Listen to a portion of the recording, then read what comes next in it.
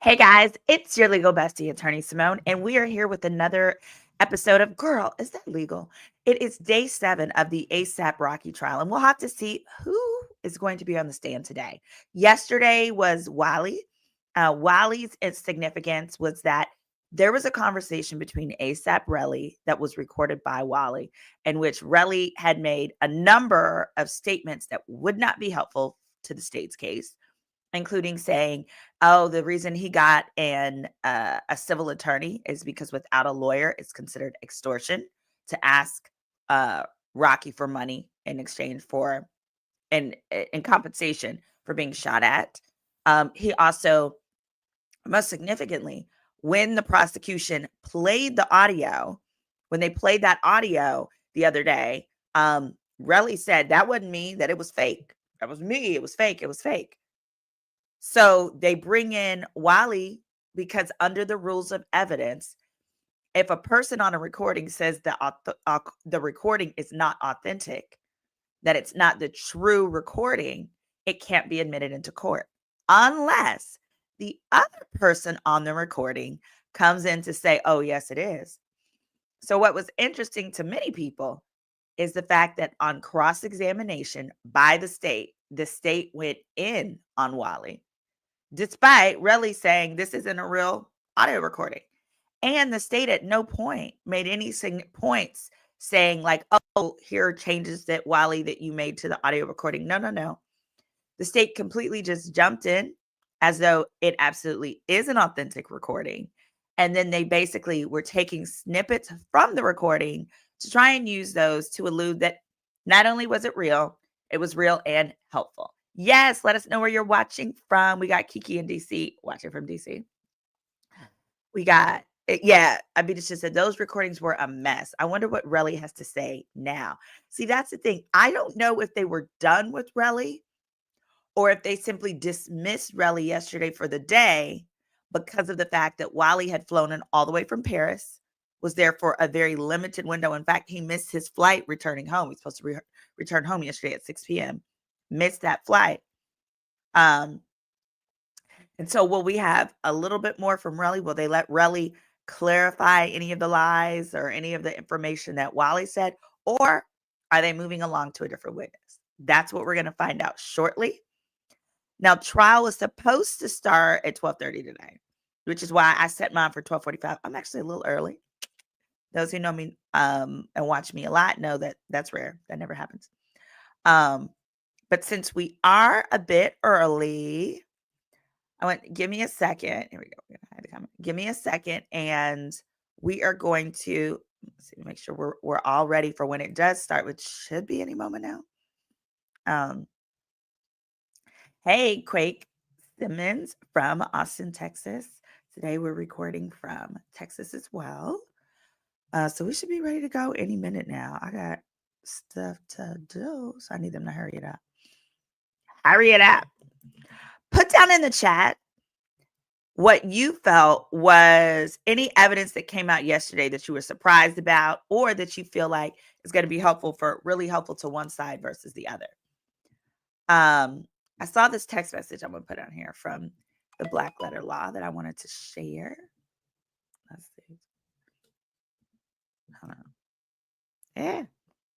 I'm going to share this text.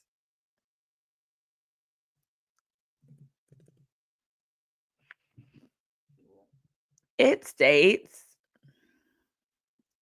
I'll share this one as well. And one of the interesting bombshells from yesterday was actually this video. So the video on the left is Relly at a gun range. Relly, in his testimony last Friday, swore up and down. First, he swore he had never shot a gun prior to this incident. What the hell? Sorry, I got a message that's not good. He said he never shot a gun prior to November 6th, 2021. And then they found footage and put footage on the screen of him shooting a gun prior to the incident. He said, "Oh, well, I thought you meant outside of a gun range." And they found him here at the gun range. That's what this video is. But more importantly, they asked him, "Well, where was the gun range?" He said, "I don't know, but it wasn't LA. It wasn't LA." He swore up and down it wasn't LA because he was assuming that he knew where the lawyer was getting at. Well, this weekend, this page, Don't F with Justice, basically made this posting that said, "Is Relly's 10/19/21 shooting range video from the LA gun club indoor range, despite him saying over and over that it was not in LA." Here, I'm going to play the clip. And see, the only when you guys walk down the street, there's kind of light, and you throw up an answer. And see, the only person who I feel like even, and he hates me, and I hate him, is Elijah. Right? You said it.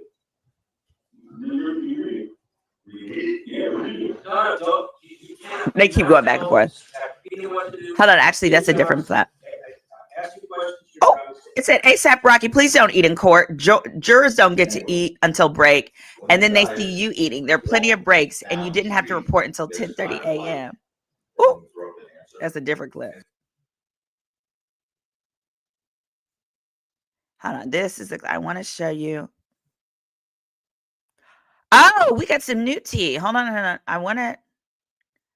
I'm trying to show you the clip regarding the gun range. Here we go. This is this one on the left, this one on the right. And then we went the wording. Hold on.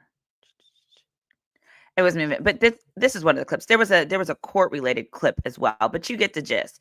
This is so it was confirmed that it was in fact the LA gun range. In other words, Relly was not telling the truth when he said the video of him shooting a weapon just weeks, like I think it was 2.5 weeks before this incident, when he said it was not in LA, it absolutely was in California. Then we've got, oh, wow. It says, "Remember how Relly said," let me see if I can make this bigger for you guys. It was supposed to start at 12:30. Someone asked, "What time does it start?" It's supposed to start at 12:30.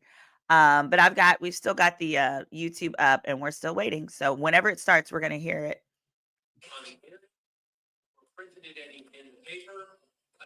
Sorry.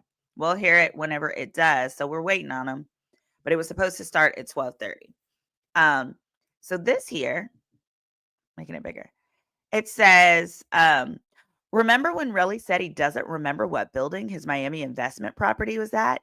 He has an entire Instagram album called Investment Property that shows the building. It's called The Standard. Why is he?"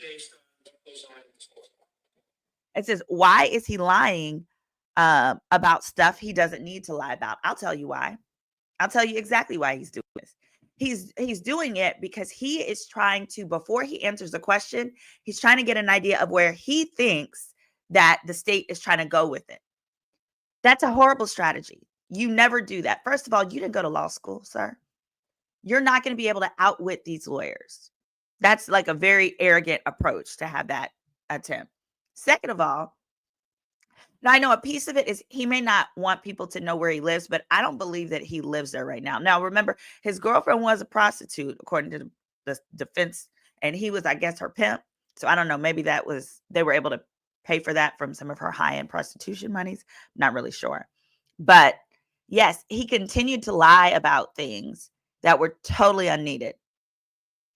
It says, "It seems like no one in court," there's a really chaotic scene just now with the jury gone as ASAP Rocker's lawyer, Joe Tacopina, and Deputy District Attorney John Lewin yelled at each other. What?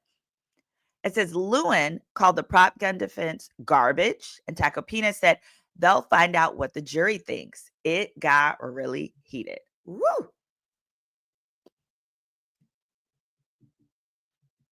As it usually does.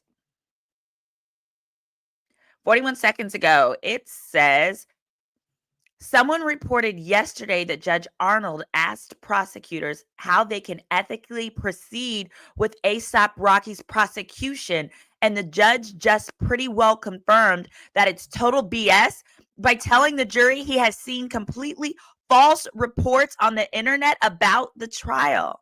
Oh, okay. Hold on.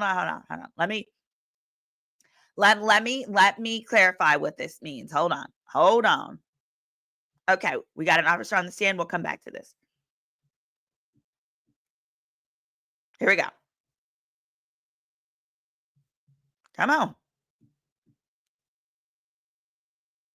That you're talking about, you take reports from the citizens that walk in off the street to report crimes to you at the desk? Yes. This must be one of the officers that Relly reported it to. On November 8th, 2021, did you interview a man by the name of Terrell Efron? Yes, I did. Thanks, guys. How is it that you came to interview him that day? He walked into the lobby of the police station. When he came in, was he alone or was he with anyone else? He said he was with a lawyer. There was a man in a suit that was with him. It's not just that he told you he was with a lawyer, you also saw this man wearing a suit? Yes. Okay. And if you can tell the jury broadly, what was it that Mr. Efron was there to report? He said he was a victim of a shooting and that he was shot by his unknown celebrity named ASAP Rocky. In addition to telling you that the person who had shot him was ASAP Rocky, did he tell you that person's true or legal name? Yes, he did. And what was that name that he gave? Raheem Mayers. Did Mr. Efron tell you how it was that he knew Mr. Mayers? State, this is state witness. 15 years. State witness. He was part of a group called ASAP Mob. Yes, state for sure. Was that Mr. Efron telling you that only Mr. Mayers was part of it, or that both of them were part of that group? That both of them were part of it.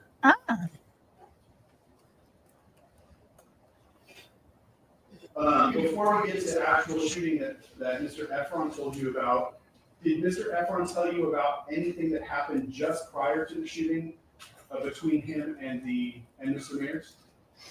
Efron said that he heard that ASAP Rocky was talking bad about him over the cell phone, and that was the day prior to the shooting. Did Mr. Efron tell you that he specifically heard the defendant talking bad about him, or that he heard about the defendant talking bad about him? He heard about the defendant talking about him. So did he tell you that he heard words coming out of the defendant's mouth? Objection to the leading, Your Honor. It's foundational. Repeat. Objection to the leading. It's foundational. I don't recall specifically. Did you document it in your report?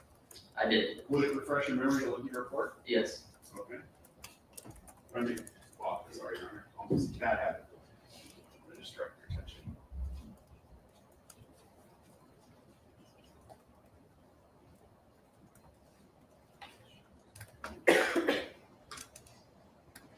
Does that refresh your memory to what Mr. Efron told you? Yes. And did he tell you that he specifically heard Mr. Mayers talking bad about him, or that he heard about Mr. Mayers talking bad about him? He stated that he heard Mr. Mayers was talking bad about him. Okay. Did he give you any more information about how it was that he overheard that information? He did not. What did Mr. Efron tell you that he did after he heard Mr. Mayers talking bad about him? He sent a text message to a friend that he said ASAP Rocky was being fake. And did Mr. Efron tell you that that friend was a mutual friend of theirs, or just his own personal friend? I believe it was a mutual friend.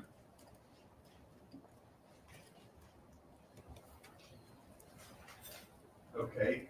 Did Mr. Efron tell you where this encounter or incident first took place? Yes, 6200 Hollywood Boulevard. Are you at all familiar with 6200 Hollywood Boulevard? I've driven by there to major intersection area. Is 6200 Hollywood Boulevard, is that a very large building in Hollywood? Yes, Takes up almost an entire city block, correct? correct. Did Mr. Efron narrow down for you where at that building their initial encounter took place? They said it was at the driveway. Any more detail about what the driveway either led into? I believe it was a parking garage. Okay.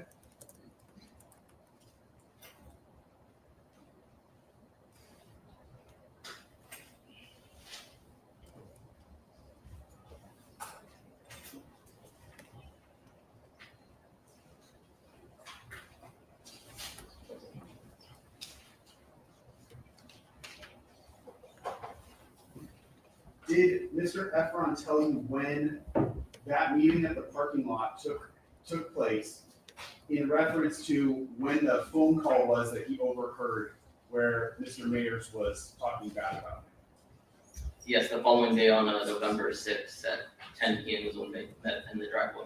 So, if I understand what you're saying correctly, Mr. Efron said he overheard this phone call, then the very next day is when the driveway incident took place? Yes, All right. Did he give you any specific date, day, or time when that meeting at the parking lot took place? yes, 10 p.m. Do you remember the date? November 6th.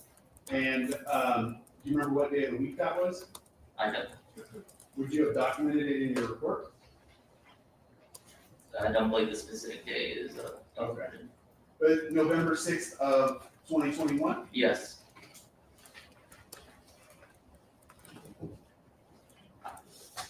What did Mr. Efron tell you when he occurred, when he first got to that parking garage? so when he got there, he saw ASAP Rocky, and he saw two mutual friends of his and ASAP Rocky. One he said name was ASAP Ills, and the other one I believe goes by the name of 12B. Did he tell you that those two men, Ills and 12E, were with Mr. Mayor? Yes, Okay, and then what was the next thing that he told you happened? he said from about 5 to 10 feet away, ASAP Rocky pulled out a black handgun from his waistband and told him, "What's up now, pussy?"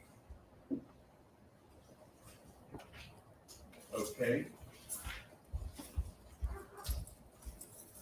What did he tell you happened immediately after that?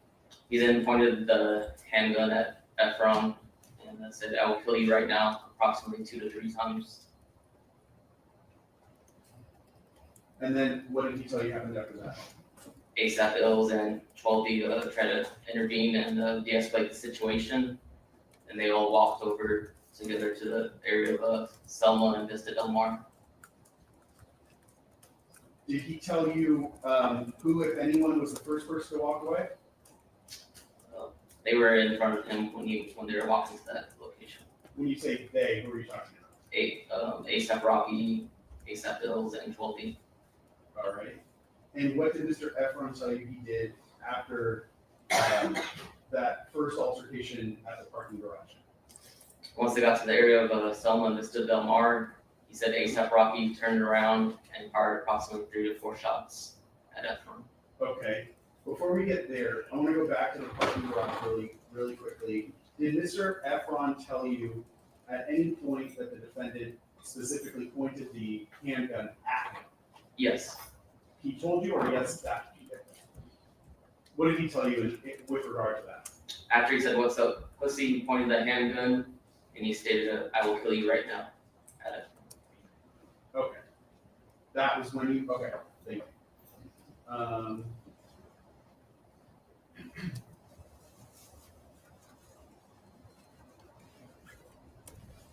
Where again did he tell you that the rounds were fired? At the area of Selma and Vista Del Mar. And how many shots did he tell you he believed were fired? Approximately 3 to 4.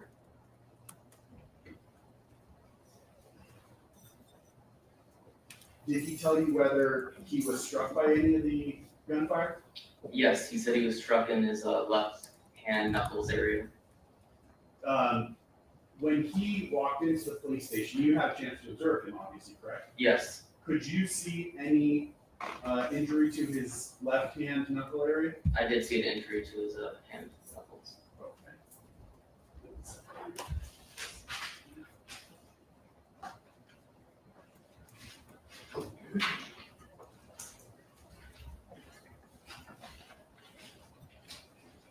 I'm going to show you what I previously marked as people 17.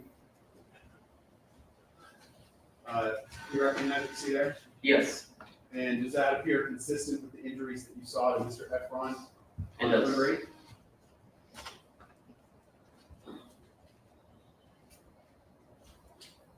And you said that was to which of his hands? His left hand. Okay. After the gunshots were fired, what did Mr. Efron tell you happened next? He said he ran off one direction and ASAP Rocky and others ran off another direction. Where did Mr. Efron tell you that he went? Eventually he made his way back to his hotel, the Lowe's Hotel in Hollywood. Okay. What, if anything, did he tell you he did after he got to his hotel? After he got to the hotel, he said approximately an hour later he came back to the scene of Selma Vista Del Mar, and he said he collected 2 casings off the ground.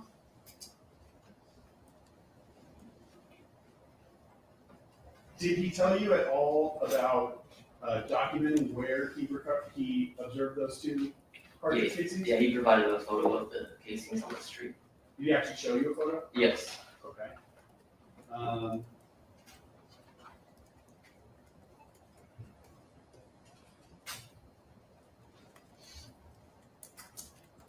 You said Mr. Efron told you this happened on November 6th, but he was reporting it to you on November 8th, correct? Yes. Did you ask him specifically why he waited to the 2 days to report this to you? He said he wanted to have a lawyer with him. Did you ask what state he was living in at the time you were talking to him? I don't recall.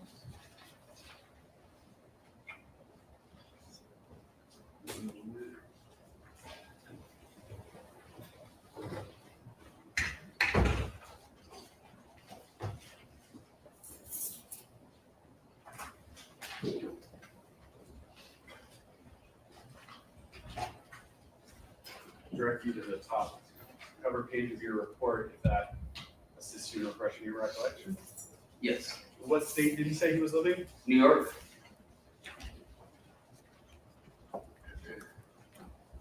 And did you ask him specifically why he was in Los Angeles at that time?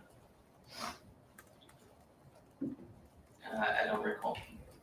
Okay. You said that Mr. Efron, at the time he walked into the police station on November 8th, he had 2 fired cartridge cases, correct? Yes, he did. Can you describe that in more detail for the jury? It was 2 steel casings. It said 9mm Luger on each one. How did he have them? It was in a black plastic bag. Okay. And did he physically give them to you? He gave me the plastic bag and I took them out of the plastic bag. What did you do with them after you received them? It was booked as evidence, so I put them inside of an evidence envelope, and then I sealed it and wrote the information on the envelope. When you say you booked it as evidence, what is that? Can you just describe for the jury what exactly that means? So it gets sealed up. I write my name on the envelope. I write the contents inside of the envelope. Then it gets assigned a DR number, which is specific to this case. And then it goes inside of for at Hollywood Police Station, it goes inside of a closet where we store all the evidence. Did you seal it before you store it? Yes. Okay. I'm gonna mark my next exhibit, Your Honor, 32. If it can just be labeled as envelope and its contents. Yes.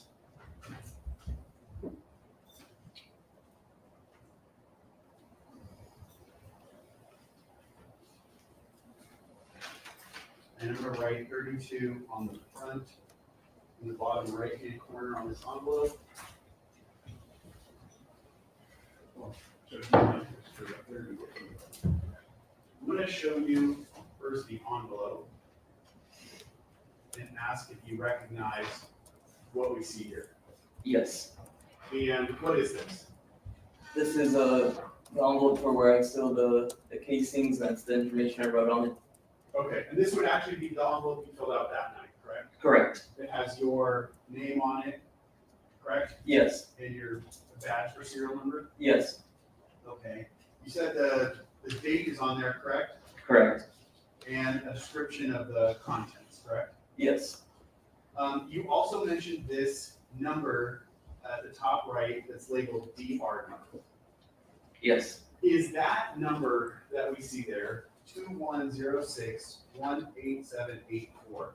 It is. Is that number unique within LAPD to this case specifically? Yes. Specifically just this case. So there will be no other case in LAPD that also utilizes that? Correct. All right.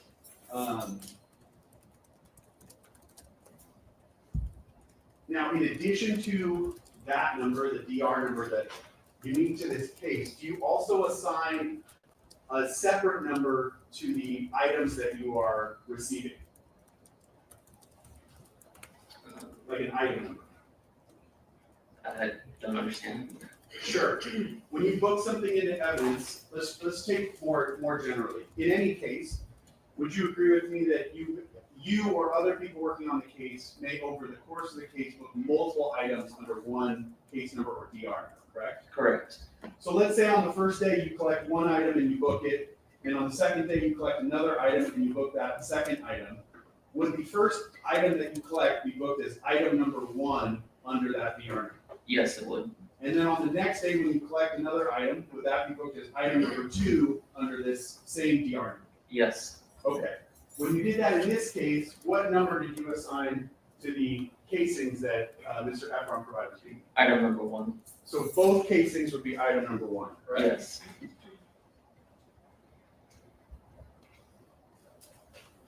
Now, once you go through that whole process that you talked about, receiving the item, packaging it, putting it in the envelope, sealing it, where does it go?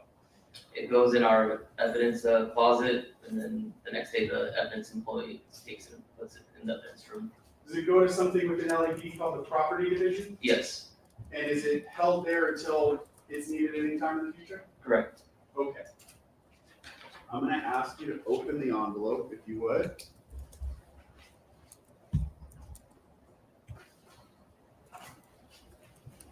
Do you have a knife or any way to open it? Underneath. Wait, let's pull it open. Use a knife. I wanna do it clean.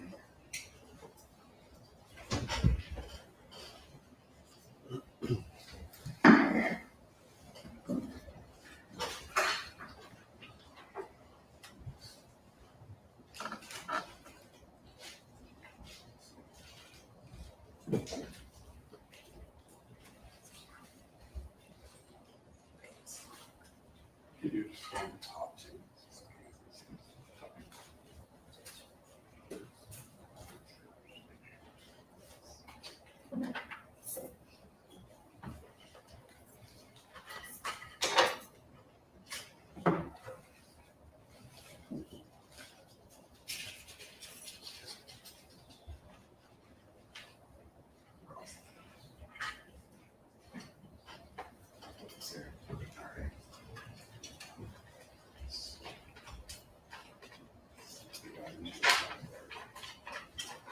I'm gonna take out, would you agree with me that inside of the larger envelope, there's a smaller envelope? Yes. Okay.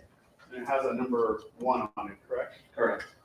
And it has the same unique DR number on it, correct? Correct. Okay.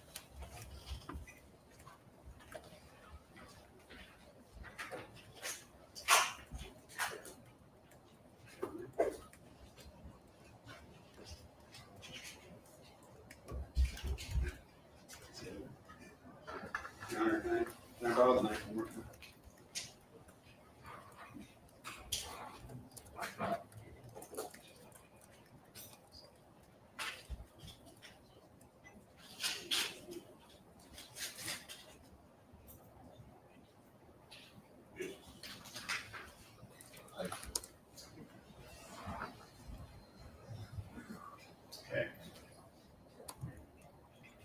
Officer Anderson. I'll put them on the Elmo here.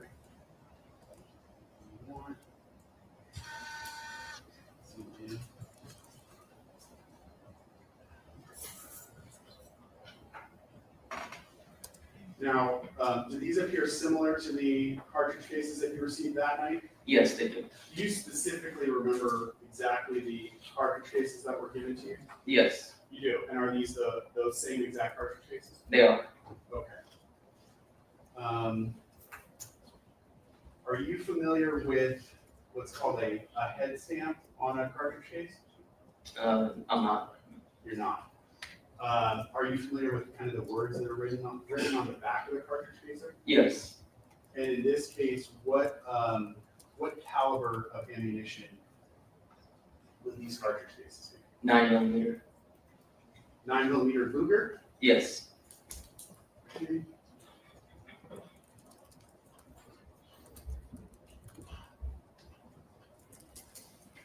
So these are the same cartridge casings that Mr. Efron brought to you that you packaged up and booked into property division, correct? correct.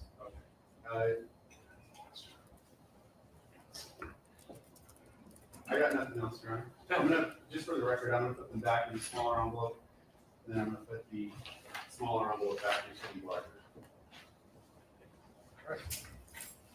Who wants to, question officer?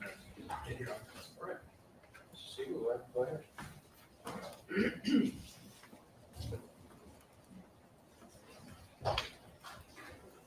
Good morning, Officer Anderson. Good morning. You've never spoken before, right? Correct. Now, as a law enforcement officer, when you're interviewing someone making a complaint, you want to make sure your report is as complete and accurate as possible, right? Yes, Okay. And that's because you understand that your report may be relied upon in the future at hearings or a trial like this one, right? yes, Okay. Now, on November 8th, 2021, you said you were working at the front desk at the Hollywood Police Station. yes, And at 7:20 that day, Terrell Efron came into the station and made a complaint to you about an alleged shooting, right? yes, And obviously, that's a serious complaint, right? correct. So it was important for you to be as careful in taking down this information as possible, right? Yes, Okay. And you memorialized that information in a written report, correct? yes, In fact, that report was reviewed and approved by your supervisor, Officer Deneen, correct? correct. Now, as detailed in your report, Mr. Efron told you about an incident, I think you just described it, that occurred on November 6, 2021, involving Mr. Mayers and two other people he identified as ASAP Hills and 12, right? Yes, Okay. And specifically, I think you testified to this, Mr. Efron told you that as he was approached by Mr. Mayers pulled out a gun from 5 to 10 feet away. Is that what he told you? yes, Okay. In fact, the first page of your investigative report has a pre-printed box, which is called weapon, right? yes, Okay. And that's for you to identify any weapon that a complainant reports to you, correct? correct. Right. And you made a note in that report of a gun, right? Yes, Now, if a knife were involved in an incident, that's an important fact you would know, right? yes, And you didn't make any note of the knife in this case, either in that pre-printed box or in the narrative portion of your report, correct? correct. And that's obviously because Mr. Efron, when reporting to you what happened, didn't tell you that 12 displayed a knife to him during the incident, right? He did not. In fact, Mr. Efron made no mention of a knife being involved in this incident, correct? Correct.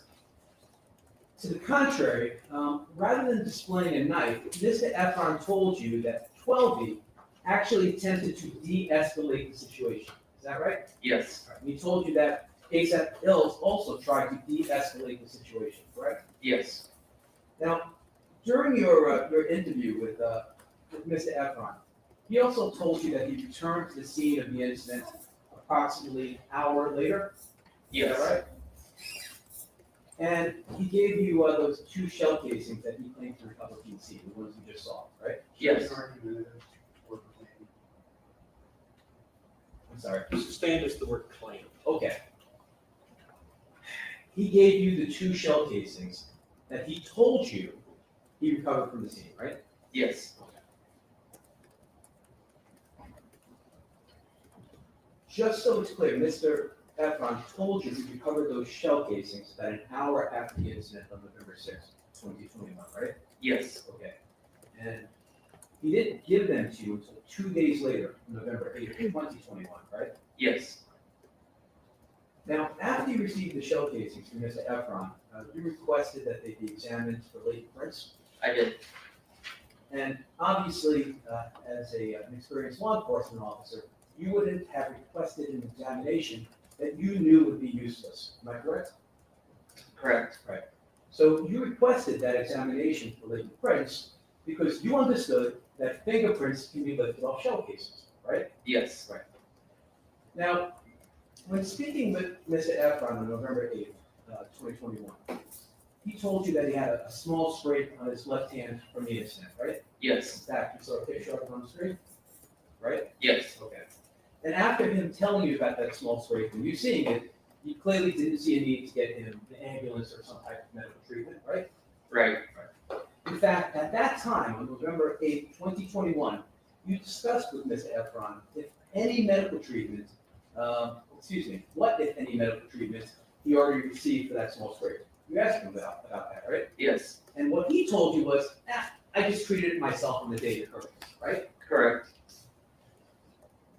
Now, you were asked by Mr. Presnick about the reported statements that Mr. Efron made to you, right? Yes, Okay. And to be clear, when Mr. Efron made all of his statements to you, he had a civil lawyer standing next to him, right? yes, Now, you said, you asked Mr. Efron why he waited 2 days to report the incident. And he told you it's because he wanted to have a lawyer present with him, right? yes, Okay. Did Mr. Efron tell you that another reason he waited to report the incident is because he was attempting to contact Mr. Mayor's quote-unquote people, including his manager, Mr. Mayor's manager, trying to get money before he even contacted a lawyer? Did he tell you that? no,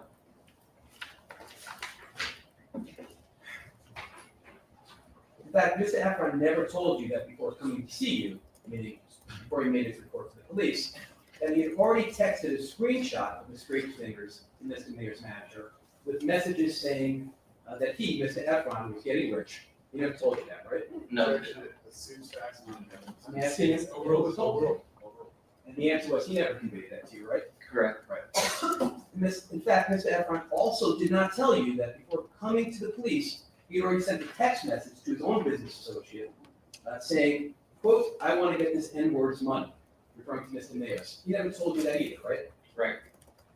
And Mr. Efron also did not tell you that before making his report to the police, before he came to you, Mr. Mayos texted him that Mr. Efron was trying to extort him, that Mr. Efron should stop calling Mr. Mayors' manager, and that Mr. Efron should call the police. He never told you any of that, did he? He did not. Thank you very much. I don't have anything further. Thanks. How long did you estimate your interview of Mr. Efron was? Approximately maybe 20 minutes. And included in that 20 minutes, some of that time have been you actually writing down or documenting things on your report? Yes, Is your report a verbatim transcript of what Mr. Efron told you or a summary? a summary. The gun that Mr. Efron reported was pointed at him. Did he tell you what kind of gun it was? Meaning, was it a revolver or semi-automatic? He just said black handgun. Okay. Did you document something in your report that it was a specific type of gun? I'd have to review the report.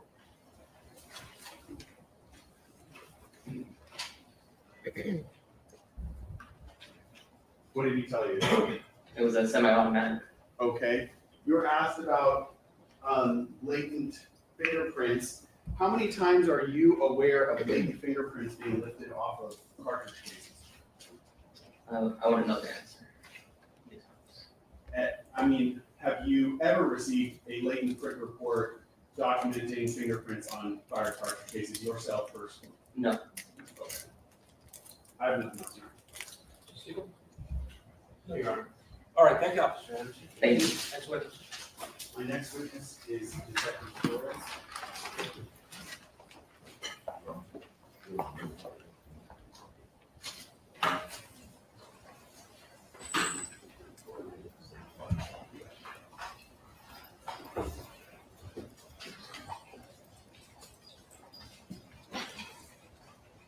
Raise your right hand. Thank you. So the state that the testimony you may give in the cause not that you this to be the truth, the whole truth, and nothing but the truth, so help you God. Yes, sir. Thank you. Please take a seat on the witness stand there.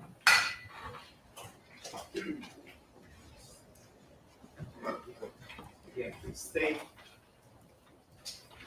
And spell your name. Yes, first name is Frank, Frank. Last name is Flores, Flores. Yep. Thank you, Your Honor.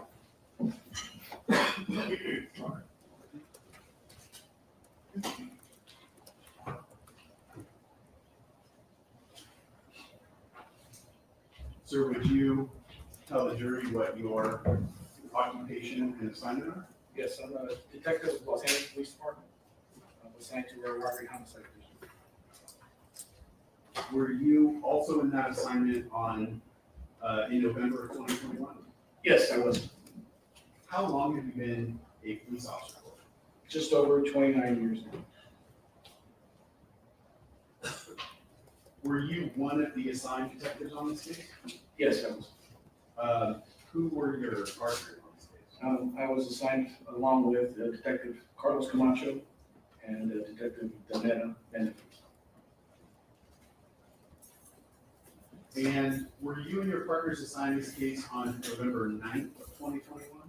Yes, After you were assigned to this case, did you go to the location where the crime occurred, and specifically to Vista Del Mar and Selma Avenue in the city and county of Los Angeles? yes. What was your primary focus in returning to that location? Primary focus was to canvass the area for cameras, witnesses, any evidence related to the incident that was reported. Then when you say cameras, would that be like surveillance video footage? Yes, I mean, anything private, public, anything that would capture events from that night. Okay, I'm gonna show you what I marked as one. Do you recognize the area that's depicted here? Yes, Okay. I can turn on the little screen for you too, if that makes it easier. It's not you have your back to us. okay. Um,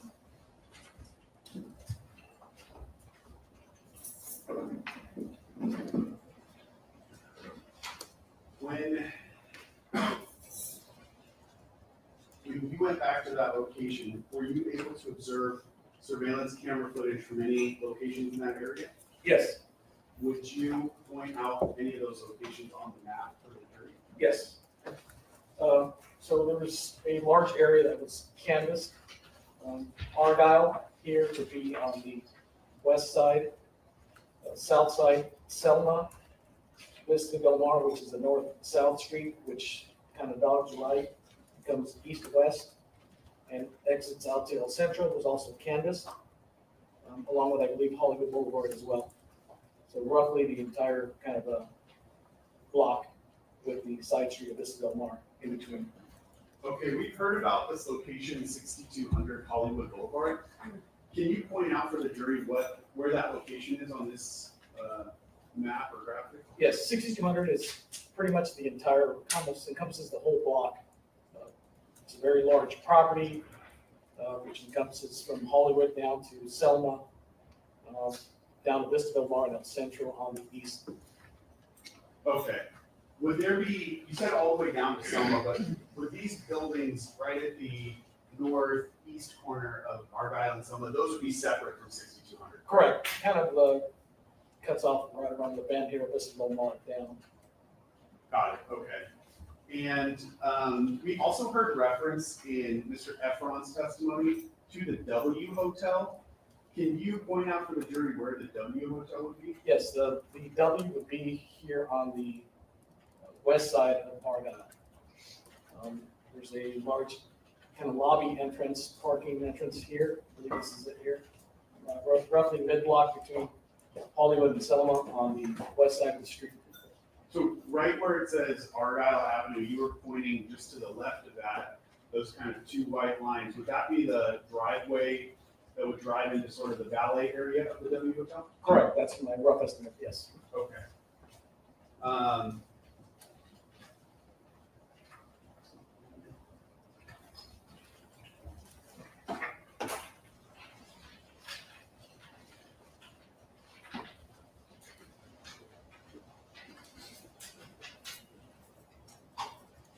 Sorry, I think the state's going to try to use him to establish that when they were searching for casings, they weren't searching the right spot. That's why they didn't find Locations them. where you observed surveillance video from, can you point out those locations?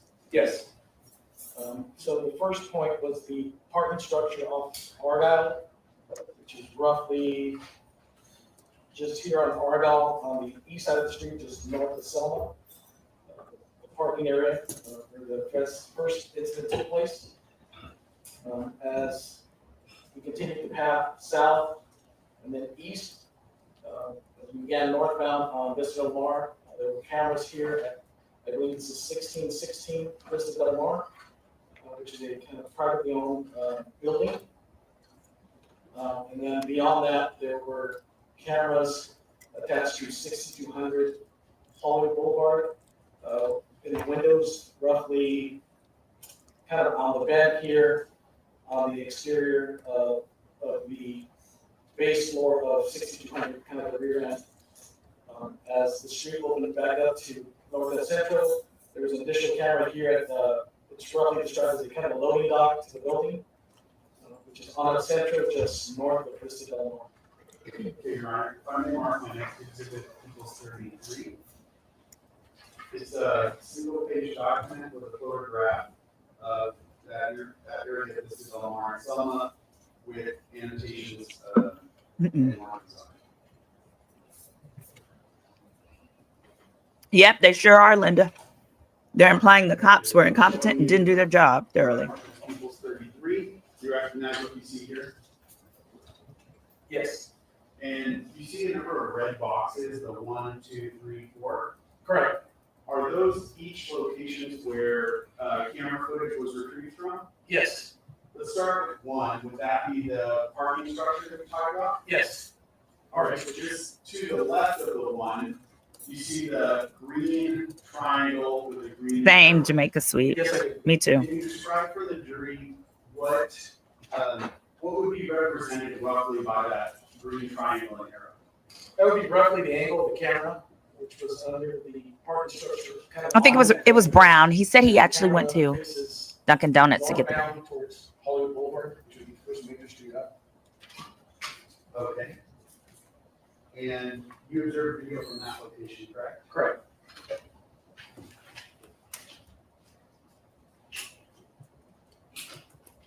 Black Gold, great question, and I bet it was in part by that and in part by what he said, the type of gun it was.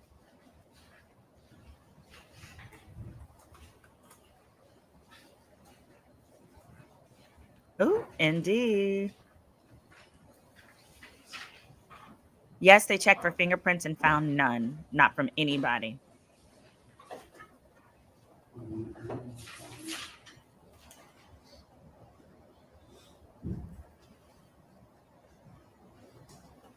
Great point.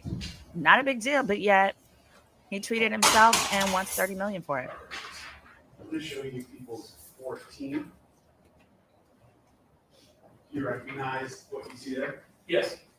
And can you orient the jury as to what we're looking there in relation to what you just described on the prior exhibit? Yes, this is a southbound view, looking at the parking lot where the first camera was located, where the incident first began. So this would be a southbound view towards Selma, which would be right where the intersection is on the bottom end of the page. So northbound view of the camera, looking south. Okay. And when you were pointing out where the camera was, you're kind of pointing underneath the, kind of to the roof area underneath where that parking parking lot driveways, correct? That's correct. And I think you were specifically closer to where, I think it says restricted entry. Yes, we're right there. Okay.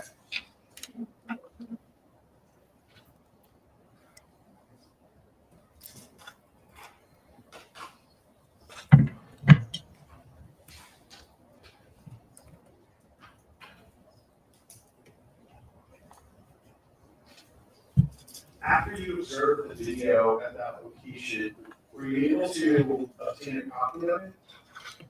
Yes, I cameras in the area, we were able to get copies of different videos of different areas, different times. But yes, we did get a copy of video from this specific camera. In order to get that specific video, was there anything that you had to do? Yes, What was that? there was a search warrant offered to get copies of video camera. Specifically this camera and the adjoining camera on the center side of the road. Okay. So what you're talking about is the number 1 and the number 4 on People's 33? Correct. Okay. Staying, I want to say with the parking lot, those,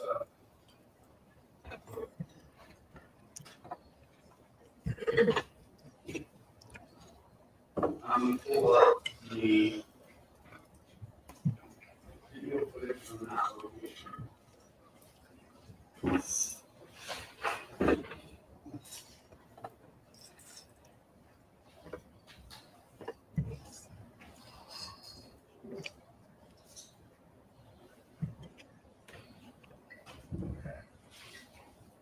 Now, on People's Exhibit 15 here, there's 2 files in a folder labeled 6200 Hollywood Boulevard, WNEN.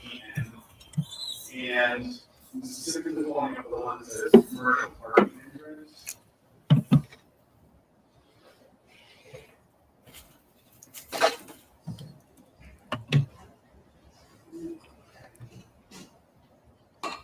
Now, one second.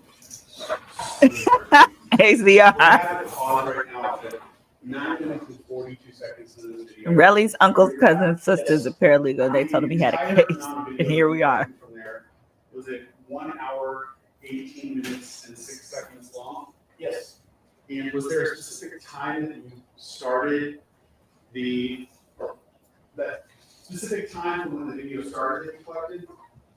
I think we're looking at roughly the time of the incident, Would it have been around 10 o'clock? around 10 o'clock. Okay.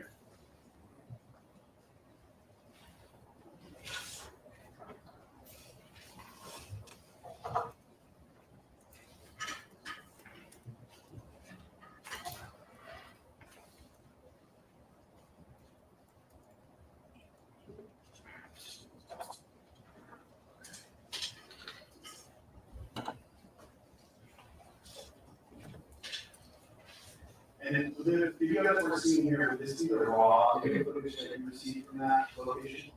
Yes. All right, I'm going to just play it for a few seconds. Exactly, Jamaica. Me too.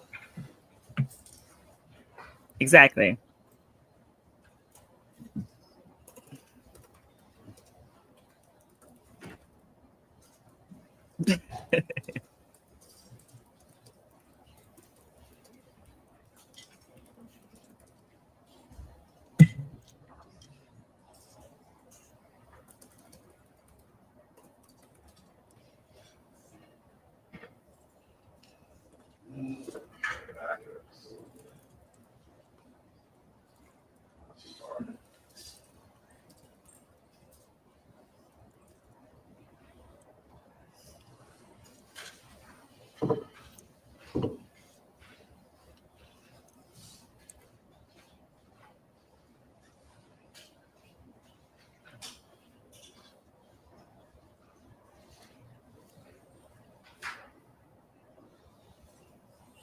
Okay. Can you read the time that it's paused there? Yes, just 10:15.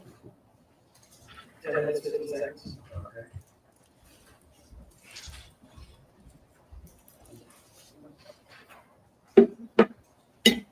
Mark my next exhibit on 34.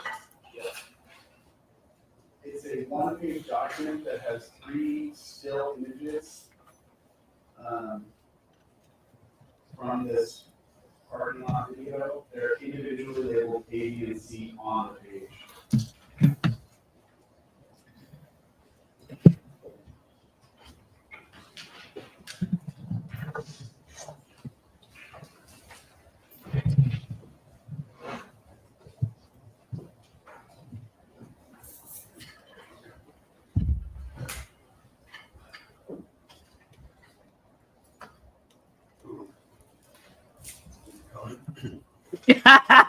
In the dark.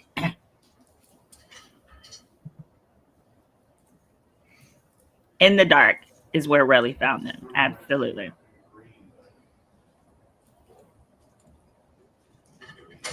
Elijah is supposed to, Illy's is supposed to testify. The 2 people for the defense that are supposed to testify are Illy and Abe's lawyer. A kind of an odd color up there, detective, but do you recognize where those 3 still images are captured Sorry. from? Yes. That was a baked potato. That's from the camera that was recovered at the parking structure.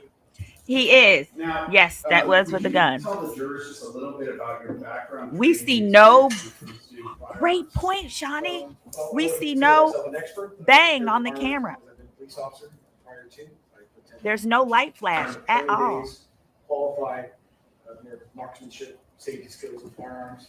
So I have a good basic understanding through my job. No, it's not on camera. We don't see it at all. Now, in the course of your 29 years of experience, have you had an opportunity to use both semi-automatic pistols and revolvers? Yes, I carry both. Are you generally familiar with the difference between those 2 types of firearms? Yes. And could you describe that to the jury?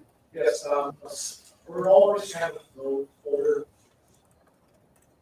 technology firearm, the original firearm. It's a wheel where the gun is manually loaded with the ammunition, and after you fire, you have to manually unload it. There's a lot more handling the weapon. When you shoot it, it doesn't project casings like the semi-automatic handgun. So it's also generally a lower capacity weapon, meaning most revolvers is 5 or 6 rounds of capacity.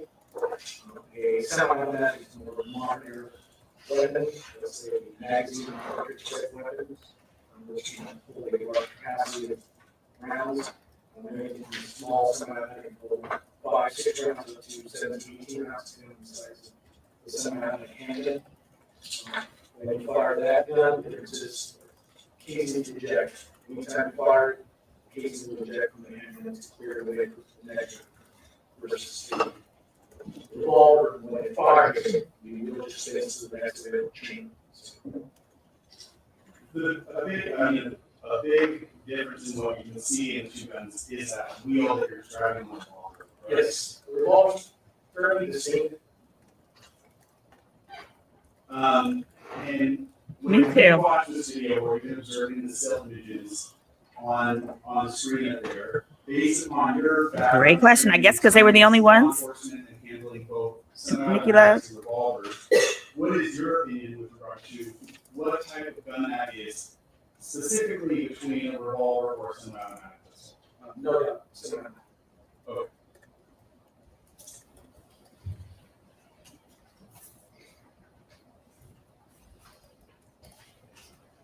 Move on to the next location. So equals 33, and focus in on location number 2.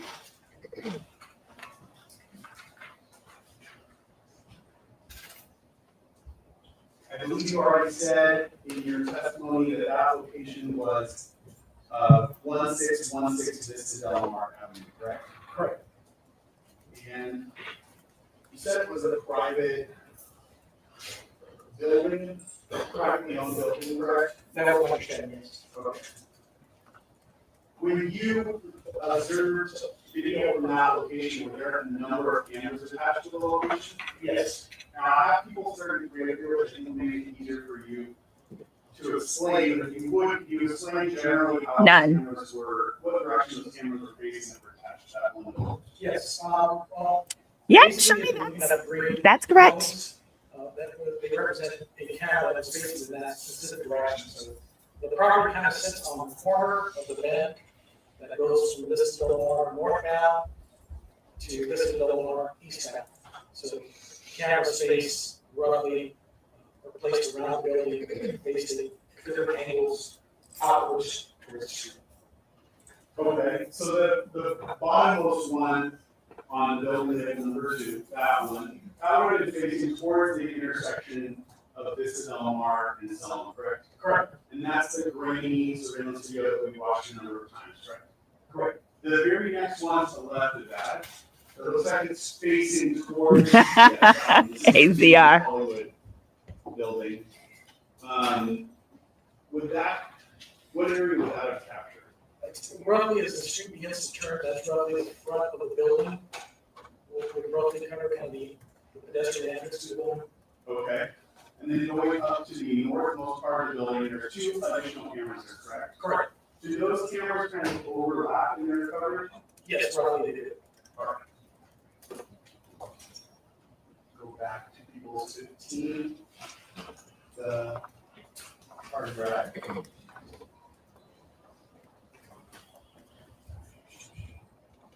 Yeah, guys, hit that like and share button. Thank you. That gets this recommended on YouTube to others. There's a separate folder labeled 1616 Vista Del Mar.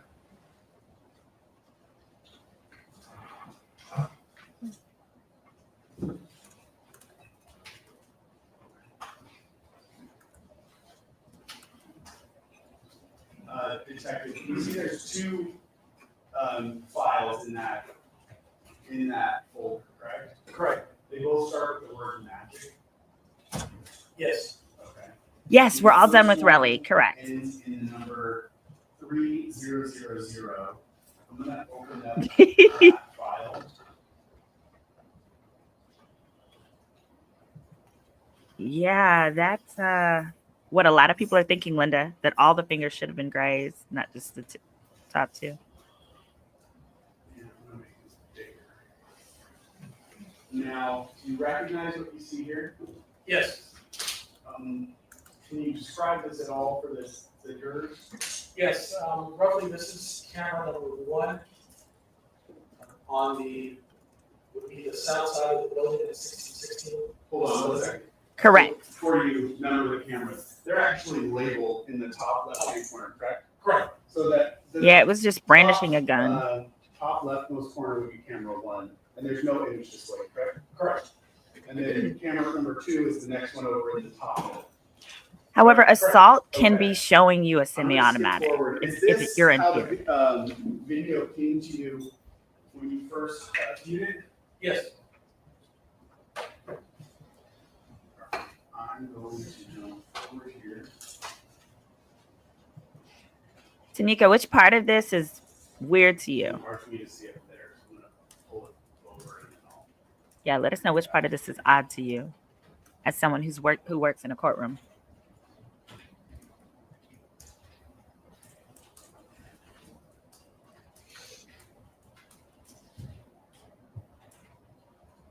So y'all, we're gonna cover this state witness, which is this cop, and then I'll be back once the defense starts calling its witnesses, because I don't feel like the state is gonna have anything else bombshell or telling. I feel like we're gonna get the rest of our entertainment from the defense. Okay.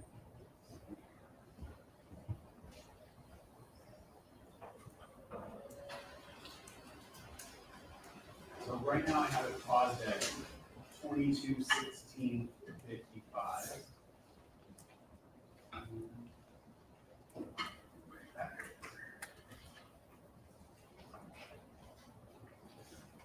Okay, so we have it paused here. There's 4 cameras that are displayed, correct? Correct. And with each one of these represent cameras that we just talked about in that exhibit equals 33. Yes. And if you double click on the cameras, it makes them individual screen, correct? Yes. All right. This would be that one that faces towards this Del Mar and Selma. Correct. Let's go back out. camera 3 would be that next camera to the left, which covers, you said, the front entrance of the building, correct? Correct.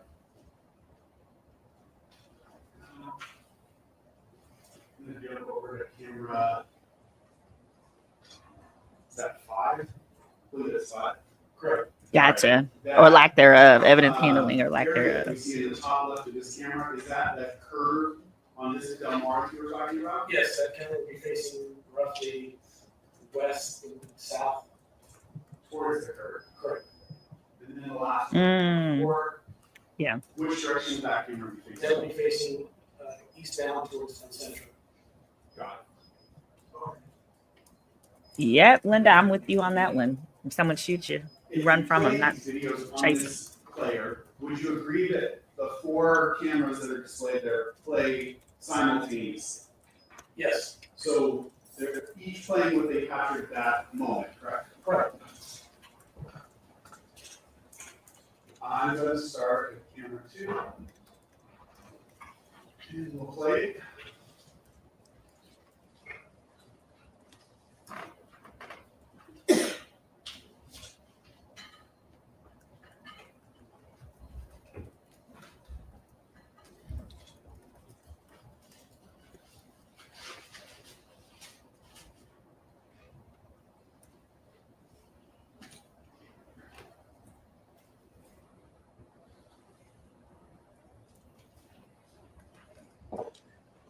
And I'm gonna pause it. If you could read the time at the bottom, I don't switch screens, but the timestamp at the bottom left here. It's 22/17/25. Okay. All right. I'm gonna go over to camera 3. And I'll play at this portion. Yes, Pause it. The time. 22/17/29. exactly right. So would that have shown the same person that we saw running away in camera 2 as they're crossing front of the building? Yes. You're gonna be bored unless the defense calls a witness today. Number 5 that faces the curve. Might have passed already, but I'll keep playing it here. Is it moving? It's not playing. It's not. Okay. Yeah, justice. There we go, guys. Now, would that be the same person that we saw in the last 2 cameras as well? Yes. Good question. And then camera number 4. No, he's That the star witness. They now towards the they top want of him the to screen Yes. always go first.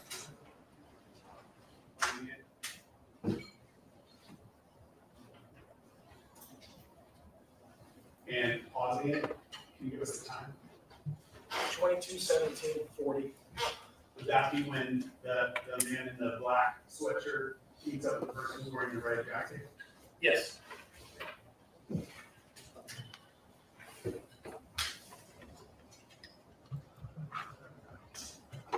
We go back in time a little bit. But you would agree that the sequence we just played was sort of following the man in the black sweatshirt, right? Correct. Go back, I'm gonna ask to follow the other individuals.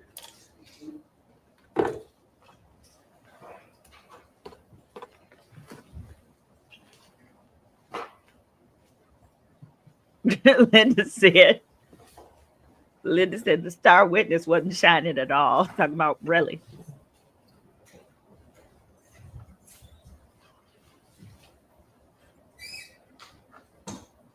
Before I hit play, would you give us the timestamp again? 22/16/57. All right, so we've gone back in time now, would you agree? Yes. And I will hit play from here.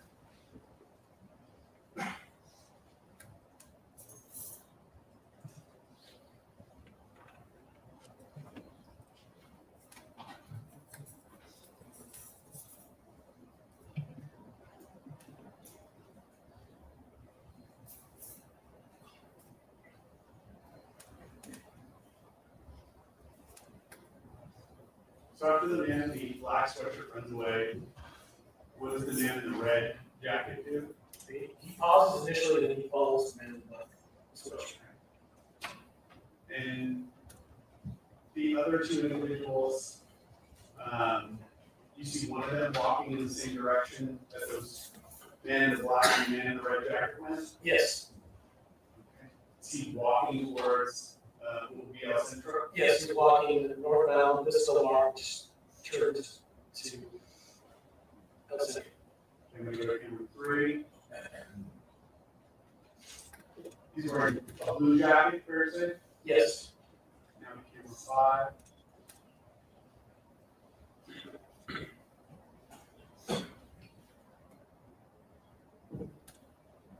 And then last thing, camera 4. Would you agree he walks up Vista Del Mar, makes that turn, and then walks towards El Centro? correct.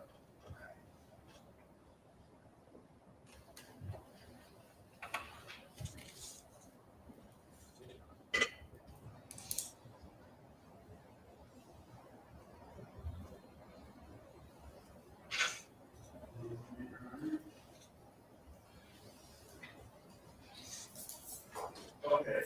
Do you recall the time, the amount of video that you collected from that location at the time specifically?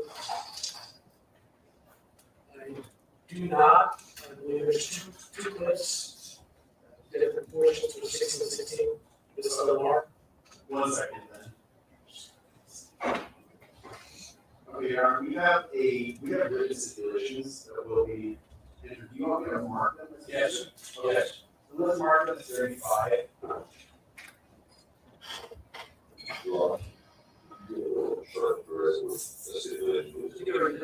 This is agreement, it's just an agreement between both sides regarding the fact that, further would be that stipulation meaning that once it's entered, that fact is proven. the other is, Does not need to make determination.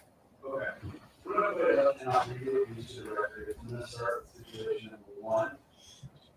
The parties stipulate as follows. Stipulation number 1, surveillance video from 1616 Vista Del Mar Avenue. On November 9th, 2021, Detective Frank Flores and Carlos Camacho of the Los Angeles Police Department, LAPD, downloaded surveillance video from the privately owned business at 1616 Vista Del Mar Avenue in Hollywood. The video was originally recorded between 10 p.m. to 10:30 p.m. and 11 p.m. to 11:20 p.m. on November 6, 2021. The surveillance video contained People's Exhibit 15 and a true and correct copy of that video. The system video, date, and timestamp are accurate to actual time. So, the detective, you were saying you collect video between 2 different times, correct? Correct. So from 10 to 10 to 10:30, that would be a portion of which was just played as we went through the video, correct? Yes, Then the next portion that you collected started half an hour later. correct. So did you personally watch any of the video between 10:30 p.m. and 11 p.m.? I believe you screened it through that time period where you were present. And what did that portion collected or captured, if you recall? From my recollection, it didn't capture anything that we all heard in this case. Would it have captured the police, the patrol officers as well? Yes, it would. Okay.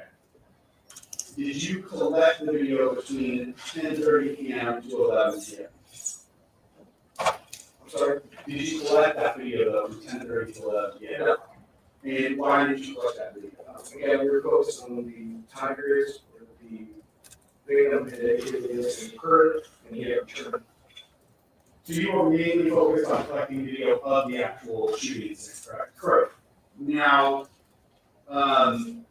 we heard through the stipulation, and I believe through your testimony, that you also collected video from 11 to 11:20, correct? That's correct. So why is it that you collected video from that portion of the video?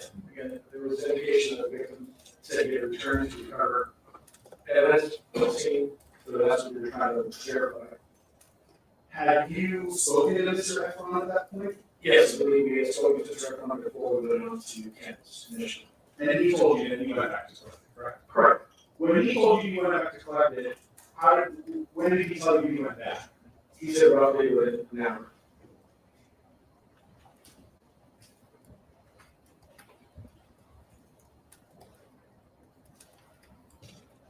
Okay, let me go to that second video. So it's from the same system, correct? Correct. Go down to the second one. I know we're getting close to the end, Mark, I can just cover this one topic and then we can break.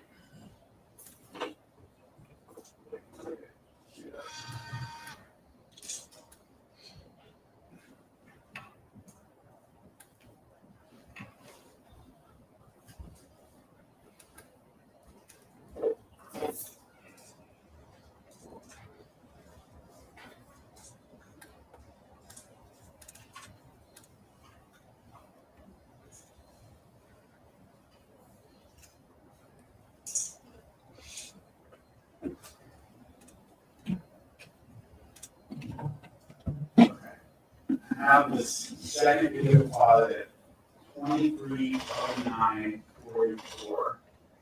It'll be 11:09:44 p.m. Correct? Correct. And there's only. Yeah, they're about to show the video now. Correct. This is supposed to be a video of him coming back to look for the casings, I believe.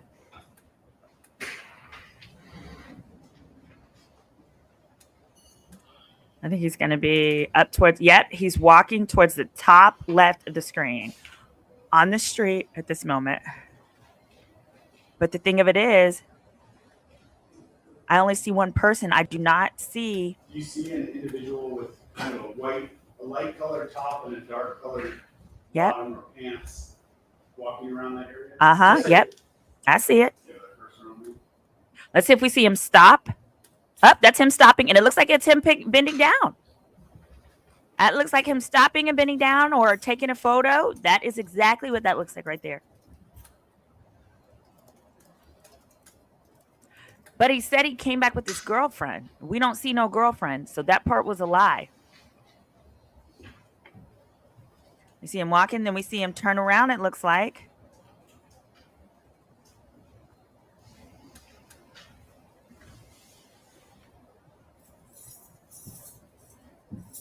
Okay, he's back to the same similar spot. Looking. Oh, I want to hear what y'all think in the chat. He's got black pants and a whitish colored top. He's looking around and it is dark. I don't see no light. It's like a flashlight from his phone. He said he used, but he's definitely bending down. It looks like a bend to me. Yep, he's bent over. That's what that looks like to me. Now, it doesn't mean he necessarily picked up shell casings, but I would argue it looks like he's looking for him.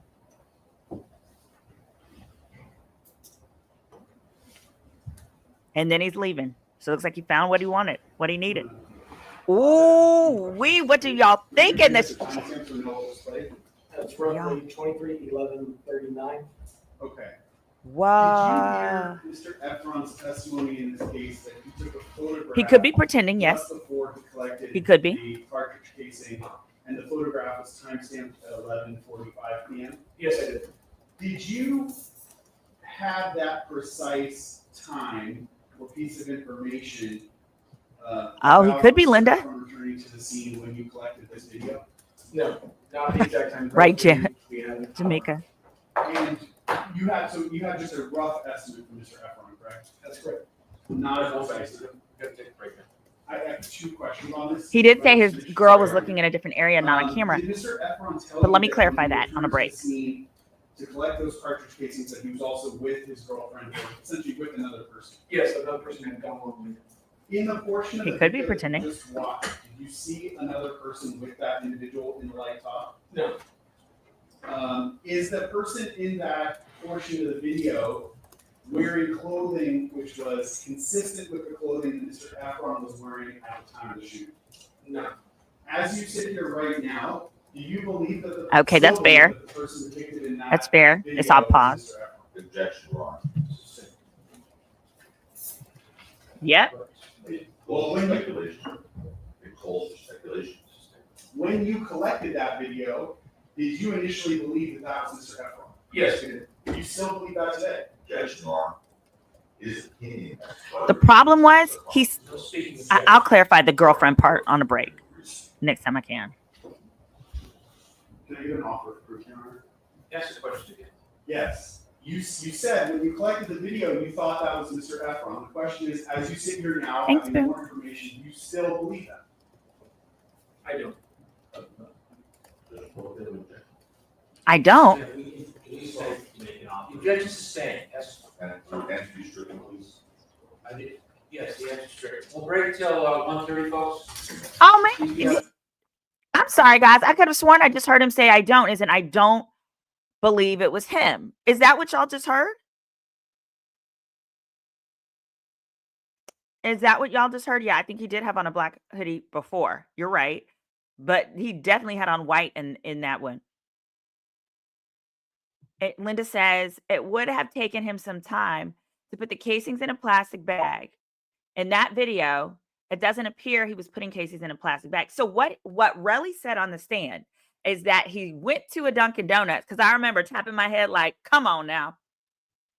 Relly said he went to Dunkin' Donuts, grabbed a brown bag from Dunkin' Donuts and a pen, and because he was going to use the pen to push the casings into the brown bag.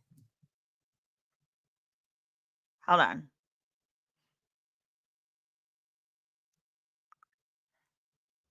Yeah, Black Rose. Here's the thing. It sounded like they left with that witness being the detective saying he no longer believes that was Relly on the camera. Now hold on a second. So then why would y'all call him? That sounds like being more favorable to the defense. See, they're gonna have me watching this all afternoon once again when I thought I was gonna get some work done. Okay, the detective states Relly's closing is different from the time of the shooting and when he picked up the casings. But see, that could very likely happen, right? Because he went home. We don't know if there was a temperature change or just he went home, he went through all that, he changed clothes, or maybe he put no, he was a hoodie on previously. This is November. It's November 6th at that, so it could have been chilly. But yeah, this person clearly has on a white hoodie. Previously, he had on a black hoodie. Sandra Payne said those casings were found too fast. You know what? Let's do this, guys, together. We're going to roll back since we can. I'm going to roll back so we can watch together the whole bend down situation of him and these casings. Because this is. All right. Here we go. I'm going to make it big. I'm going to put my little face out the way. He's going to be the top left of the screen. Now, let me hit play.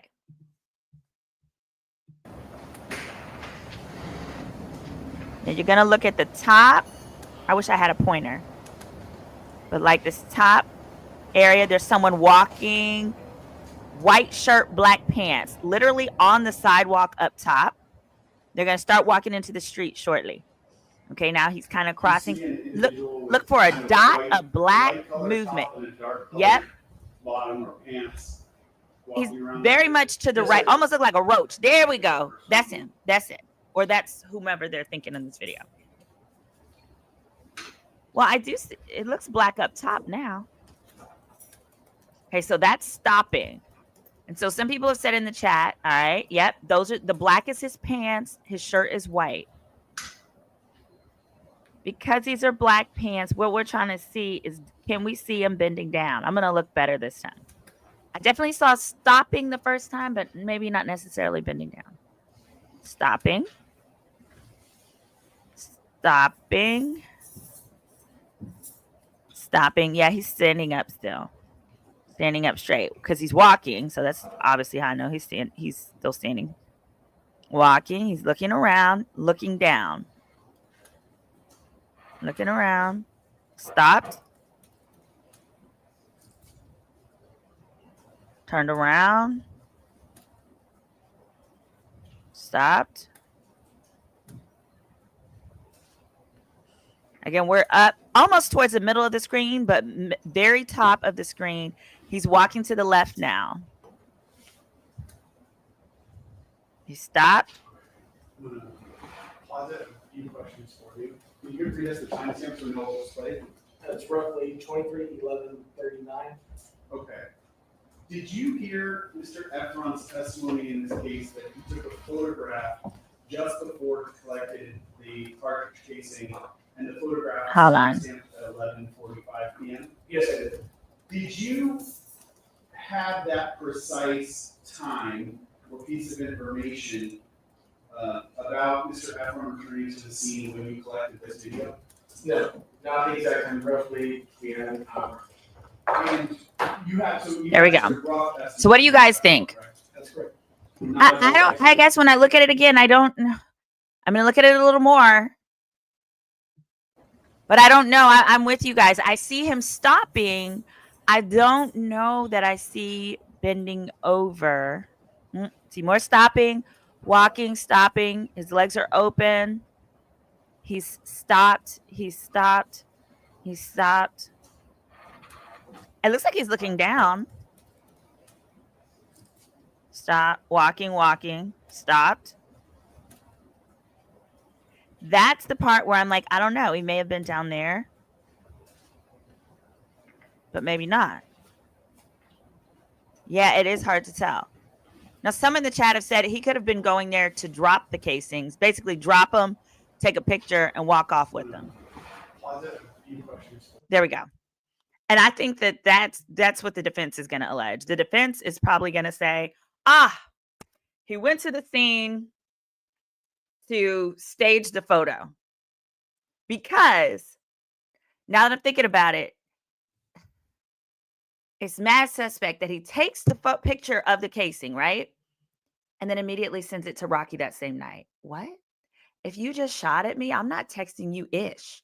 And I'm absolutely, listen to this, I'm absolutely not sending you a photo of the bullet before I send it to the cops. I'm not. Unless my objective was money.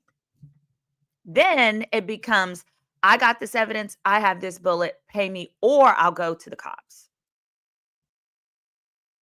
Pay me, or I'll go to the cops. All right, let me read some of these comments. Oh, the commentary regarding his girlfriend. I wonder if the girlfriend was there. She said she's just not on the camera.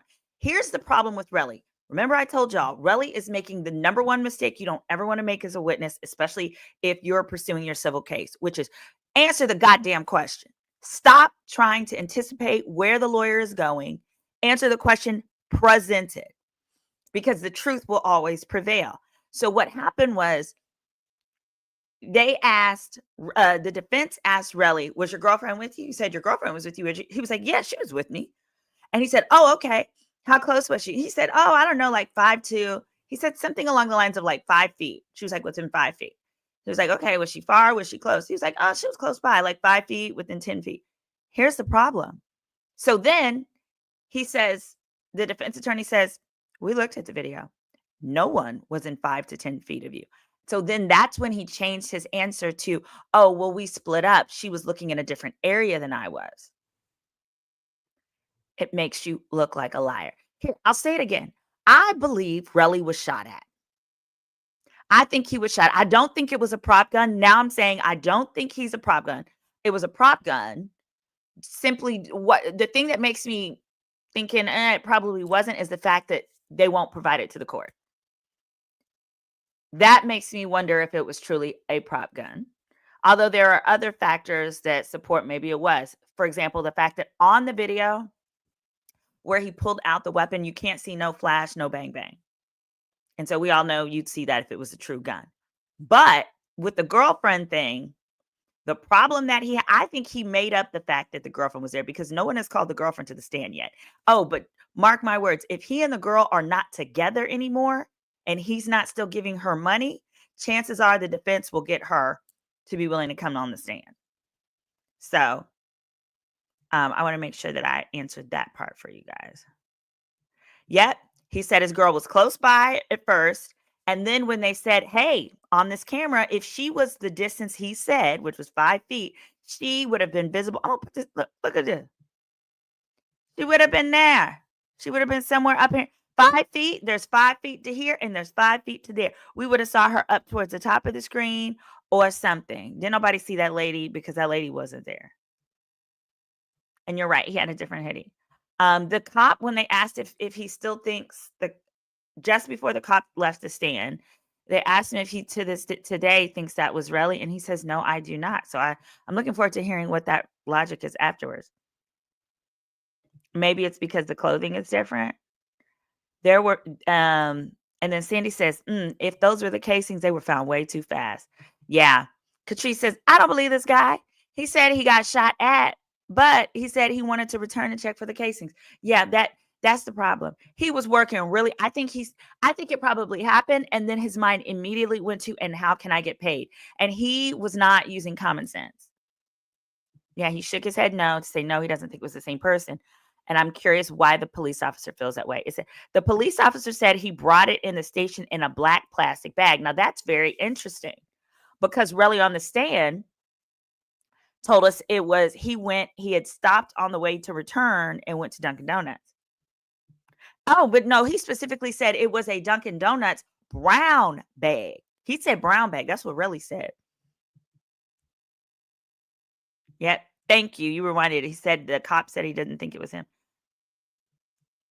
Okay. Lisa Ray says Rihanna doesn't have any music videos with an all black 9.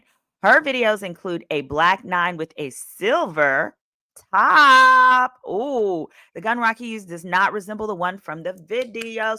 They're claiming there were multiple videos on set. All right. Court is at lunch. The video doesn't depict a brown bag or pushing the casings with the pin. It sure doesn't. It doesn't depict anything like that. Yeah. All right. We are going to go on break. His lies are creating. Oh, yeah. Nori, you said she just helped who's a person walking. This is supposed to be a video of Relly coming back to the scene to collect the gun shell casings, supposedly. And that was the last thing that was discussed before they broke for lunch.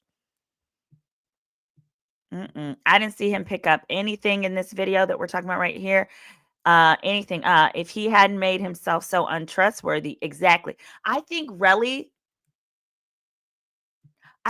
has been adding so many facts to make the case more believable. He's adding those lies that it's messed up the actual truth. Yeah, the footage is terrible. Say Relly lying again. I have not seen that brown paper bag. No, Rihanna's prop gun is silver, not black, as Rocky was holding. Apparently, there were multiple prop guns on the set, and he took one of them. Those were the words in the opening. The defense said there were multiple prop guns on the set, and he took one of them. So I think both sides are lying. This video is too far away. He could have staged this. Sure could have. Black Rose said even his walk is a lie. His walk is a lie. Yeah, SDK, I thought he may have bent over. I definitely saw him pause in the spot. It's hard to believe him, though. He's lied too much. See, that's the thing.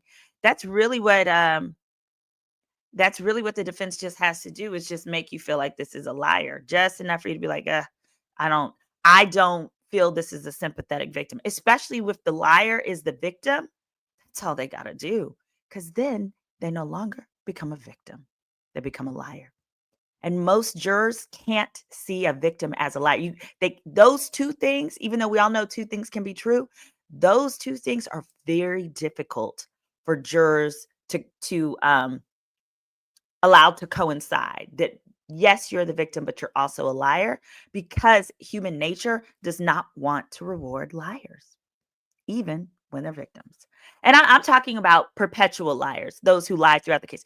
You could lie about a fact here or a fact there. For example, in Megan Thee Stallion, we know that she lied to Gayle King when she said, no, I'd never been intimate with Tory Lanez.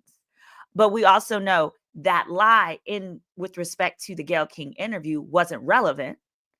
It wasn't a big deal. And that once Meg got on the stand, she told the truth. And that's when it really matters. Meg in her documentary, she said that the reason she lied to Gayle is she felt like it was irrelevant, and that was a question that wasn't supposed to be asked. But she also was like, why are you asking me this? Either way, it's not perjury to lie to Gayle. It is perjury to lie on the stand. Oh, Mickey, what purpose did it serve to send a photo of the shell casing to Rocky? The sole purpose I can think of is to open up settlement negotiations, to scare that man into thinking, you better pay me off or I'm going to the cops.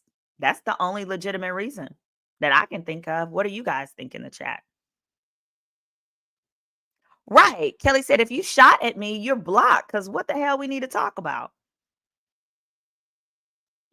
Sounds like Relly amounted to blackmail, wanted to blackmail Rocky by calling and threatening him. That's what I see. Yep. Show Ray didn't see a girlfriend in the video. Wait a minute. Kelly said the girlfriend was 2 skips away. So we laugh in the chat about the skips because, like, whatever first day Relly was on the stand, defense attorney was trying to ask him how far away someone or something was. He said, I don't know, like 2 skips. And the judge was like, how far away is a skip? And we're all like, first of all, I don't know the last time I seen a black man skip. It would bring me such joy to see that. I don't know the last time I seen it. But more than that, everybody was like, I don't know what is a skip and who counts distance in skips? I don't know.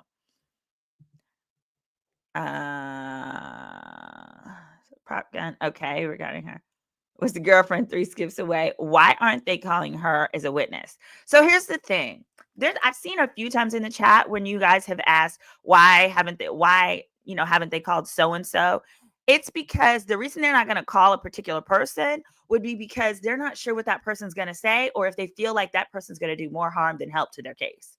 So you also judge the demeanor. If that person is going to come off as a liar, you're not going to bring them on. So with the girlfriend, it's more likely that the state would try to call the girlfriend. But again, if they think that she's going to say, yep, I was out there with him and we were both picking up shells. However, if she's ever been locked up for prostitution, if she takes the stand, the defense can bring up her prostitution career, because it is considered, in most states, it's considered a crime of moral turpitude. Go freaking figure. And so a lot of times you don't want to call a witness who has a crime of moral turpitude on their record, because it looks really bad in front of the jury. Like, you can't trust this person because they're a hooker or whatever it is. I trust hookers. I've got a lot of ho-home girls. They're great people. But everyone's not me. That's why I don't get asked to be on juries anymore.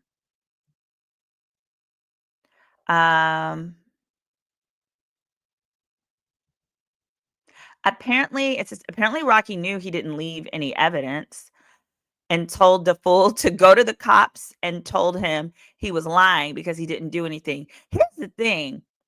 Let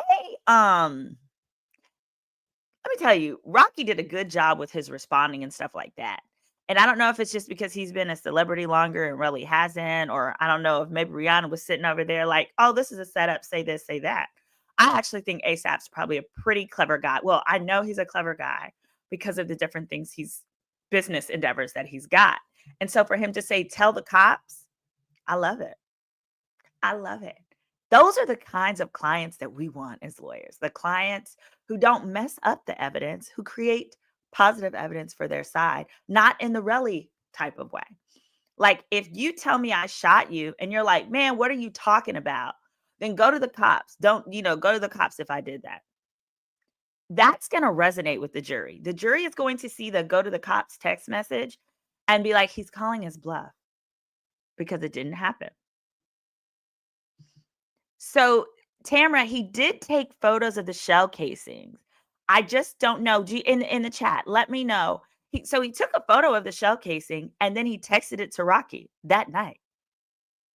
So I don't know if that photo was allegedly taken literally while it was on the ground. I think so. That's why I was saying I was trying to see if you like bent down and tried to take a picture or something. Or it would have been actually, no. Let me take this back. If it had been, I feel like the state would have pulled that out, because with photos, it'll generally tell you the location of where a photo was taken. And I feel like if that been the case, excuse me,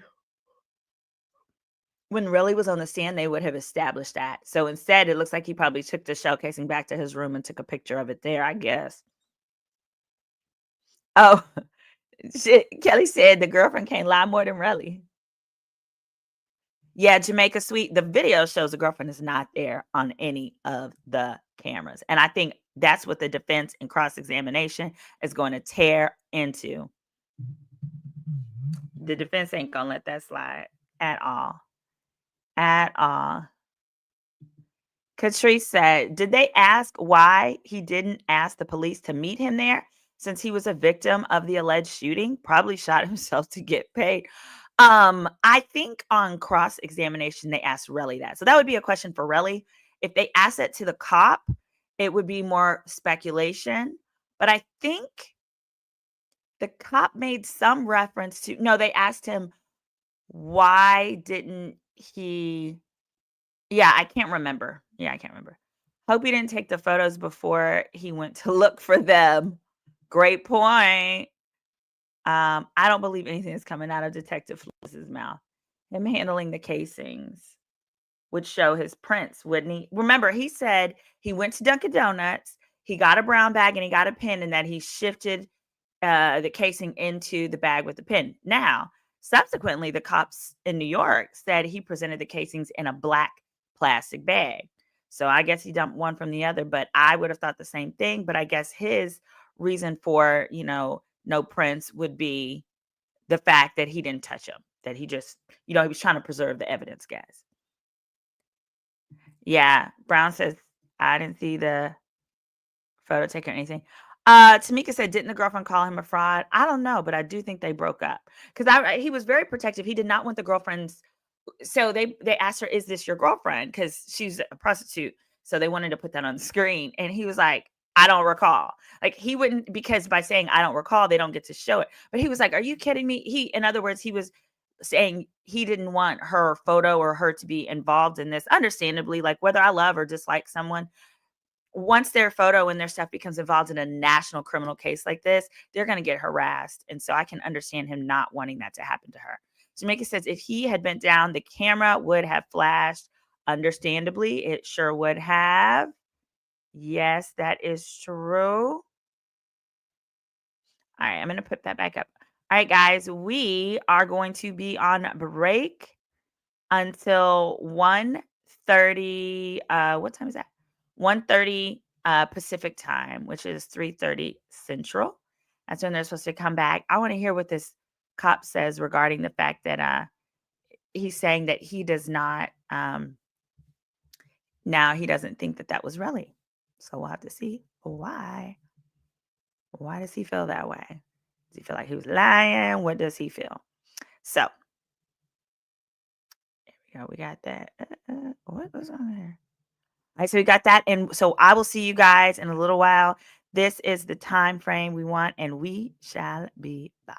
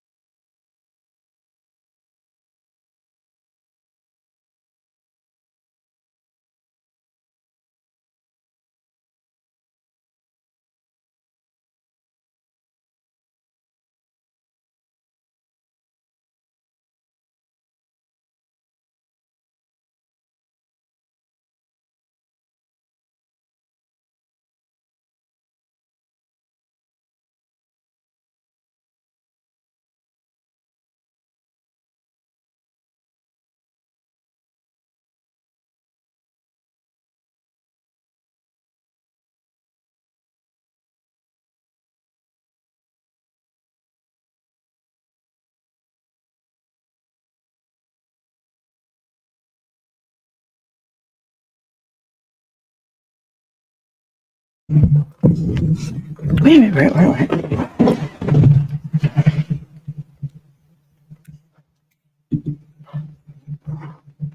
Why is this so late?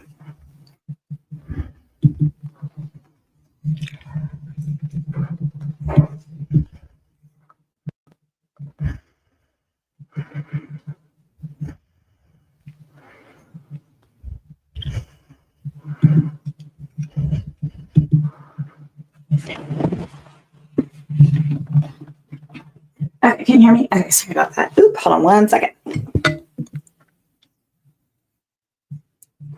Okay, okay, yeah. Can you hear me? Okay. Sorry. Oh, okay. So you were, so given that.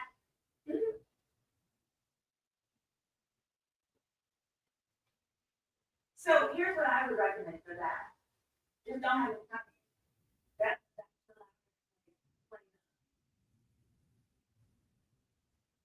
great. Y'all can see that. That way, even if, part of the compromise will become, it would just be becoming a more GI for the condition of that. So yesterday,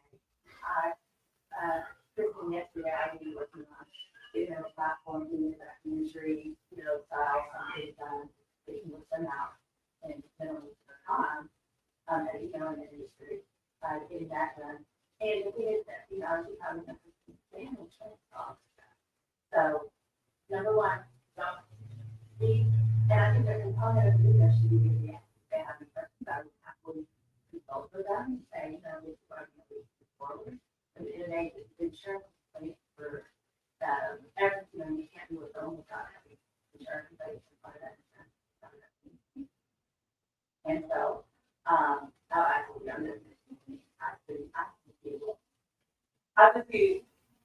I would see before four, I think I did, I worked with the kindergartner who died.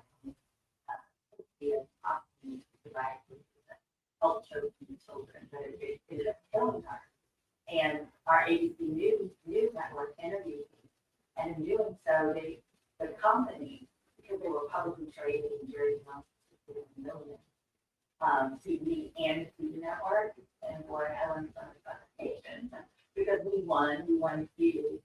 And so yeah, but absolutely, I will. As you guys can see, the more I learn stories, the more they can see. But I absolutely feel you guys having a documentary of the story. Come on. Ooh, come on. Hey, is it still cut up? No, let me mute. Hold on.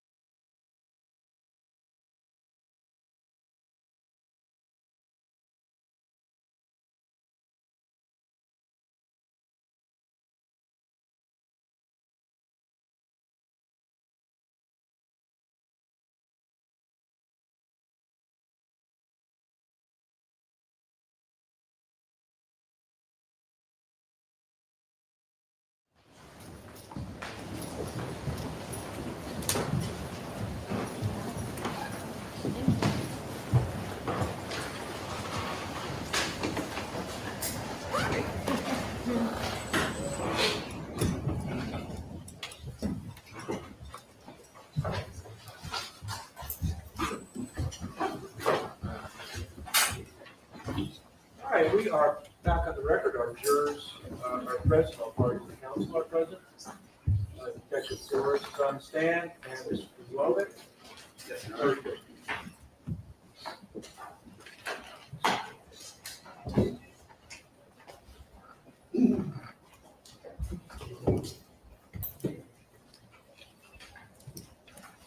So right before the break, I played you the video of an individual returning to that intersection at Vista Del Mar and Selma after the shooting. And we talked about up until, well, when you collected that video, you initially believed that that was Mr. Efron, correct? Correct. And the last question posed to you was, as you sit here today with the information that you know from his text messages, comparing his clothing, the timestamp on the text message, on the photograph, are you still of the opinion, or do you still believe that that is Mr. Efron? I don't. Okay. There was a video clip played while Mr. Efron was testifying, which was a portion of an interview that you conducted with him in, I believe it was, I want to get the date wrong.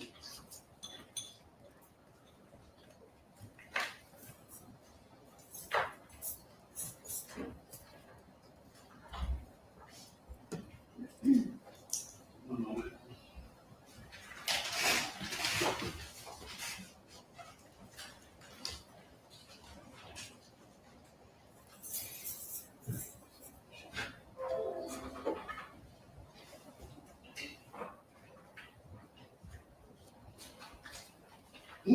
So, it's from your interview with him on December 17th, 2021.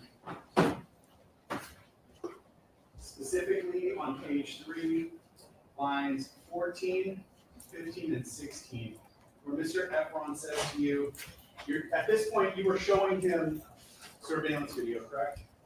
Correct. And I believe, if you need to go back to the video to refresh your memory, we can, but I believe at that portion, you were trying to queue up the video to show him. Does that sound accurate? Correct. And while he's sitting there, he says to you, and you see my girl, right? That was my girl I was with. You recall that? Yes, I do. At the moment that Mr. Efron said that, were there, what was displaying on the video that he was looking at, or was he even looking at video at that exact moment? I believe this is a secondary clip of the time period which we thought he had returned to pick up the casings, which was, I believe, 23:10 hours But you on the were, day of the 6th. okay, you were there when he made those statements. Correct. Yes. Did you receive that as him pointing out that that's my girl on the clip, or did you receive that as him asking you the question, do you see her on this? I took it as you see. Not that he was specifically pointing something out. Correct. Okay. Let's go back to the surveillance video. And I want to move on from this location number 2. Now continuing around this Del Mar to location number 3. Can you describe that location for the jury? Yes, I think 3 and 4 were residential units that had cameras facing outward towards Vista Del Mar, the portion kind of between the Bend and El Centro. So I just want to clarify, you said number 4 I'm sorry. was the loading dock, correct? Yeah, 3 is, has the 2 angles towards Vista Del Mar, and 4 is facing El Centro. Okay. So 3 was a private residence that had cameras there, correct? Correct. Do you recall anything about the cameras, like where they were oriented, or? They were oriented, pointed kind of at street level. It's an apartment or a unit that's on the ground. So they were kind of facing out at kind of eye level or from the window at eye level Onto Vista Del Mar? onto Vista Del Mar Okay, and from the inside. let me pull up one of those camera angles and then ask you some questions about it. So I'm going, Your Honor, on People's 15. The second file is labeled 6200 Hollywood Boulevard residence. And within that, there's 3 video files. They're labeled, 3 files labeled camera 1, camera 2, camera 3. I'm going to focus on camera 2.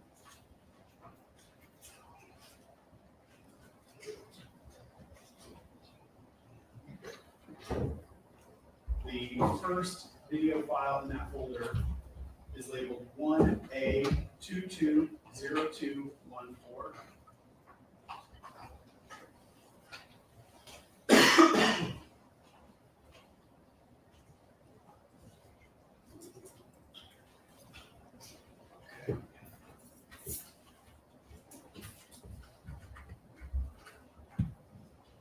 So, detective, I have this paused very early in the video. I can't honestly read the timestamp, but it's got to be very close to the beginning, correct? 3 seconds.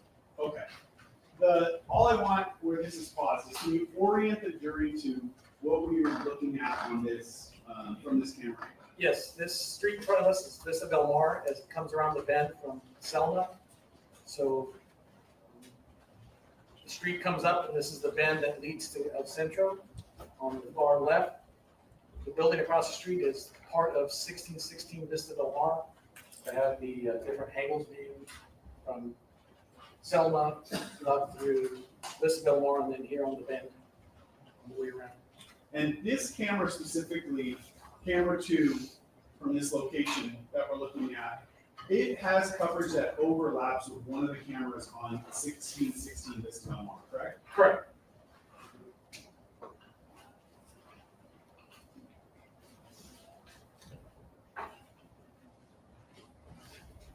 Okay.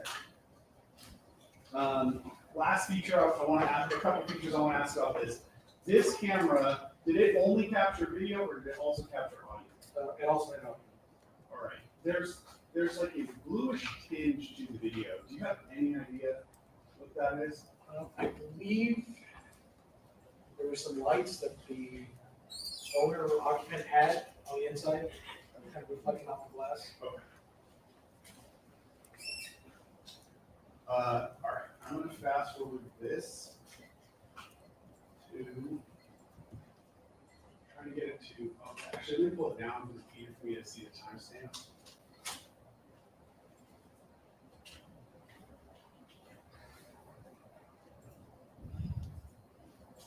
We'll start it at 14:30 on the video player.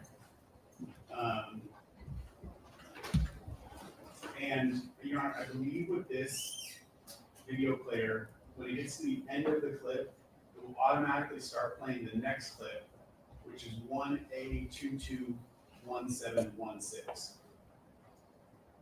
That makes sense. All right, I'm going to start playing from here.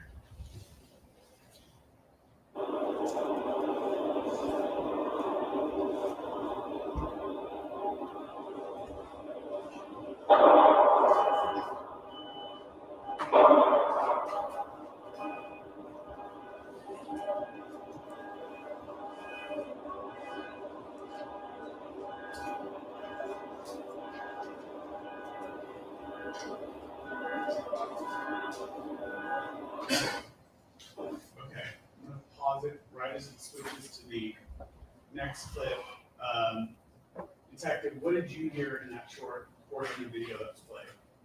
2 loud noises that to me appeared to be gunshots. Followed by? The sound of a horn after the first gunshot that set off like a vehicle alarm. That would be my best guess. So when you say horn, you mean car alarm? The car alarm. Okay. Up to this point in the video, have you seen any people or any movement on the video itself? No, not at the point of that the shots are heard. Okay. I will continue to play it from here. Looks like it jumped away. Sorry.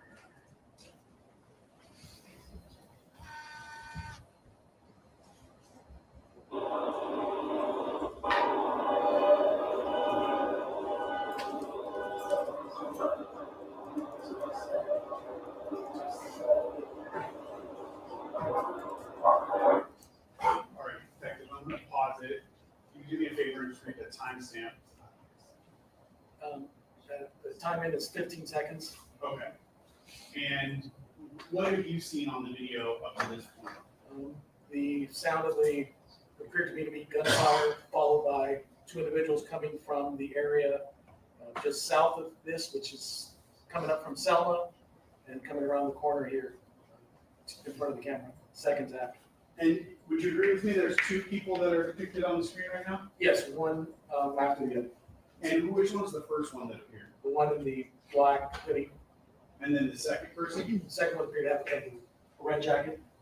And were those individuals consistent with the individuals you saw from the 1616 Vista Del Mar address? Yes, All right, and which direction are they walking towards? they are walking north to east towards El Centro. Towards El Centro. Correct. All right. All right.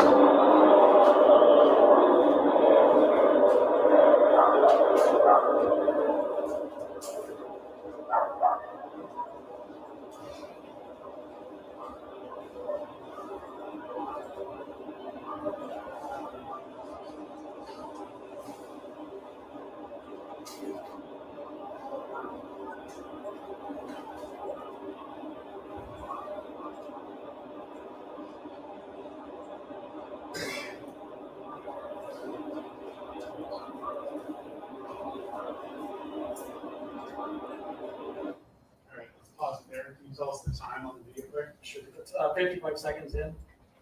Okay, and that, that last individual or the individual that we see on the screen where it's paused here, can you describe that individual? Yes, it appears to be the last individual from the prior video off Vista Del Mar.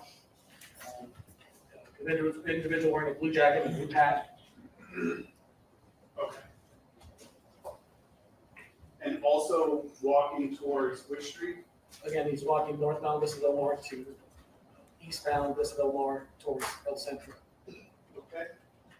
I'm gonna read the second stipulation. Stipulation number 2, video surveillance from 6200 Hollywood Boulevard at private residence.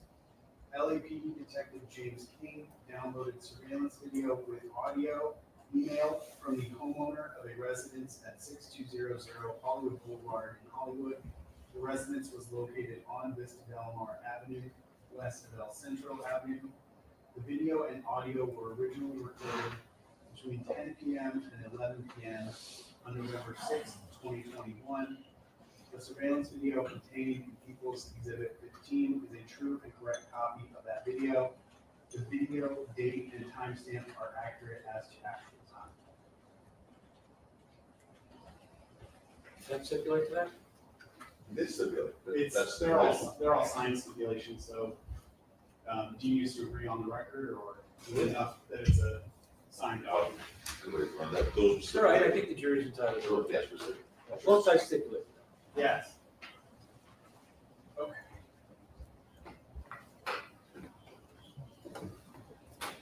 Okay, I'm gonna go back to People's 33. Now, so far, would you agree that those 3 individuals that we've been tracking have in general been following the red arrows starting at 1 and working their way towards number 3? Yes. All right, and then they continued on that path on Vista Del Mar, they would get to El Centro, correct? That's correct. All right, and I want to go to location number 4. That was, you said earlier, was a loading dock. Correct.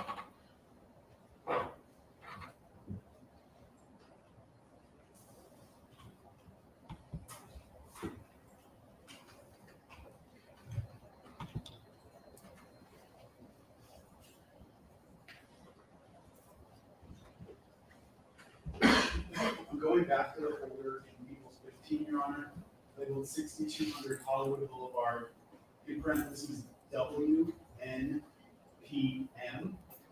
I'm playing the video file that starts with .ext loading dock.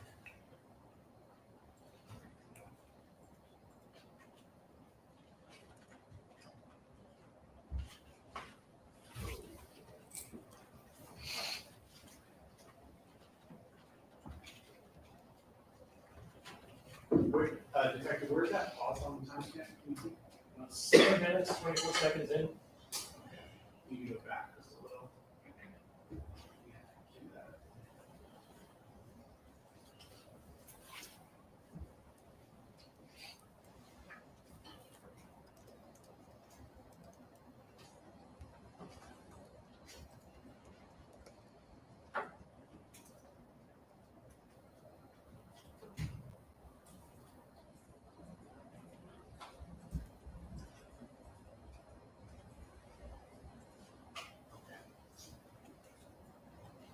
Would you read the timestamp for us? Yes, here on the lower left, it's 6 minutes, 39 seconds. Okay, on the video player, correct? Correct, on the video player here on the left corner. Okay. Can you orient the jury, as this is paused, what the features of the video are? Yes, so this is the loading dock, which is facing El Centro here, which is the main street in front of it.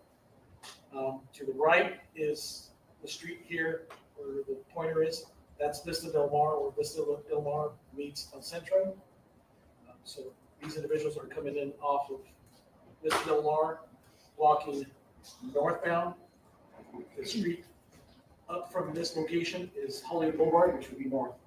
So we're looking at a kind of a southerly direction. They are walking northbound. Okay. And I will keep playing. I'll play, this is a short clip, I'll just play it from here.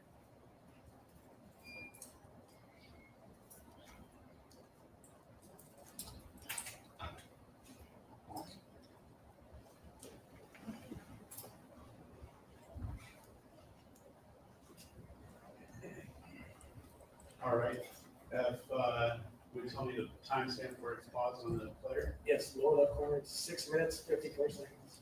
All right. I know there's a number of individuals on that video, but the two that walk from the direction of Vista Del Mar towards Hollywood Boulevard, can you describe them? Yes, one of the individuals is wearing a black hoodie with kind of a design on the hood. The other individual is wearing a kind of distinctly colored, kind of reddish jacket with black. Okay.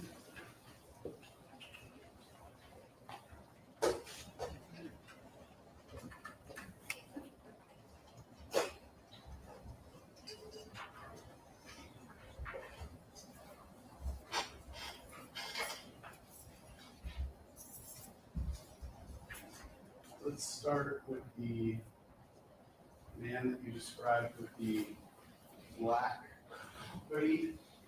I'll mark my next figure here. 36.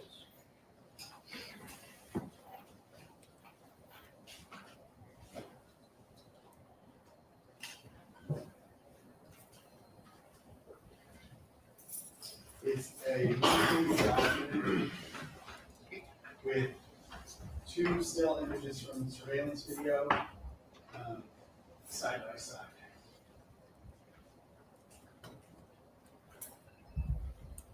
Detective, showing you these two still images, do you recognize what you see here? Yes, Can you describe them for the jury? yes, the photo on the left is a still from the parking surveillance camera or the incident. Hold on. You have water? Yes, it You want a, is.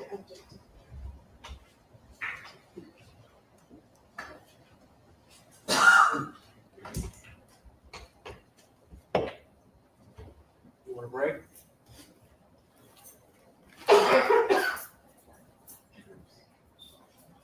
I'm okay. You think you're okay or you're okay? I'm okay.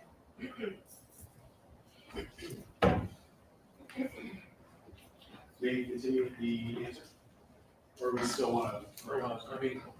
Fine. Okay, yeah, go ahead.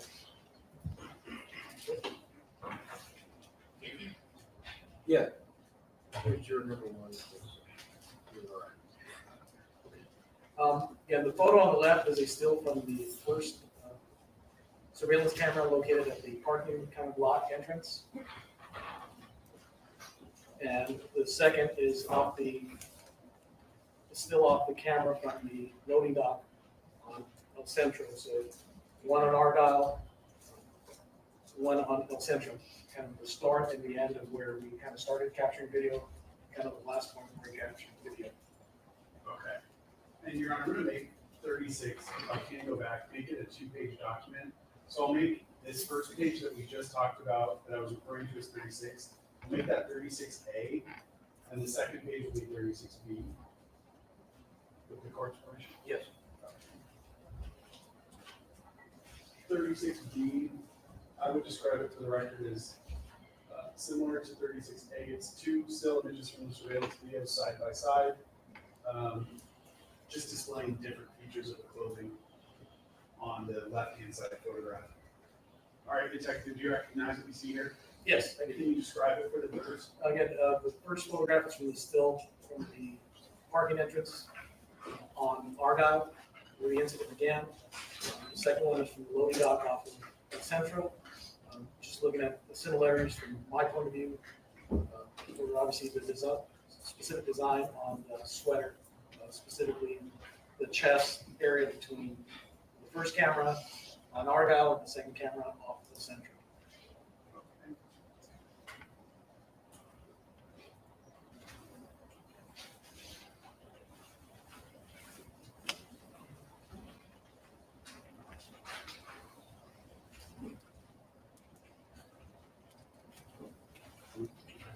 I'm going to mark 2 more exhibits, 37 and 38.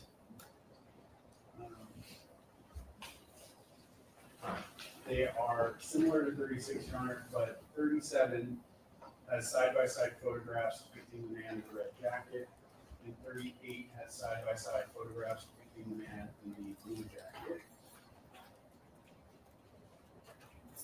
All right, Detective, showing you equals 37. Do you recognize what you see here? Yeah, yes. Can you describe, we'll just describe this for the jury if you would. Again, one's a screen capture from the surveillance camera off of Argyle, the parking lot entrance. The second one is screen capture image from the loading dock entrance off of El Centro. Specifically looking at the red box that's outlined, where it is a kind of right shoulder area of an individual wearing a jacket that is consistent with the individual off the second image off of Central.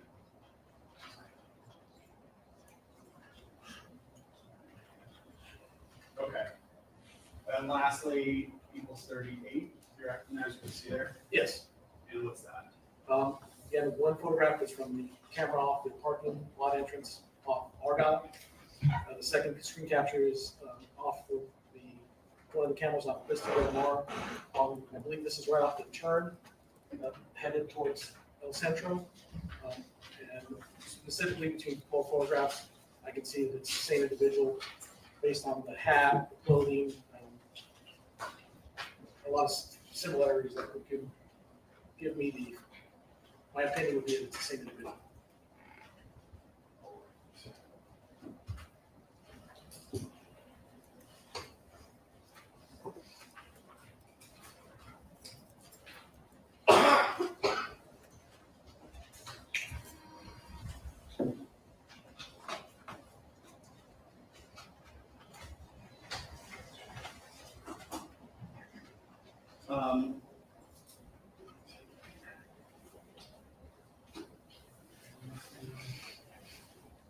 As the detective assigned to this case, or as the handling detective, were you aware of when the defendant, the man seated at the counsel's table with the jacket on, was arrested in this case? Yes, What date was that? it was April 20th, 2022. And where specifically was he when that arrest occurred? It was at LAX, Los Angeles Airport. Okay. That same day, did you search any locations? Yes, we conducted a search pursuant to a search warrant of his residence. Okay, and we have agreed to refer to that residence as his West Hollywood home, so if you would not state the address, please. In order to conduct that search, did you obtain a search warrant? Yes, we did.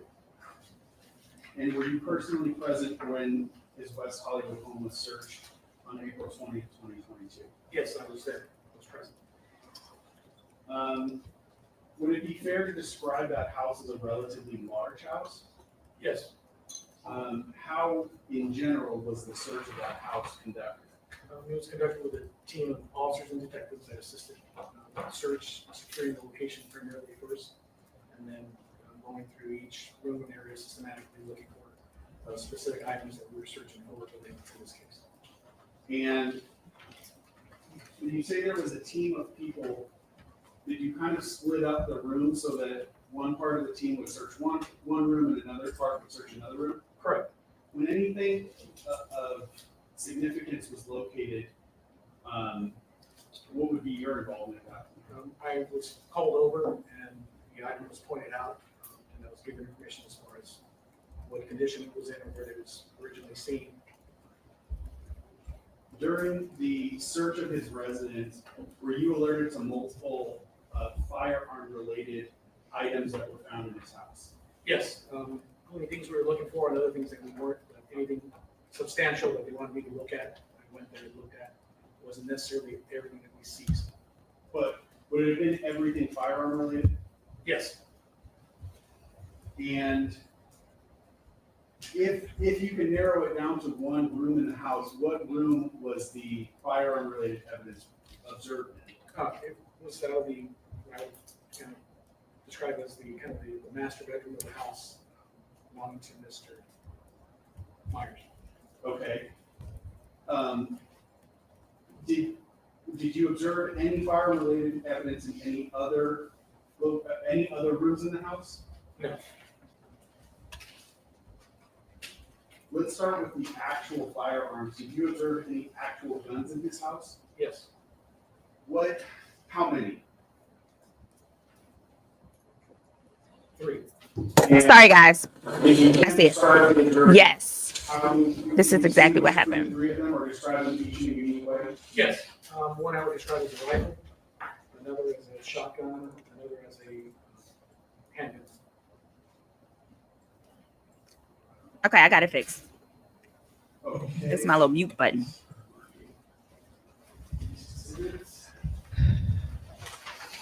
So Rocky is on trial. It's aggravated assault with a semi-automatic weapon. So if the weapon isn't semi-automatic, he walks. They have to also prove it was a semi-automatic.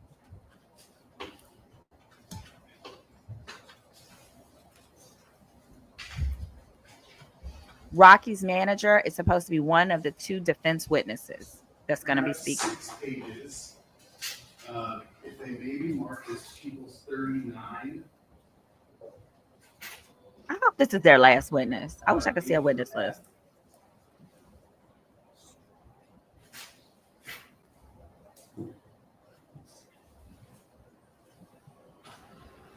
I just think the defense of a prop gun was genius. Someone asked if a prop gun can make noises, and my daddy used to pull out a prop gun. Boys. Oh, I have to tell that story on my story time. Like when we were my sister and I were teenagers, and it made noise. It was probably a BB gun, honestly, but it made a noise for sure. I don't think it had a flash. I'll ask. Let me ask.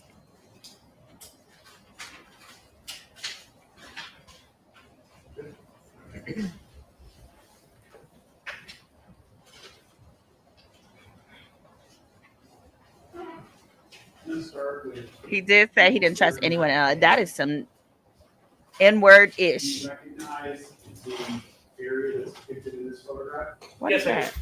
And what would this be? That is the angle of the master bedroom facing the bed. Okay. This is juicy. Would you agree with this be the same room that you've been talking about where the firearms were specifically located? Correct. All right, we go over to 39B. Do you recognize what you see here? Yes, that's a side table adjacent to the bed. Okay. There's an item with a red rectangle around it, just above that side table. Can you make out that item? Yes. What is that? It's a handgun. And would that be the handgun that you were describing earlier? Yeah, I described it as kind of a large caliber. All right, before we move on, there's another set of boxes or items at the lower left-hand corner, another red rectangle around on one side. Correct. I believe that was the case where the rifle and shotgun were contained. Okay. Carry case. And let's start with the handgun. That item, which you agreed was directly behind essentially like the headboard of the bed. Yes, kind of behind the bed. It's a little junky. Oh my God, this is what their bedroom look like. 39C. That's silver. See there? Yes, What is that? that's the handgun. Again, I'm instructed as a orange caliber handgun. Just a close up of the same gun we just. Doesn't that look silver or no? Okay. Do you I guess the know handle looks what black. caliber handgun that was? I believe it's a 44 caliber handgun. Are you positive that it was not a 9mm? Yes.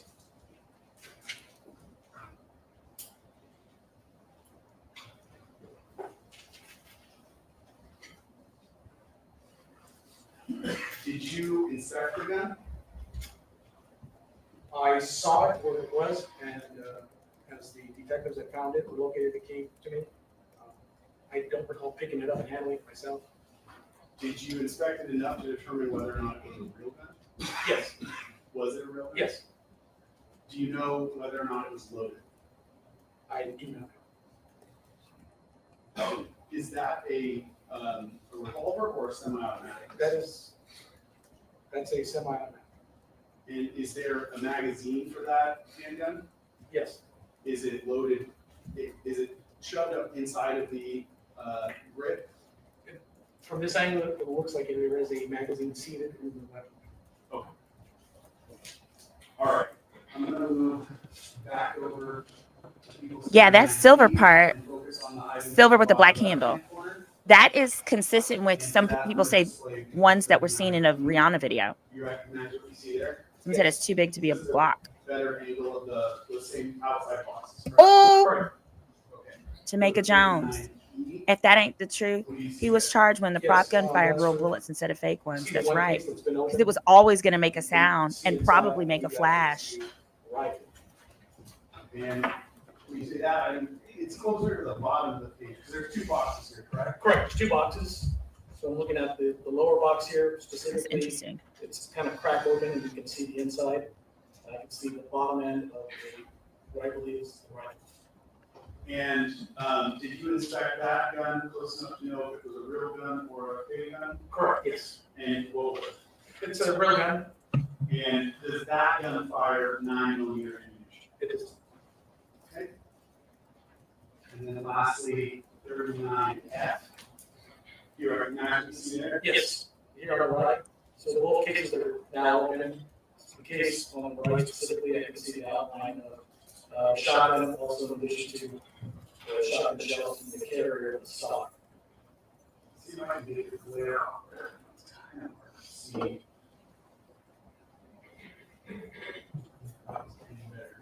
The shotgun you described as being on the right hand side, This correct? place is Correct. Shotgun's missing. here on the right, the rifle's on the left, and that's two separate cases. Got it, okay. And with the shotguns. Thank you for specifically, clarifying. did you inspect it close enough to tell if it was a real gun or a fake gun? Yes. And what was It's it? real gun. Okay. Will that gun shoot 9mm ammunition, the shotgun? No.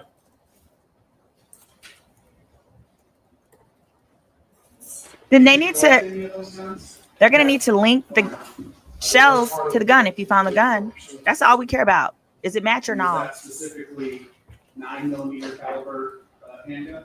9mm caliber weapons and the evidence of Okay, but do the shells match? Yes or no? purchase. Maybe related to a 9mm, specifically 9mm. Okay. Those three guns in that location, would that be where they wanted when you first observed them? Yes, In close proximity to the bed in the master bedroom? yes.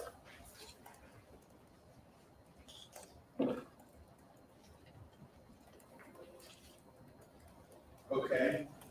In addition to the three guns that we just talked about, was there any other firearm related evidence that you were alerted to in this home? Yes. What was that? A magazine, 9mm magazine for a Glock 23, collected from a box in the master bedroom closet. I'm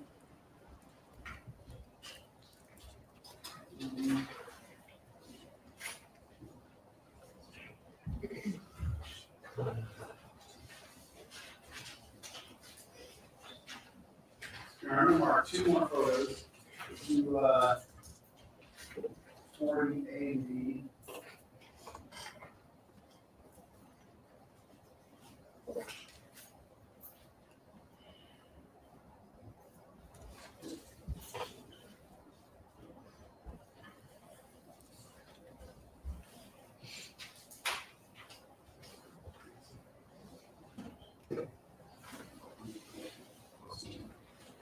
Alright, I'm gonna show you, start with equals 40A. Do you recognize what you see there? Yes.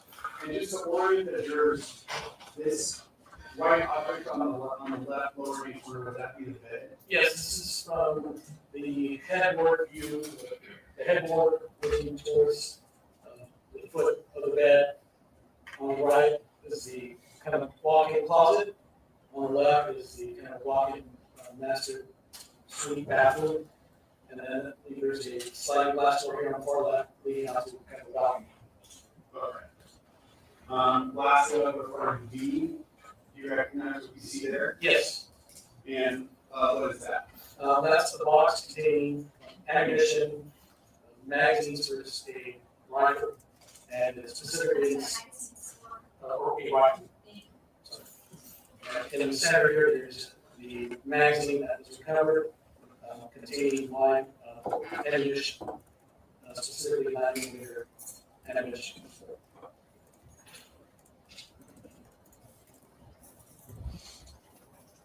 In that photograph, underneath the magazines, it looks like there are a number of boxes. What are those boxes?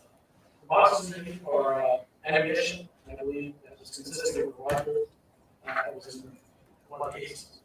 Were any of those boxes consistent with 9mm ammunition? No. You said that magazine was for a 9mm handgun, correct? Correct. Smaller one? Yes, I believe it's a block 43. Okay.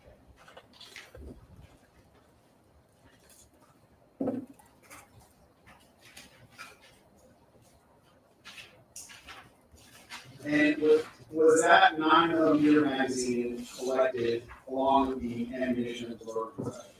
Yes, it was. I have two envelopes here, Your Honor. In the agreement with defense, they are inner envelopes that were taken out of a larger outer envelope. Another item that was in the outer envelope is not being used, so it's going to be returned to the detective who receives inner envelopes. Is that part of 32? Or you want to mark separate? I think I'll mark separately, and I'll mark each of the envelopes separately so we don't have to use. I'll mark the magazines for one.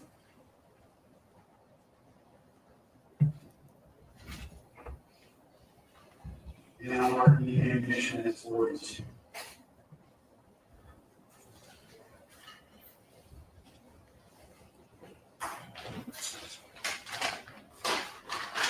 These models were with us, the jury philosophy, Your Honor, they are previously. No limit, Nikki, this is a good question. I'm going to answer it when we get on break. The answer is, I don't think this, let me look into it.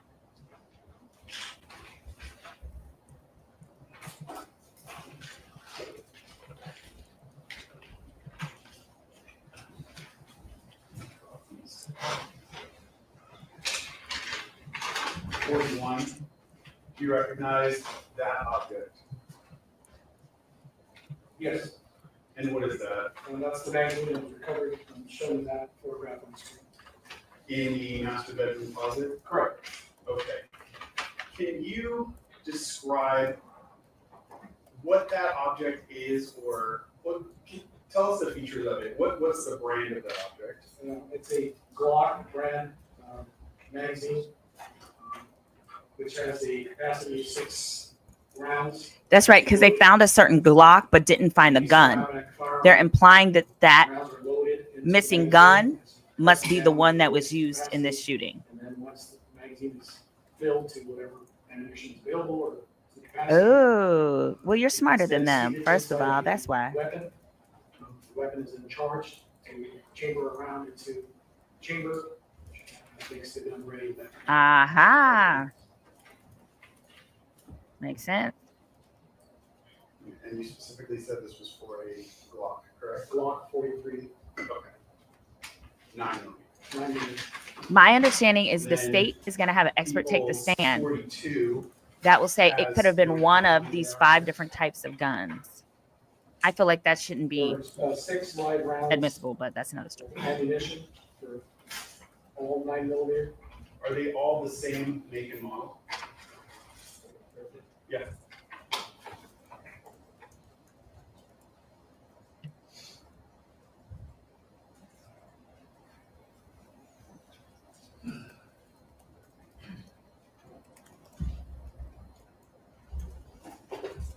Yes. And what caliber are they? 9mm. And what's the brand? SIG Luger. SIG, S-I-G, Luger, L-U-G-E-R. Okay.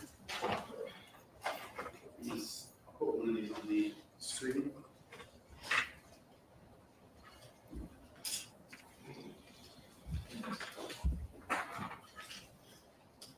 First time I've got Eagles 41, that's the magazine, correct? Correct. And then next to it, I'll put one of the items from Eagles 42. That's the unfired bullet, correct? Correct. It's a live round. It's 9mm. Okay. And then on the bottom is where it says SIG 9mm Luger, correct? Correct. I'm gonna put that back in envelope number 42, and I'll put the magazine back in envelope 41.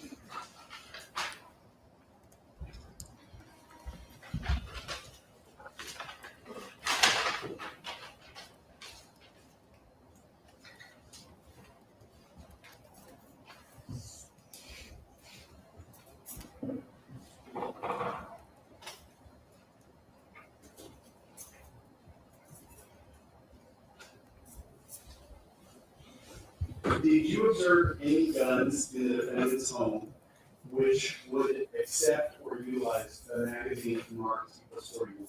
No. None that I found, none that were pointed out to or identified by anybody else in the search. In your experience owning firearms, specifically with semi-automatic firearms, is it common that if you own a gun, you may possess multiple magazines for that firearm? Yes. My experience, anytime I purchase a gun, semi-automatic specifically, it's come with more than just one magazine.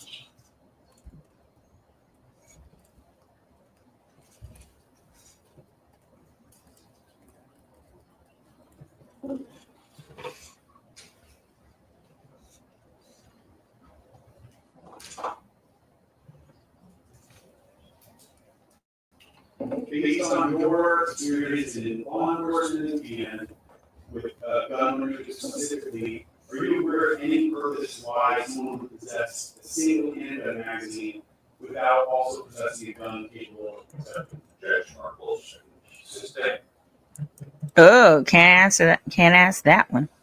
During the entirety of the search at the defendant's home, did you personally observe any fake guns, prop guns, or starter guns?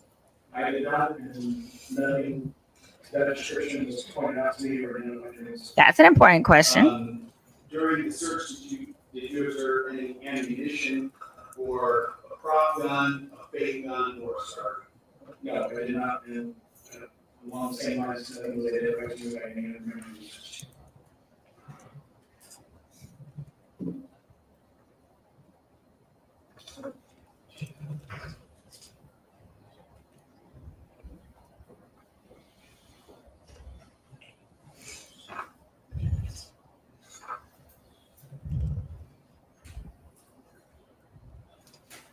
When when it related to this case, were you first made aware that there was an allegation that the gun used at the scene was a prop gun, a fake gun, or a starter? Okay. All right, hold on, let's just vote. All right, call the roll. You can answer, Detective. So when related to this investigation was the first time that you were made aware the allegation that the gun used at the scene was a prop gun, a fake gun, or a starter? I believe it was last Monday, which was the 20, I have to look at my calendar. Oh, yeah, they just heard that. Monday when you called, let me know. Listen, defense is not supposed to, doesn't have to tell them that. Okay, when you say the Monday, would it have been around when jury selection started in this case, or was that already evidence being presented? That was when sort of regular jury selection. Okay, around the 20th, would that sound about right? Yes, Of January? Yeah. Right. And we're talking about 2025. 2021. I don't have anything else in here. This would probably be the time to take a break. Yeah, take a All break. right, folks, Yeah, 'cause I've had been up there so the annoying clock is people. not accurate. So, let's break until 5 minutes to 3, at which time we will resume. Please don't stress the case much. Okay, so that's like a 25-minute break, y'all. Battery.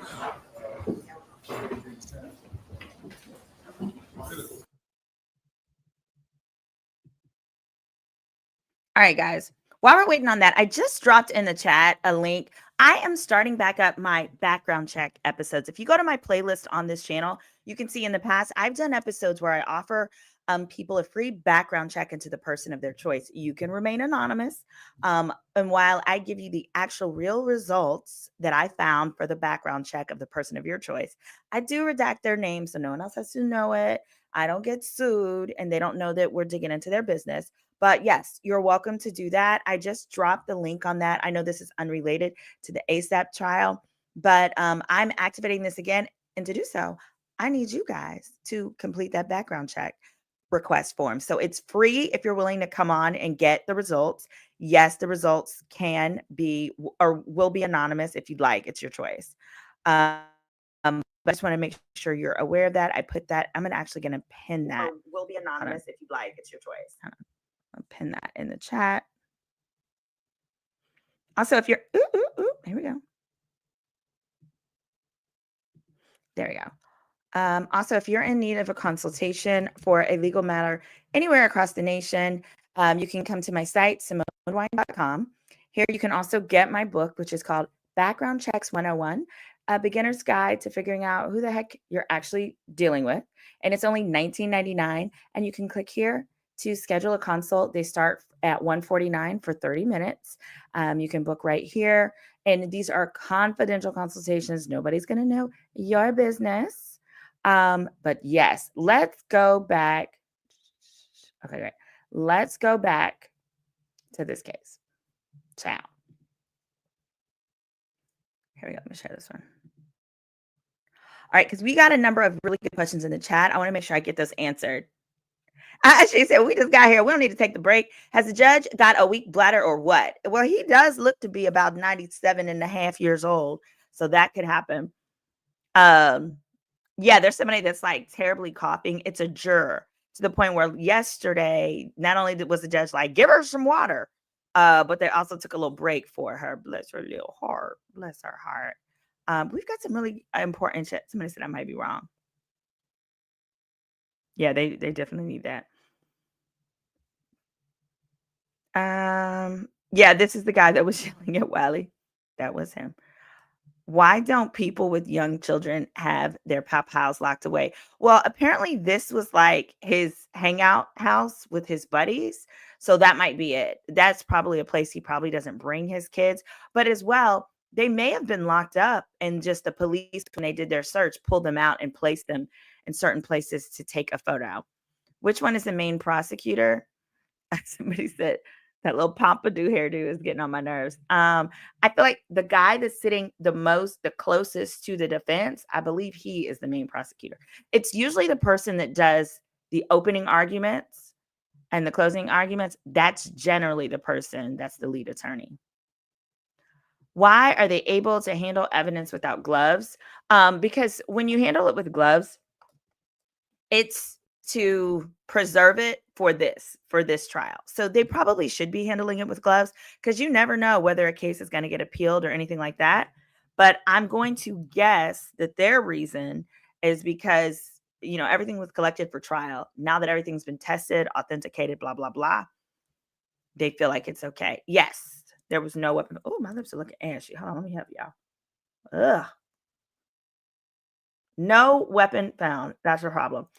I want to know in the chat, the no weapon found, do you feel like that goes more in favor of the prosecution, or does that more so go in favor of the defense? What do you think? Wait. Oh, there we go. Okay, I'm going to put this question in the chat. Does no weapon make you want to find in favor of which side? That's what I want to know. Does it make you want to file? No, I'm going to say in favor of the prosecutor because it's only a yes or no question. And I can't spell. There we go. Start that poll. There we go. Oh, that's my first poll, guys.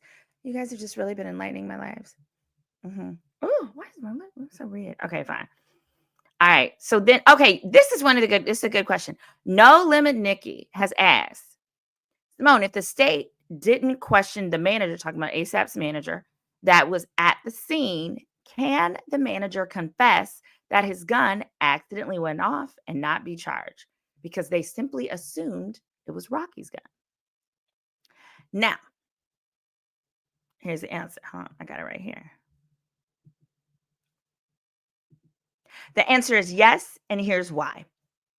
This incident happened November 6th of 2021. The statute of limitations for aggravated assault with a semi-automatic weapon is 3 years, meaning it expired last November. So if they were going to charge anybody else for what happened on that night and it be this type of felony, that time has passed. So yes, the manager absolutely could get it. But here's the problem. That would just, if he says that he did it, it would be, let me see. I don't know that it's a problem, but it would be ASAP would have brandished the weapon. So ASAP he technically would be guilty of aggravated assault with a weapon. It just wouldn't be a semi-automatic. And at this point, he's only being charged with a semi-automatic. So if he's not the one that used a semi-automatic, if it was anybody else, he wins. So the state has to prove that one, it was Rocky that brandished a semi-automatic, not anybody else, and that it actually was a semi-automatic and not a prop gun. All right. There's another question that we got here. Let me answer. Oh, Nursing Game said judges don't walk through metal detectors. They absolutely don't because they come through the back door. And that's because if the judge has to come through the same door as the criminals, he'll probably get shot up, period, point blank. I mean, I've had a lot of judges that I hate and I do civil court. So if I hate you and you do civil court, imagine how the criminals feel in criminal court. Especially think of all the family court judges where somebody loses their kids or has to pay some high, crazy amount of child support or loses a lot in a divorce. They want to pow. Linda says, girl, those casings shouldn't be admissible because several other officers scouted the area and didn't find anything. They're really going to have to be able. Here's the thing you have to remember. In California, in this type of trial, there are 12 jurors. It's not like Florida, like the Trayvon Martin case. It only had 6. There are 12 jurors. And if one juror holds out and says he doesn't think that Rocky was guilty and he won't change, and therefore it's a hung jury, Rocky wins. Here's why I say Rocky wins.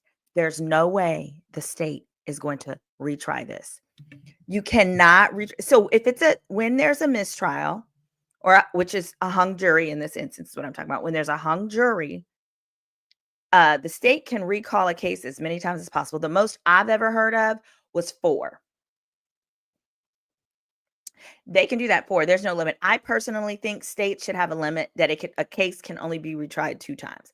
That's what I think would be fair, but nobody has asked me. So, but here, even though they could retry this many times, I do not believe they will, because ain't no fucking way as a state prosecutor I would ever want to call Relly back on the stand, because what I guarantee to you is he's going to say something totally different than whatever he said this time.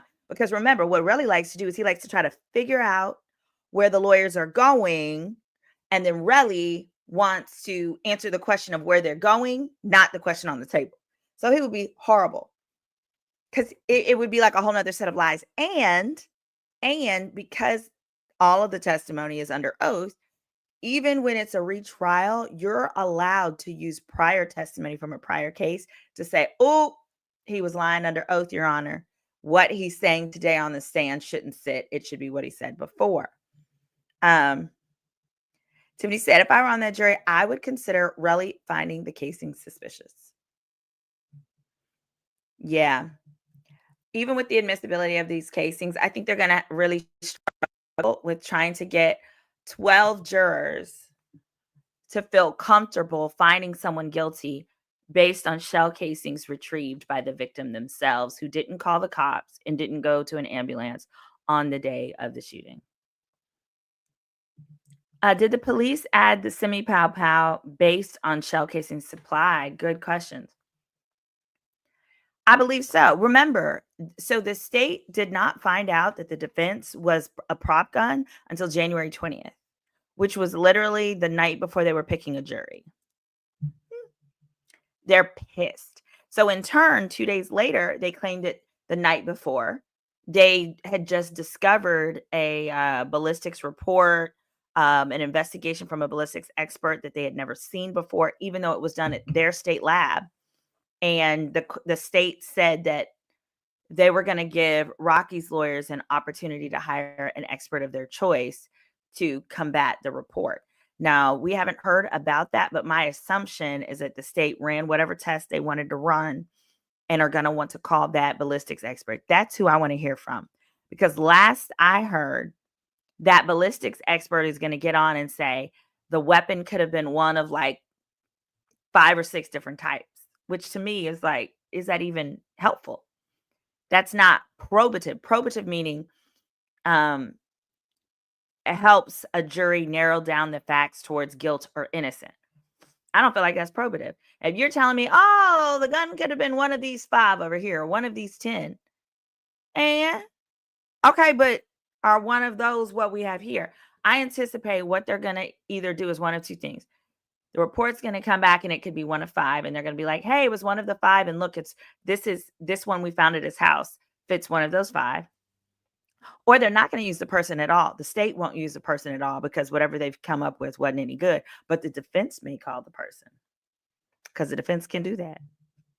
Why hasn't the defense gone to the gun range to inquire about the brand of bullets they use? Hey, Tamika, excellent question. The answer is they may have. It's not their turn yet. So the state goes, and then the state rests, and then that's when the defense puts on their defense.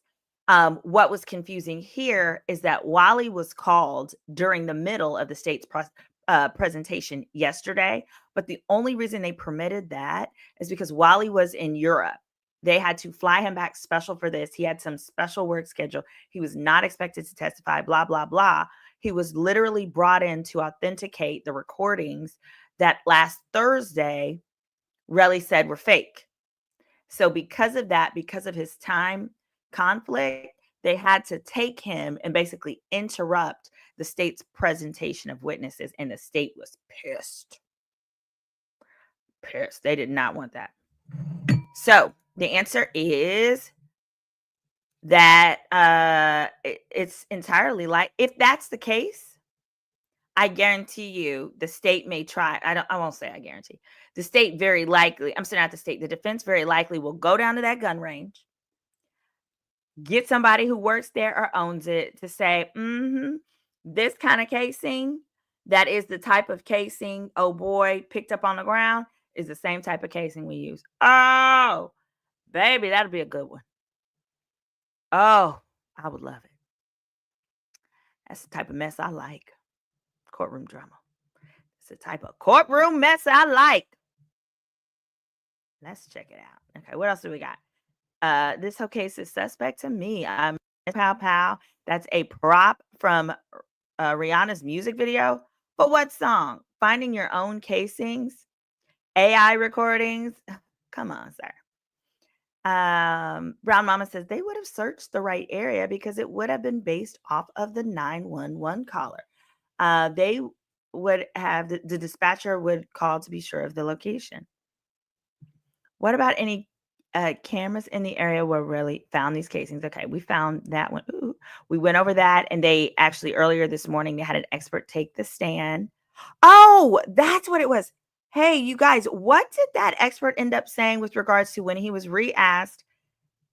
Did he think, oh no, this is still on the stand, but yeah, what did he say regarding whether he still thought that was Relly in the video?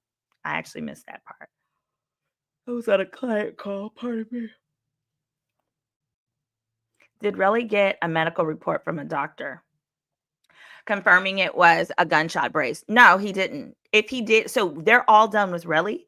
If he had received that, you better bet that the state would have submitted that into evidence, would have had him look over it, confirm, yes, this is what his doctor gave him, submitted, but they did not, because he did not. I think he said he went home and took care of it himself or something stupid like that.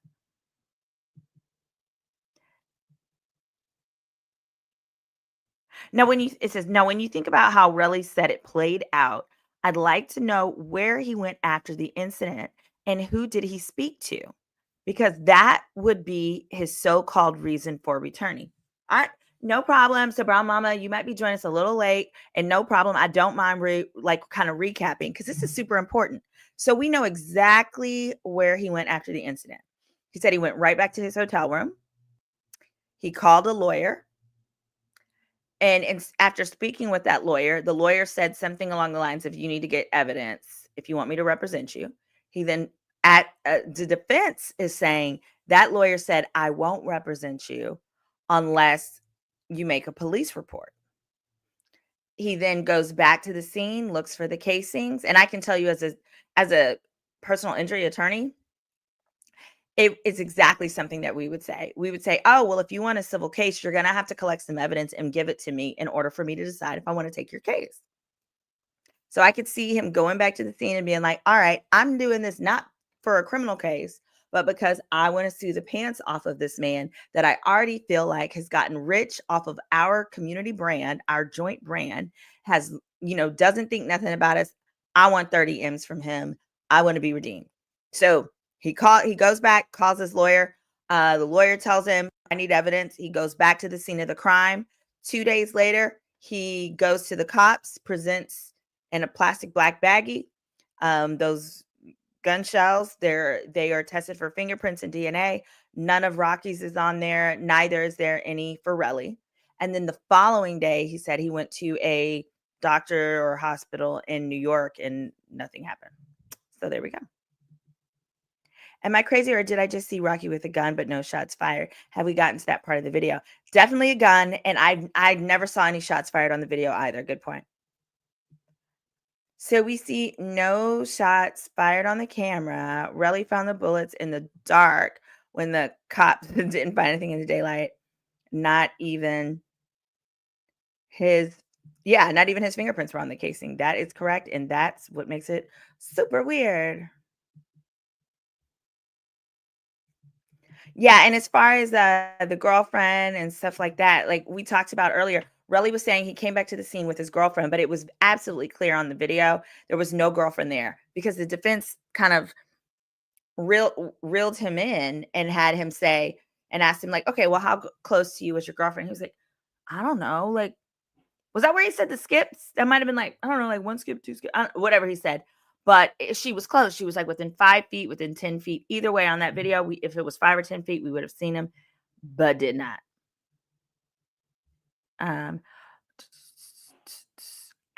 Yes, this is important. Alec Baldwin was charged when the prop gun fired real bullets instead of fake ones.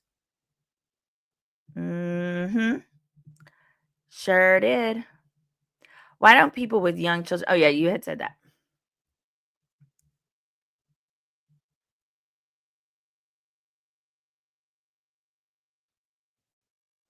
That one person may need to get some Ricola. Okay. Oh my gosh, I was just thinking about those videos this morning. So happy you're bringing them back. Oh, thank you, Gracie. Yes, y'all. I pinned the comment. If you're in need of a background, let me tell you about this one that I'm about. I have updates now, and some of them make me angry. So the background check episodes were where I would let people write in and say, "Hey, I need a background check into someone." And I have one that I need to just hurry up and finish editing. This is an older one, but I kind of saved it because I wanted to be able to come back to you guys with a great update. I love a good happy ending, any of that. So no. So I do custody. I do legal consultations on those. I do strategy consults on them anywhere in the state. So definitely reach out regarding that and let's see what we need. And sometimes I co-counsel with other lawyers in your specific state. It varies on what the situation is. Okay, the no gun. Kayla says it goes towards defense. Kelly feels like it favors the prosecution. Yep, we got a little court break right now. No weapon seems to be in favor of the defense. Shani says, I think no weapon found is 50-50. It's bad for the prosecution because they have no real evidence and they have the burden of proof. But it's also bad for Rocky because it makes him look guilty to be hiding. I feel like it does make him look more guilty. Because, baby, if I only used a prop gun and I'm charged with having a semi-automatic, I'm like, here you go, Bookie. Like, literally. Yeah. Missing Pow is suspect to me. Yes, I agree. In my opinion, it's in favor of the prosecutor. It shows Rocky has something to hide and did something nefarious that he needed to conceal. More people agree with that opinion. I want to know. So what happens is before the jury goes to deliberate, both sides have to agree on what's called the jury instructions. The jury instructions are very specific. And they really break down the elements into like subpart questions where, you got to answer yes to each question. So for example, one of the questions is, do you believe a semi-automatic weapon was involved? For example, that might be. And you have to say yes or no. If they say no, no further questions for the jury. Not guilty. It'll say, if you say no, you must find him not guilty because the charge is with the semi-automatic. Next, if it's, do you believe a semi-automatic weapon was involved? Yes. Then the next question is, do you believe it was Rocky who shot the semi-automatic? And they have to give a yes or no. If yes, then it'll say you must find them guilty. Like it really walks you through it. Kind of like one of those if yes, if no diagrams. I am curious if the jury instructions will include a question that says, do you believe it was a prop gun? Oh, there we go. Because if they get the option of do you believe it was a prop gun? If yes, hey, if all 12 of them cannot agree that it was a semi, they win. As in Rocky wins.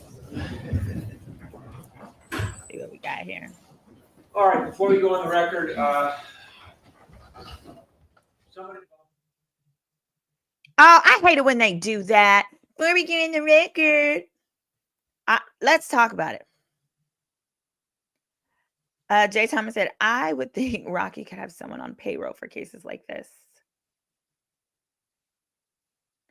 Yeah. And there are Lisa says, the black man in Beverly Hills, he already has probable prejudice against him. I'm not sure if there's a stand-up. that would go against a majority white jury who largely agree. Ah, that's a tough one. Why did this judge allow the casings with that sketchy chain of evidence? A lot of times, so judges would prefer, most of the times, they're more likely to admit evidence in if it would be favorable to the defense, for the reason that they don't want to get overturned on that basis. But here, they probably feel like allow the jury to decide if they want to give it credence or not. All right, we've got the cross-examination coming up. Cross-examination of this ballistics expert person. One of these DAs with no DEI. How long was he in possession? Oh, we don't know.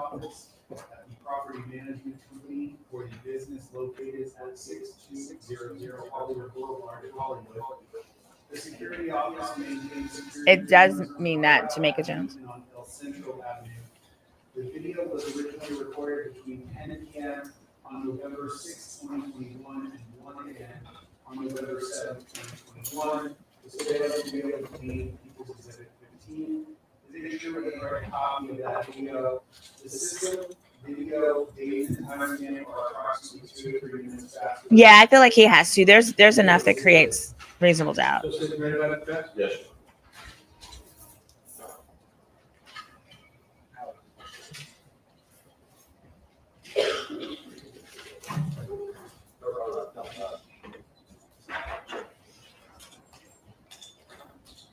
Yeah,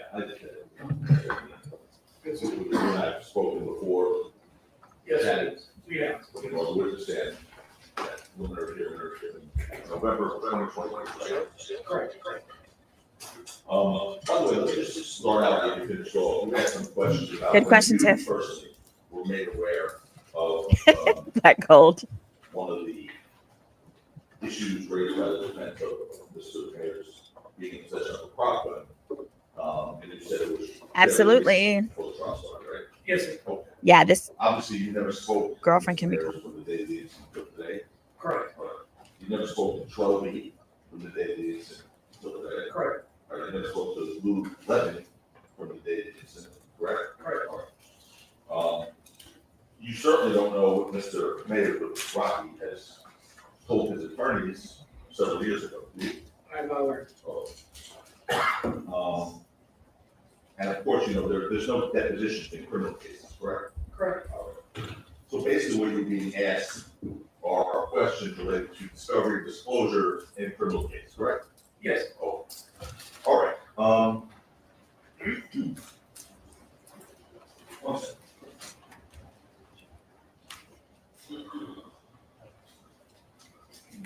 All right, sir. So you were assigned to investigate this case, I think it was November 9th November 9th.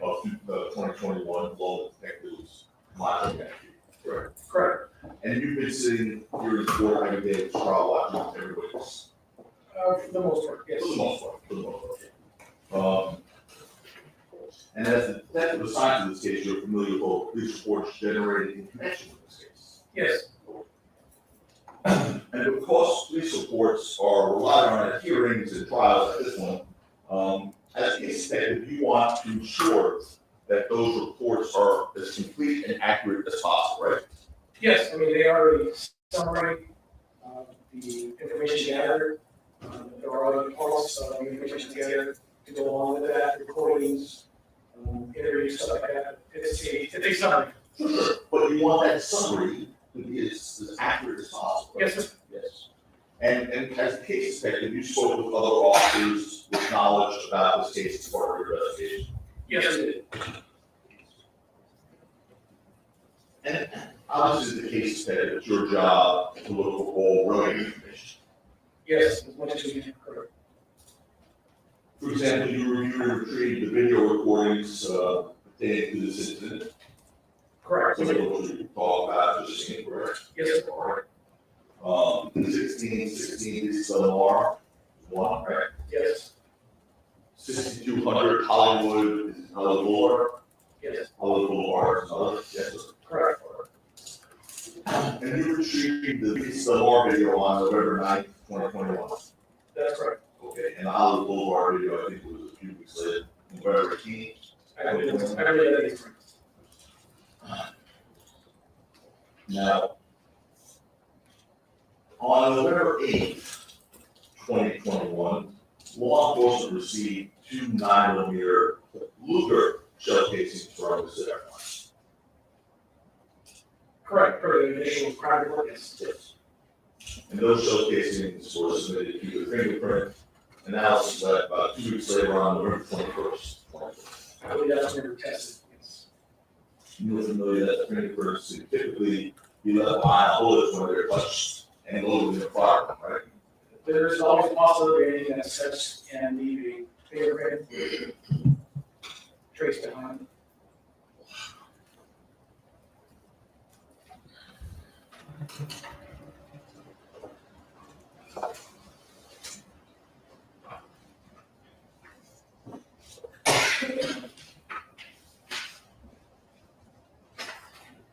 So the answer is yes, they can, right? Yes, sir. And the latent print lab, the PD latent print lab unit completed its fingerprint analysis of those 2 shell casings on November 23rd, 2020. That sounds correct. And after examining the casings provided by Mr. Efron, law enforcement did exactly 0 fingerprints on them, correct? That's right. 0 points to the. So there were no fingerprints of anyone on those shell casings. That's correct. On April 20th of 2022, so we're fast forwarding a little bit. No you secured fingerprints. a search warrant to obtain DNA swabs from Mr. Maris. Correct. That was included in the search warrant for that date that it was executed. Right. And in order to obtain that search warrant, you swore to the judge that DNA from Mr. Maris was clearly necessary for analysis for probable cause purposes as well as evidence purposes. Yes, to include potential evidence that could be in custody or that could be collected at some point during the investigation. Comparison can be made. If any evidence that we have or collect along the way can be compared to. Correct. And after getting the search warrant from Mr. Maris' DNA, you took samples of his saliva on April 20th, 2022. Yes, or that arrest samples taken. And although you affirmed that DNA was clearly necessary as part of the case, law enforcement never submitted anything for DNA analysis in this case. Correct, we did collect and we were to compare it to, at least to this point. Correct.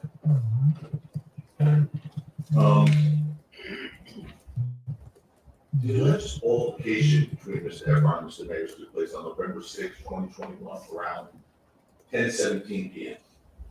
Yes, In particular, Mr. Efron claimed he was shot at the corner of East Del Mar and Summer. yes, in that area. And according to the video footage obtained by you from 1616 East Del Mar, the physical altercation lasted about 25 seconds. Roughly,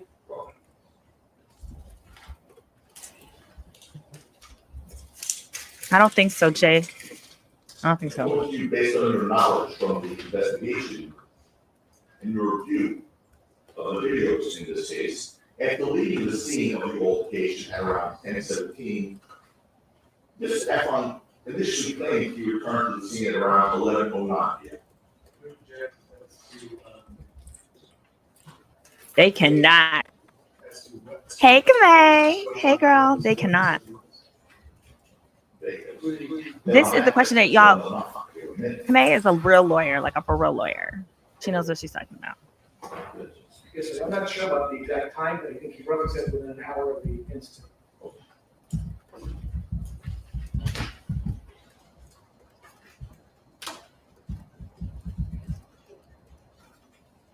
Would you agree it's somewhere around the events of that time, 11:09? Okay, go to the plenary hearing on your question.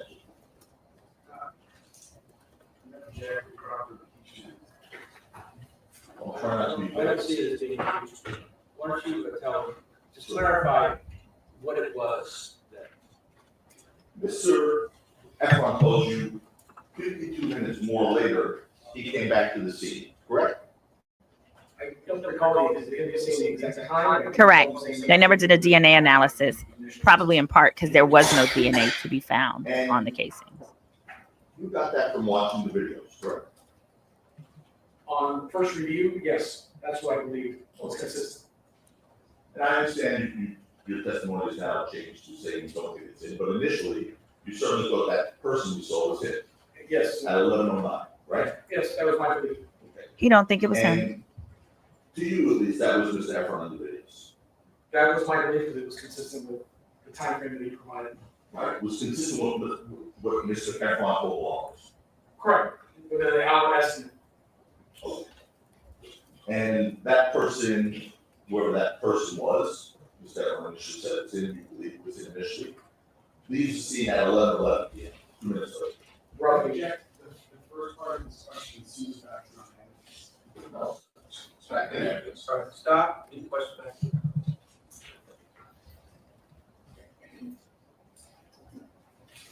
And that person, whoever that person was, Mr. Efron initially said it was him. Let me read it again. I think the person I'm trying to just. Mickey Love, you're always cracking me up. You are so comfortable. I'm not really not, I'm not sure. So you're understanding initially, he said, it was him. That's what my question was. I know now it's changed, instead of on that test. But initially, he said it was him. So whoever that person was, that's what my question. However, Mr. Efron initially said it was him, the scene 2 minutes later.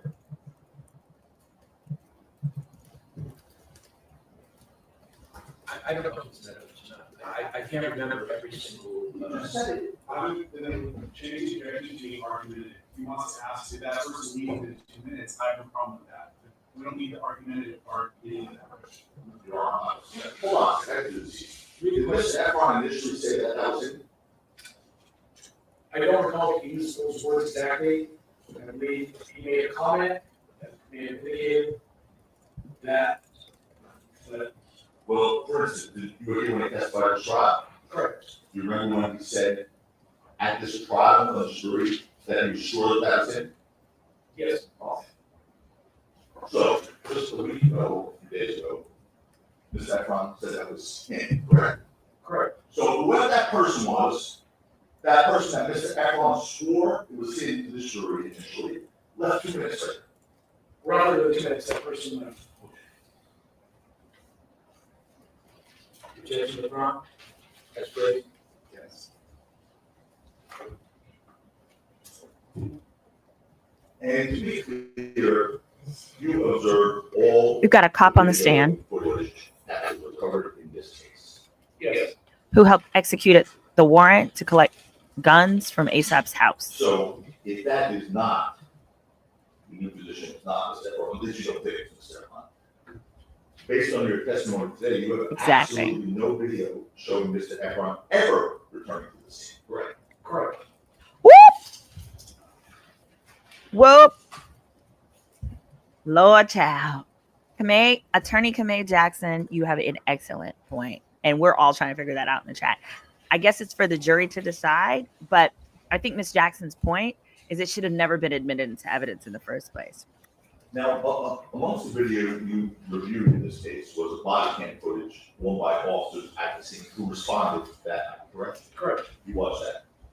Yes, And you are aware, before Mr. Efron or whoever that person was returned to the scene 52 minutes later.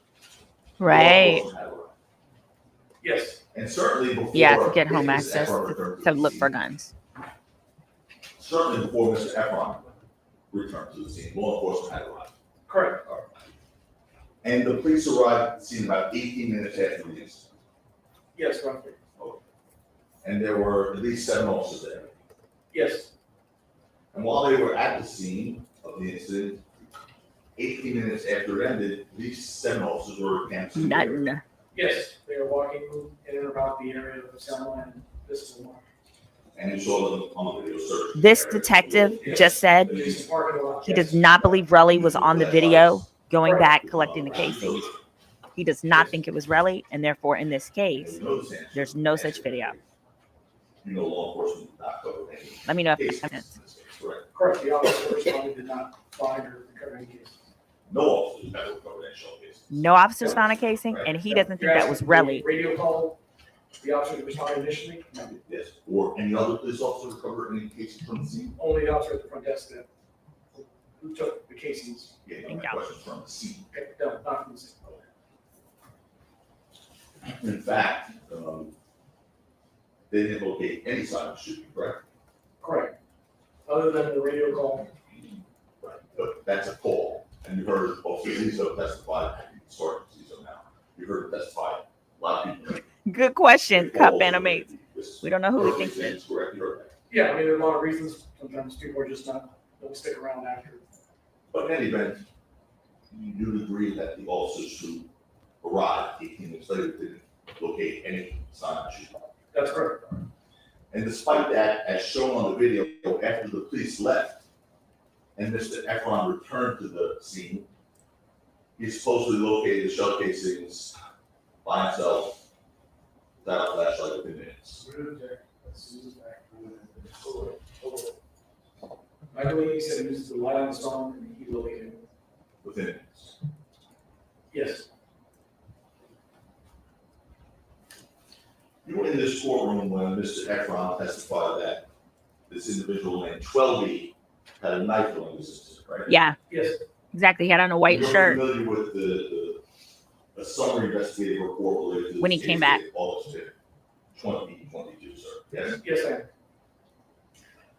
And that's a collective sort of prior statements and a summary of the investigation overall. That is a specifically, that was the finding summary. And that's what you use to file a case with the district attorney's office. Correct. So obviously, in that report, you certainly wouldn't want there to be any accuracies, right? Correct. It just, as relates to the crime, yes, correct. That's related to the crime. Yes, sir. Your name is on that report, right? So, My name is Oliver. and what you wrote in the last line, the first page of this report, the collective statements, is that the victim observed Yolanda in ASAP Hills was armed with a knife. You read that? I didn't author this report. Is it in that report? It is in that report. So some police officer wrote that. Yes, Who, you I know? believe that was my partner, Taylor Conch. Where do you know? He used to be there, right? He was suspected of looking property. He's gone. But he was there. The guy was Yeah, he's been here. You're right. And it was brought to your attention during the preliminary hearing on November 20th, 2023, that this report said Mr. Efron identified ASAP Hills as one armed. I discussed that in the preliminary hearing. So, Yes, sir. and if you thought that that report was inaccurate, you certainly could have asked for that to be changed at any point, correct? Yes, sir. I mean, but honestly, yes, that was a mistake, but the prior interviews that were recorded of Mr. Efron from the telephone interview on the 9th and the in-person interview on December 17th, 2021, he was consistent on both interviews that the person with the knife was in fact quality. The report prepared for that August filing, there was an error and it did indicate the wrong person. That is correct. Well, as I just asked you, if you thought that report was inaccurate, you could have asked that to be changed, correct? Yes. And you know, did. No, I answered your question. I mean, the record, I think, fully captured the interviews. Again, it's clear what Mr. Efron said versus what mistake was. It's not the question, but you changed your report. No, not another report. Correct. So, you were here obviously last Tuesday, January 28th, Mr. Efron. That's why I was record, so I can tell after Rocky put the alleged up, correct? Correct. All right. And with regard to the knife, Mr. Efron told police in November 2021 that he saw the knife being held while Rocky was pointing the alleged gun at him, and he was shot, right? Correct. I believe that's the way it was described in that comment. So while Rocky's holding the alleged gun at him and pointing at him, he's seeing a knife. It's not a big. You see that, correct. Not really that bad. While The gun is being pointed at him, correct? That's the way it started, I guess. You also heard Mr. Efron's testimony last Tuesday, January 28th, that he saw the knife being put away. And he then said, "What the heck you got a knife for?" Remember that testimony? Yes. And in November of 2021, Mr. Efron told the police that only after he said, "Why you got a knife?" did that knife get put away. Recall that? I don't recall that specifically, sir. I'll show you. Okay. It's 77 Mark. That is, please follow this investigation report from November 9th, 2020.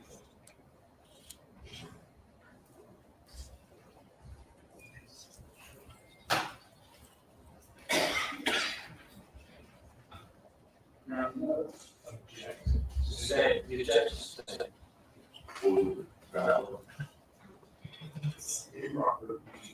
There's no echo on my side. This is not the proper person. Hold on. Either refute or confirm what rally Efron told some other officer. So the objection is, hold on a second.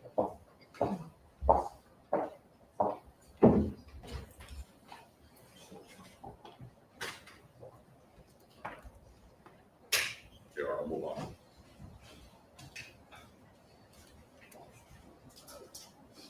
Anyway, you saw an arrest warrant on Mr. Mayor's on April. You still hear an echo? Let me know. Correct, that's the date it was signed. And to be clear, law enforcement received Mr. Efron's complaint 5 months earlier, November 8th, 2021. When we received it, it would have been the 9th, it was, the initial report was taken on the 8th, correct? The 8th or the 9th, 9th of November 2021, you guys, PD, like the station house guy, November 8th, right? Correct. On that same day, law enforcement received November 8th, 2 9mm Luger casings from Mr. Efron. Correct. The next day, you along with Detectives Camacho and we spoke to Mr. Efron. Do it, girl. Do it. Yes, telephonic interview. By the way, that same day, November 9th, Mr. Efron told you he decided not to become involved in Rocky's music business any longer. You know what I'm saying that? I believe the statement's left. And also on November 9th, 2021, law enforcement received surveillance video pertaining to the incident from 1616 East Del Mar Correct, and Hollywood Boulevard on November 18th, yes. 6200. to be clear, on November 18th. And on November 10th, 2021, law enforcement obtained authorization to search T-Mobile information for Elijah Lungo or ASAP Bill's phone number. Correct, we search warrant.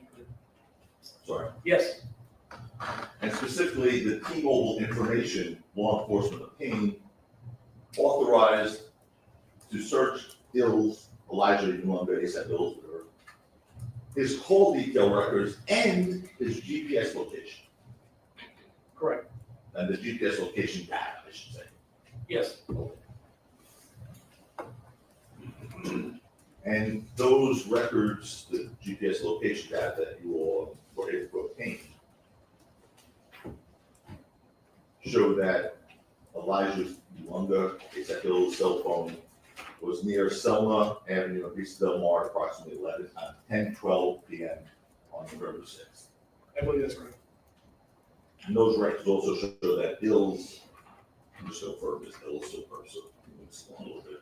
ASAP Bill's cell phone was near Mr. Mayor's residence at 11:11 p.m. later that night. Yes, subsequently after this. It was a baked potato. It's gone. Okay, In good. addition to law enforcement gaining access, Agreed.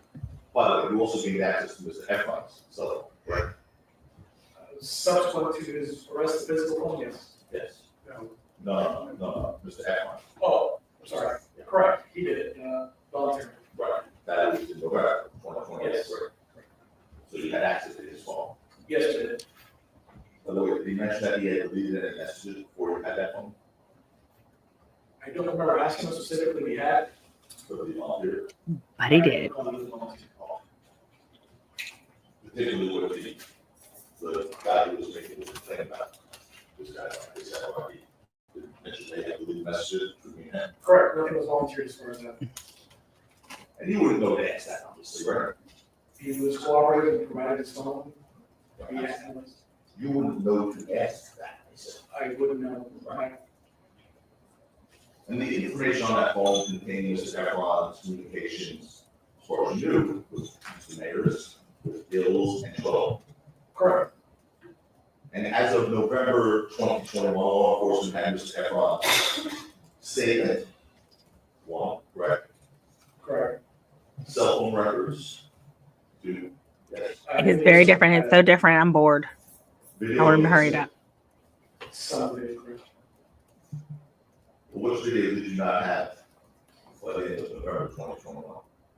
The end of November, correct, I touched November 17th, I touched. No. So this is the last video you got on November 8th, right? Correct. So let's again. In the month of November 2021, you the collective police officers and law enforcement, Correct. had Mr. Efron stated. Yes. Yes, sir. You had cell phone records in this case. Yes, You had video of the incident, correct, and you had 2 showcases to provide them, sir. correct. But you still waited another 5 months until April. Good point.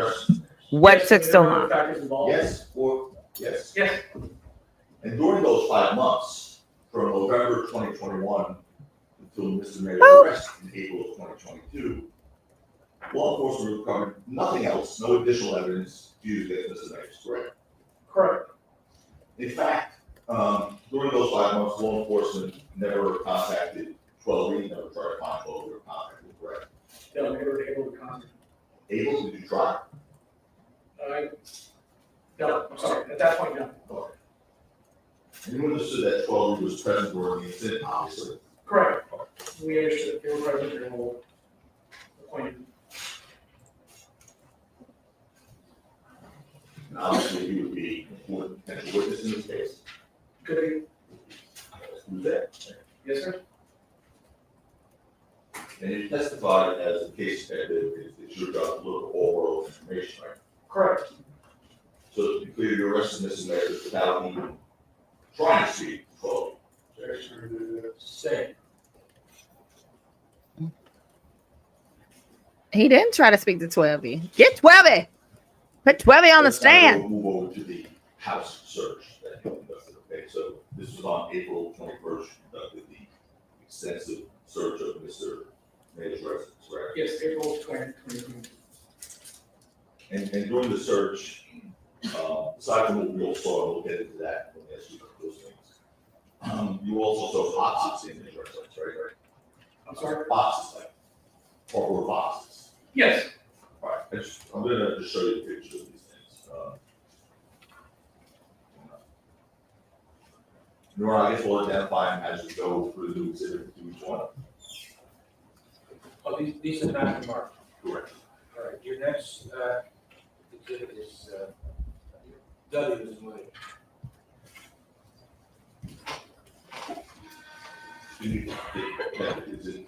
Is it easier for you to see back there, or is it just being added? it's easier to see. Okay, so you could turn around.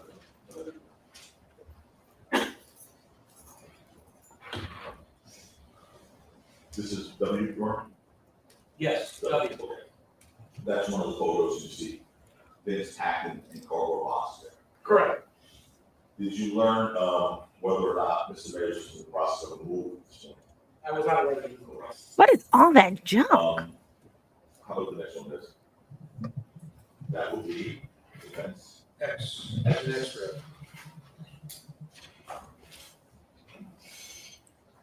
See those boxes there? Yes, I do. By the way. Great point, Monique. No, I don't think so. I think it's too late. We would have known. Those cardboard boxes that you see in this photo, did you search those? The closed boxes, no. I know you said yes. Why wouldn't they search closed boxes? Those boxes. Did you say? Closed. Oh, closed boxes. Yes, Oh, I sealed you said boxes. closed, okay, closed boxes, sealed, okay. So you did not search those? No. Okay, next. That is some junk. Everywhere. The other one. Oh, is that a baby crib? Oh, that's It is one precious. Did you search any of those bags or boxes there? I don't recall going through them myself. I know the rooms that we've gone through. I'm sorry. I did not go through that room myself. I don't recall going through that room. But I know each room was searched. I by think I know what they're doing here, guys. So if that room was searched and those boxes were searched, Stay with would us. there be a report on that? If there was anything, again, found relative to the investigation, items that were highlighted. They're going to try to say the prop gun was in one of the boxes and now they can't Sealed find it. boxes, obviously, weren't searched, correct? I Correct. think that's what they're going to do. The next one, please, which will be defense. Why? That is ain't that a baby crab? No. It's ugly, whatever it is. It was young, as well as when that box was in search right there, correct? Correct. They're going to try to say the prop gun was in one of them boxes they didn't open. Zebra. Watch. Those suitcases, were they opened and Or searched? imply. I don't recall specifically from my memory. For sure. That's AA, automatic. Yeah, cup enemy. Correct. Sealed boxes were not opened. I think they're trying to say, they're going to imply Is that it? the pow pow, the One. prop pow pow was in one of them. What is all this ish? You got video There's games? a lot of things there, but any of these sealed boxes that you see in the photo there, No. they were not searched. Look at the colorful sofas. Wow, that's ugly. A Knight Rider game. And during the search, law enforcement did not recover a 9mm firearm, correct? That's correct. You did recover a 9mm, Glock 9mm magazine, That's correct. and it was full, correct? Yes, it was to capacity, 6 rounds. Did you ever take the prints off of that magazine? No. Never printed that magazine? No. You were capable of doing that, correct? Yes, since it came from his bedroom. I didn't have a process. Okay. And there were 6 Sig Bluebird 9mm cartridges, right?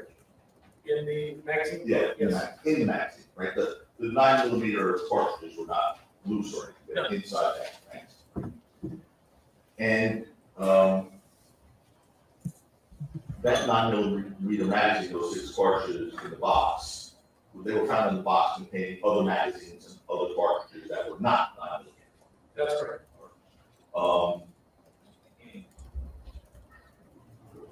Or that the missing gun could have been in that box and you show therefore the pictures of the two. they're going to say the missing gun could have been in one of those boxes, not hidden, because the prosecution is claiming that gun is So missing what I'm gonna because do, it I'm was just the gonna show weapon. you real quick, And they are intentionally something the jury has already seen. trying to hide it, is the implication. Just the pictures of the 2 shell cases recovered by Mr. Efron. And the 6 shell cases recovered inside the magazine. Okay. So the ones on the left, there, are say C. You see those? This is defense exhibit. It is, right? Okay, this is one, CC, Charlie Charlie. Okay, CC. So the ones on the left, right there, so yes, those are the Sig Luger 9mm cartridges. Yes, these are the live rounds that were recovered from the magazine and contained in the magazine. Okay. And those are different cartridges, obviously, the brand of the one on the right is what's called FC, or Federal. Yeah, FC Luger Right. on the right are the standard casings, Right. And Sig is the and the live rounds are SIG. I'm sorry. SIG. 6 hour. 6 hour Luger. Okay, thanks. Okay. So, you also recovered, was 2, rifle magazines. Correct.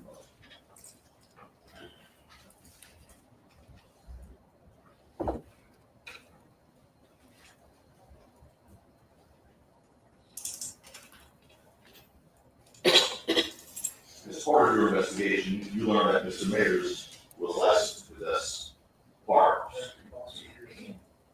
As part of your investigation, you learn whether or not Mr. Mayor was licensed to carry a firearm? Objection, also yes or no? Nothing, I heard he did it. You did it. And, those two, Say yes. and the two, the one gun, none of that were having, that's illegal. That was Mr. Mayor, that was registered Mr. Mayor. Correct. Right, registered Mr. Mayor. This guy's putting us all to sleep. I see hoarder. He could not have possibly been using that The location. rifle. Correct. In was also effect, registered Mr. the one video of Relly allegedly finding the casings, this detective said he doesn't think it's Relly. Correct? Yes, both those weapons are registered. And the other weapon, gun, whatever you call it, that was recovered was the shotgun. Correct. It's a shot. And that was registered to an individual named Lou Levin. I don't remember who specifically was registered to, but it was a legal. It was a legal weapon. Correct. Also. All Great three were point, legal. course correction. And But that's kind of the that point, right? Shotgun was given back to its rightful owner before he left the scene, correct? I don't recall that Mr. Levin took it. That's just my recollection. Okay. Well, what would refresh your recollection? I don't know if there's anything. Obviously, Mr. Levin took possession of the house when he left. He took charge of the house, so what he removed after that, I'm not aware. Okay. We're talking about you. You removed the two guns registered to Mr. Mays, correct? No. You saying you left them in the house? Yes, You sure about that? yes, So you left those two, the Magnum and the rifle in the house? yes, And obviously the shotgun, you left there. yes, those are all legal weapons. And All legal. not part of what our system becomes. Okay.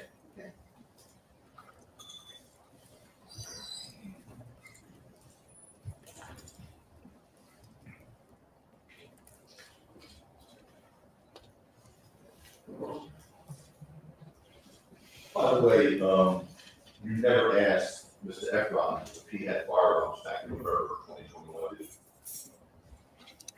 Interesting point, Brown Mama. Do you recall making inquiries as far as runs or checks?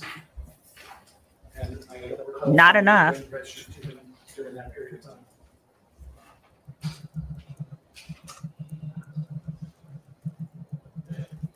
Or the reason of preliminary hearing, page 271, lines 2 to 4. What purpose is this serving? Impeachment, you just said, full S. It would be, it's not impeachment, it's a refresh. Just, Faith, they get $15. They get $15 per day plus Page 34 271, Your cents Honor. for the mileage driving to and from the courthouse to their house. Just get the Flores testify? Sorry, yes. What night? 2 to 4. And they could also get a public transportation reimbursement of up to $12 a day. It's fair game. This is so ghetto. No. You were asked, I can follow it up if you want. did you ever ask Mr. Efron if he had firearms back in 2021? Oh, Answer, not specifically. Now, oh, you were here the other day when it was revealed Get to it. that Mr. Efron was at a firing range in Los Angeles in October, late October 2021, correct? Correct. what if you're self-employed? Or what if it's a small business?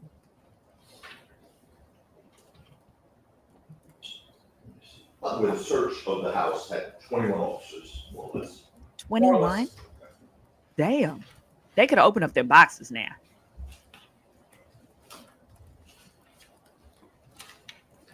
When you spoke to Mr. Efron on November 9th, 2021, Mr. Efron told you that he believed he was grazed on his left hand knuckle area. Objects, use facts, non-negatives. I'm sorry? He did not lie? You have to inquire whether he said that. You're saying when when the detective spoke to him, it assumes that that's what Efron says. So ask him if Efron said that. Okay, this is Flores. I know. He told the judge this is cross. 2021.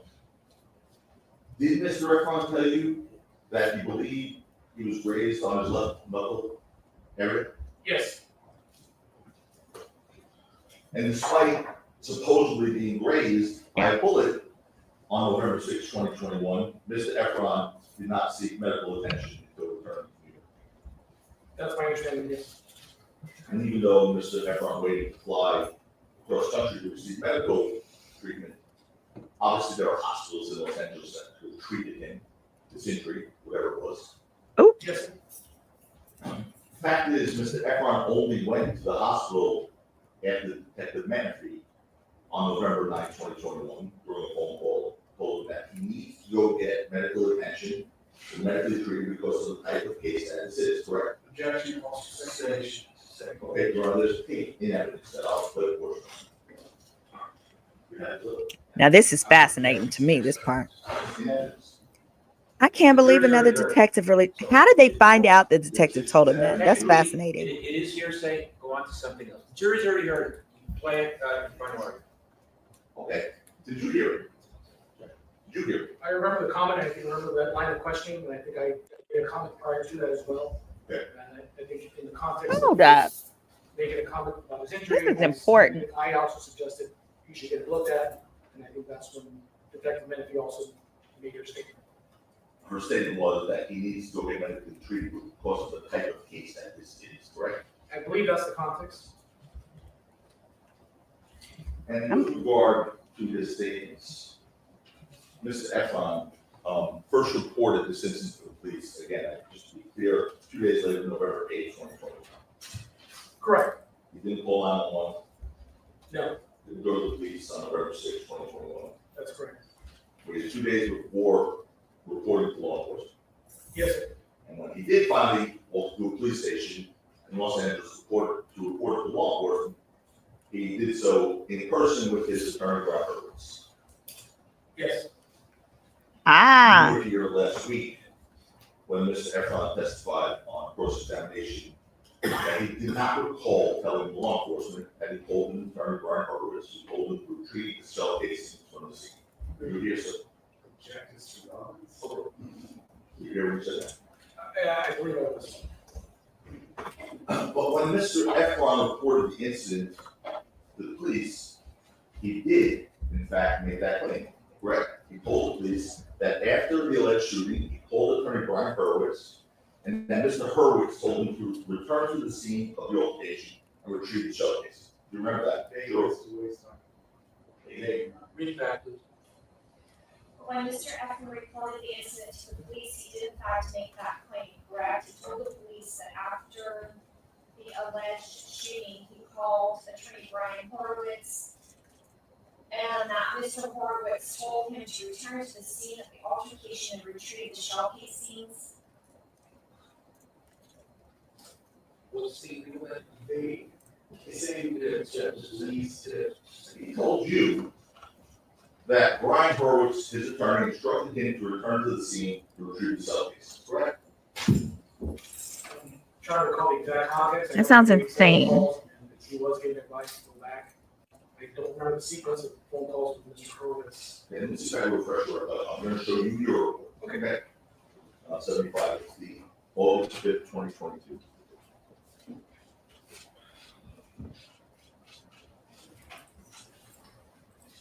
Is this the first page? Second page.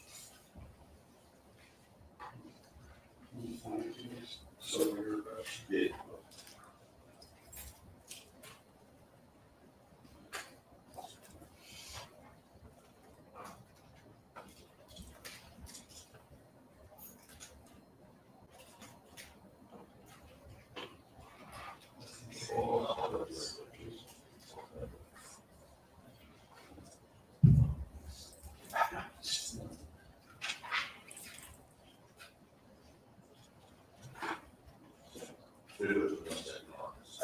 I don't see this.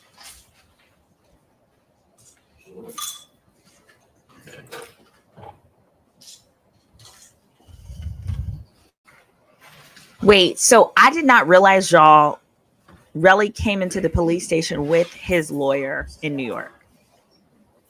If that lawyer told that man, go retrieve the shell casings, that lawyer needs to take the stand. He needs to take the stand and acknowledge that, because honestly, it looks so suspect to the rest of us.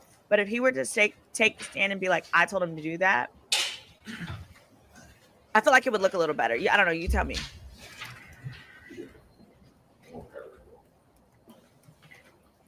Oh, Tiffany, good point. If they alleged that the missing weapon was in the boxes and that it still opens a question, where is it at now? However, part of the thing is that the state has a burden of proof. So if they have it today, but they had the search warrant and chose not to get it, that's not the defense's fault. That's my issue. I don't want to do a speaking section. If you don't mind, we just. Without the Browns.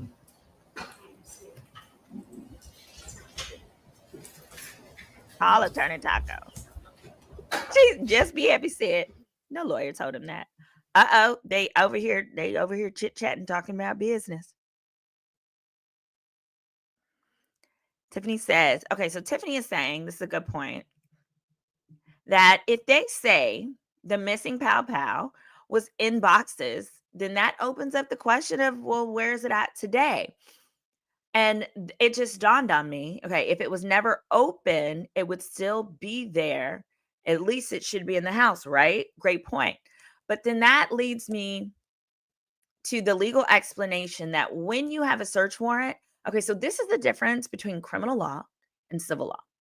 When you have a search warrant, that search warrant gives you the right to collect any and all evidence. And in criminal law, if they have a search warrant to go to that place and collect the stuff, if they choose or do not find it or skip over it, that's their bad. It is not your responsibility as a defendant to be like, hey guys, you missed the evidence. It was right here. Think of it in let's say it's a murder case, right? And the weapon was under a mattress and they search everywhere but under the mattress. The person who did the unaliving is not responsible for taking the knife at any point and saying, hey guys, you missed it when you did that search warrant thinking my Bobby all did. No, not only are they not responsible, if they keep the weapon, they don't turn it over, they don't do anything, they have violated no rule. That is a key difference between criminal law and civil law versus in civil law, you have a discovery request. So in the civil case, the civil lawyers could tell Rocky, turn over the prop gun. Oh, baby. If he does not turn over the prop gun that was used, not just any prop gun, the one that was used, if that's what they're asking for, if they send him a discovery request to turn over the prop gun that you used November 6, 2021, if he doesn't do that, if he says, oh, the judge could permit what's called a jury instruction that says, that instructs the jury, the reason that this evidence is missing because it would have been favorable to Relly's side, and you, the jury, have the right to find against ASAP Rocky with respect to it being a prop gun, simply due to the fact that it was in his custody and care and he disposed of it, knowing good and well it would be important evidence in this case. So, hope that helps.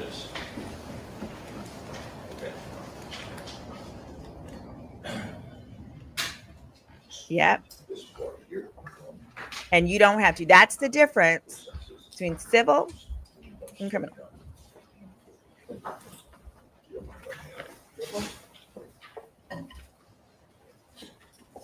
Sounds like a plan. But the problem with the prop gun is they didn't take a prop gun. So that was part of the significance of this witness for the state. Is he took all the pow-pows and there was no prop pow-pow. Mentioned that he was told by his attorney to return to the scene of the location. Excellent question. Yes, sir. That's not what that even says, Your Honor. Can you quote that? Yeah, Lisa. Not. That's because that's what a subpoena or a warrant is for. That's what the warrant is for. Let me get out the way. There you go. Sorry, guys. Okay. This was Rocky's duck off spot where he would hang out with his boys. You and Detective Manfrey. That was actually searched. interviewed Mr. Efron's attorney, Brian Hurwitz, on March 22nd. Thank you all. Sustained.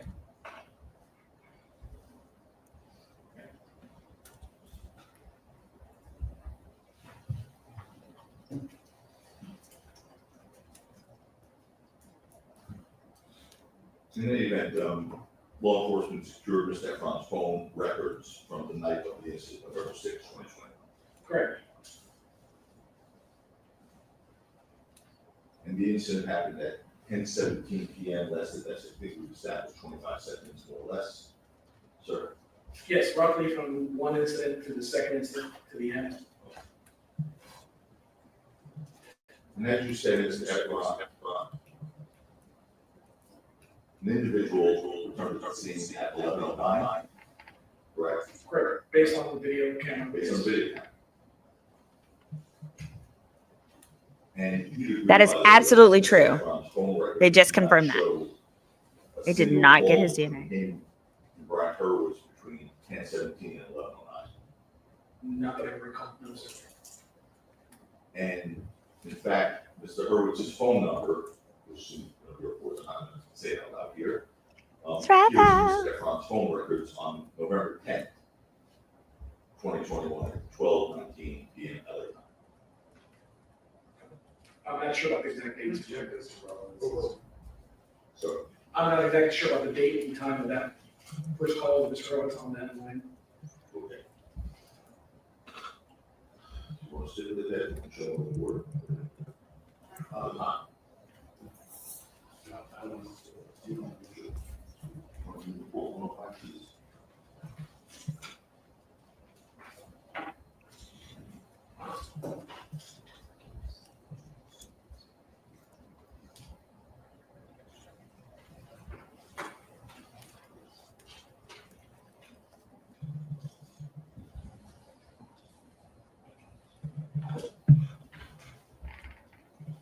This if I can see this all. Do you remember, in the search of Mr. Efron's phone records, there not being a call to Mr. Hurwitz until a few days later? I recall some point after, yes. Correct, All right, that's fine.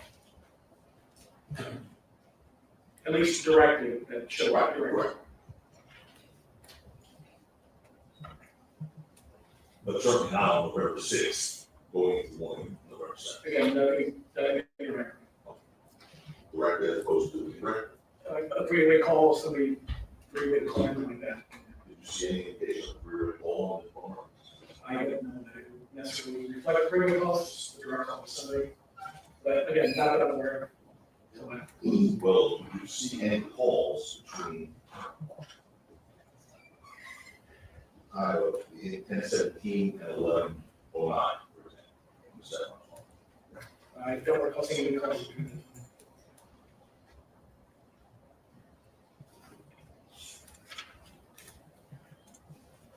As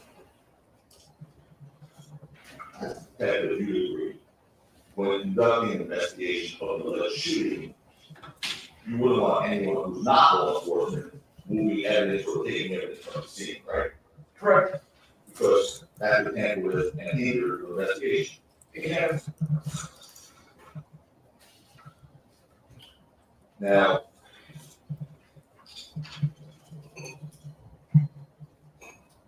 To get into the tampering with evidence and whether this evidence should be admissible. you interviewed Mr. Efron's girlfriend, correct? correct, Mrs. Parker. yes. You lived through Mrs. Parker's home. Yeah. Okay. So that we're obviously never examined to see what text or calls have been made from it. Not from her phone physically. You said you saw the videos in this case, Yes, all of them. yes. You never saw a video with Mrs. Parker returning to the scene. None of them were collected. And I want to ask a question, but I'm not, well, out of the ruling. And it's a question that would be prejudicial to them if I asked it and you. All right, Why not?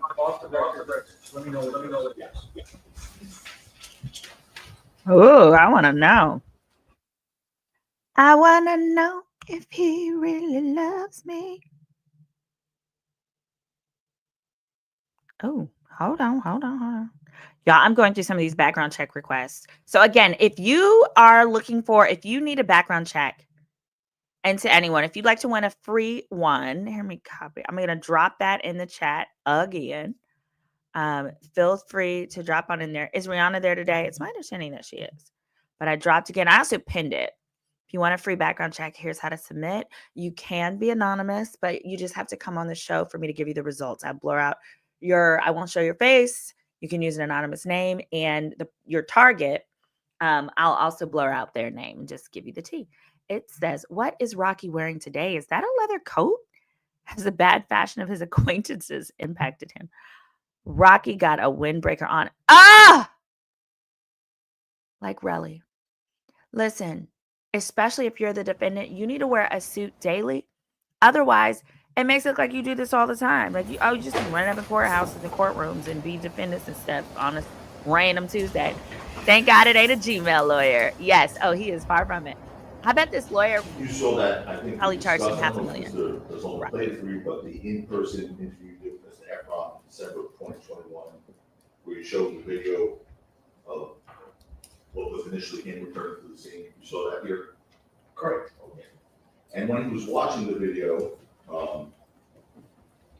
he said. For the background check, initially this is that the that link. was him, correct? Yes, that's what, he indicated by the form of the question. You're talking about the interview on December 17th? The interview on December 17th regarding the person returning at 11:09. Correct. So that was it, right? That was, again, what he was indicating in the form of his questioning. Yeah, I saw brown coat. He can do it, but it looks crazy like it's looking right now. The evolution of that belief. The first testified before the jury that was him. It was only asking, he was sure that was him. You recall that, and then he subsequently changed to that time.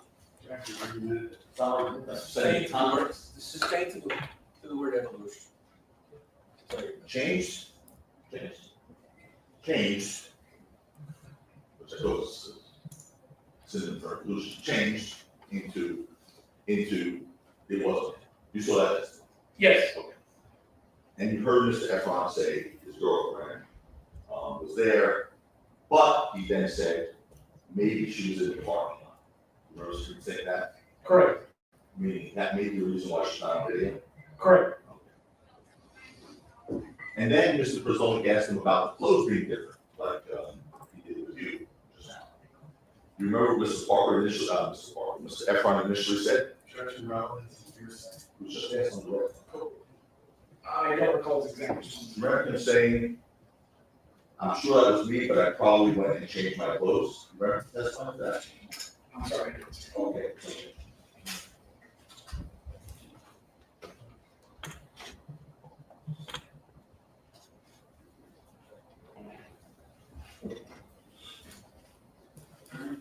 During your in-person interview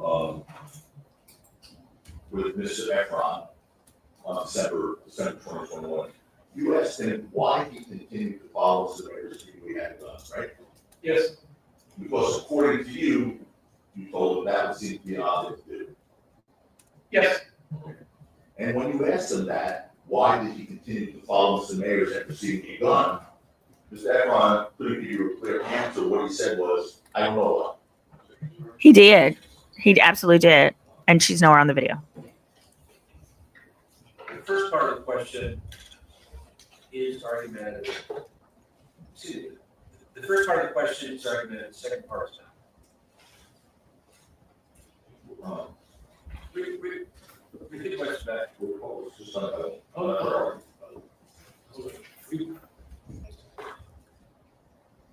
we asked him that, why did he continue to follow Mr. Mayers after seeing a gun? Mr. Efron couldn't give you a clear answer. What he said, That part. That part about Efron couldn't get it. You get what I understand. Ask the question again. I'm going to ask it again. When you asked Mr. Efron, why did he continue to follow Mr. Mayers after seeing a gun? what he said was he didn't know why. Correct. With respect to the video recovered in this case, which you've seen the image of Mr. Mayers holding an object, which according to you appears to be a gun. You agree without having that object, you cannot tell that is not holding a gun, correct? On the first incident? Yes, On the video where you see Mr. Mayers holding what appears to be a gun. correct. On the parking structure, the first video camera, yes. I mean, without No girlfriend yet. anything else appearing on that video other than him holding what I believe to be a handgun, I cannot determine whether or not that's an operation that I'm firearm. Correct. And with regard to the video incident, after reviewing the footage captured from 16 pieces of MR, that law enforcement prepared a document entitled Video Download Information Summary. Remember that? Yes, And in that document, law enforcement described what could observe in the footage. Which one? Here's the This. You prepared a document describing what you could observe in the video footage, correct? correct. Notice that kind of detailed what specifically timestamp at certain points at different angles, angle for angle. And then obviously looking at everything collectively from all the angles together. And for example, what you saw appeared to be a struggle on the street at 2270. Correct. Specifically, what that video shows is Mr. Efron apparently struggling with bills, Yes, and you also detailed approximate distances observed within the video, right? roughly. And you listed various times of various events seen on the video. Correct. You described that as a subject, you described that a subject was in a dark colored jacket or sweater. Correct. In preparing the report, obviously you wanted to document anything that you observed on the video which was considered important with respect to the case. Yeah, just give a rough timestamp of what the events took place and give it a holistic view at the end of which we look at all pieces together and tell the story. But in the report, you didn't want to leave anything important out. Well, Again, these are just notes to mark timestamps. So yes, what I thought was important relative to that frame. and clearly as part of the investigation within Flores, if a gun or a shooting were observed on the video from 16 pieces of MR, that's something you would have documented in your summary, correct? Again, so it's collectively, I mean, that's part of A, where the incident began, where we observed a gun. B, where the struggle took place, and you can see various individuals running in different directions. And then we, as we move up, collectively, you see the next video of sound, where we can hear the gunshots. Again, it's collectively not just one piece. Okay, so let me just make sure that this is not so much. Okay. Sorry.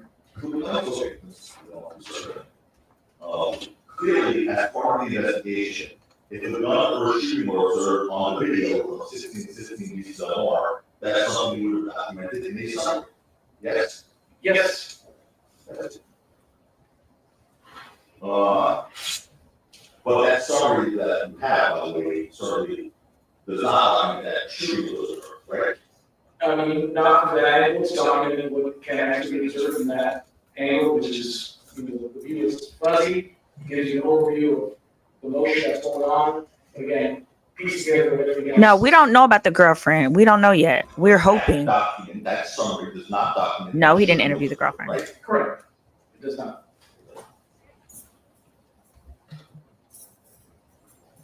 No, they didn't interview In her. fact, that summary does not even document that the gun was observed in the video from 16 pieces of MR. Correct, that first name is correct. So you agree there's, in the video, from the video, there's no evidence in the video from 16 pieces of MR that Sorry, actual gun was he- being discharged. He could have gone that day, but we know for sure he went 2 weeks prior and just, I guess, didn't take video of it. But they should go to the gun range Nothing and that I can observe pull the sign-in in log. detail that I can see as a gun. Again, it's in frame with everything else, maybe. Well, here's my question. Correct. Laser, my question. All right. Solely, correct. There's no corroborating evidence You that those agree. casings. From the 1616 Visas Del Mar video. That's that video. The one that shows the whole struggle, The whole? all the fuzzy stuff, right? You'd agree that there is no evidence from that video of an actual gun being discharged, correct? Correct, of that being by itself, no. The sequence surveillance video that you put together overlaps video from the 1616 Visas Del Mar video with the audio from the 6200 Hollywood Boulevard video. Correct. Oh, People's Exhibit 15. 15. And you did. shouldn't do right? that. You basically overlap the video from 1616 Visas Del Mar that had no audio, right? Correct, Okay. And the audio from 6200 Hollywood. correct. And you put them together. I like that. And you agree that the 1616 Visas Del Mar video, you just said this doesn't have any sound, but the video from 6200 Hollywood Boulevard does. They should not have allowed that overlapping. That no longer makes it authentic. So you overlap the videos from each location, trying to show when the shot would have occurred during the 1616 Visas Del Mar video. Correct. Okay. Of course, if the overlap is off, even by a fraction of a second, the shot would not have occurred during the precise moment shown on the overlap 1616 Visas Del Mar video, correct? Correct. And with regard to the 6200 Hollywood Boulevard video, you extracted 3 sets of videos from 3 different cameras maintained by the business at that location. Correct. And it's been stipulated, you heard that, we agreed Yes. on something. It's been agreed that the date and timestamp on 3 cameras from 6200 Hollywood Boulevard are approximately 2 to 3 minutes faster than actual time. Oh, That's correct. And the reason the cameras are approximately 2 to 3 minutes faster than actual they're establishing time, that the video is not authentic. the exact amount is because That they these cameras overlap are sound. So the from pow actual pows you time hear by different- don't come from the Yes, real video. It's not unusual, we collect video. What? Saying the reason that you're using a range of 2 to 3 minutes as opposed to 2 minutes and 4 seconds is because each of those cameras is off from actual time by a different time. Yes. For instance, on camera 1, you hear the first shot at 10, 15, 53 seconds. Hold on before we play it. We have to mark this. This is sensitive. You're honest. No, this is that. I can't believe they let this admit. They admitted it.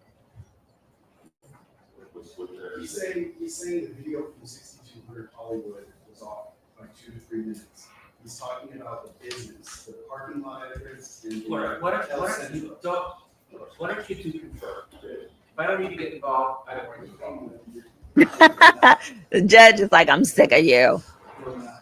If I don't need to get involved, I don't want to get involved. Because it's 4 o'clock there, and that's usually when he ends it. His day. It's 4:10. Taco is not playing with the people today. Oh my God, isn't that like a smoking gun, so to speak? I think the jury would be very disappointed to find out the video. So what they're saying is the video is accurate, but they laid audio from a different video onto the video that's showing the fight from a different angle in the pow pow sound. That's not cool. You should have said that before it was ever admitted. Or better yet, only admit it without the sound. That is the true video. If the true video didn't have sound, that's not cool that you admit it with sound. And by not cool, it seems like it should be impermissible under the law.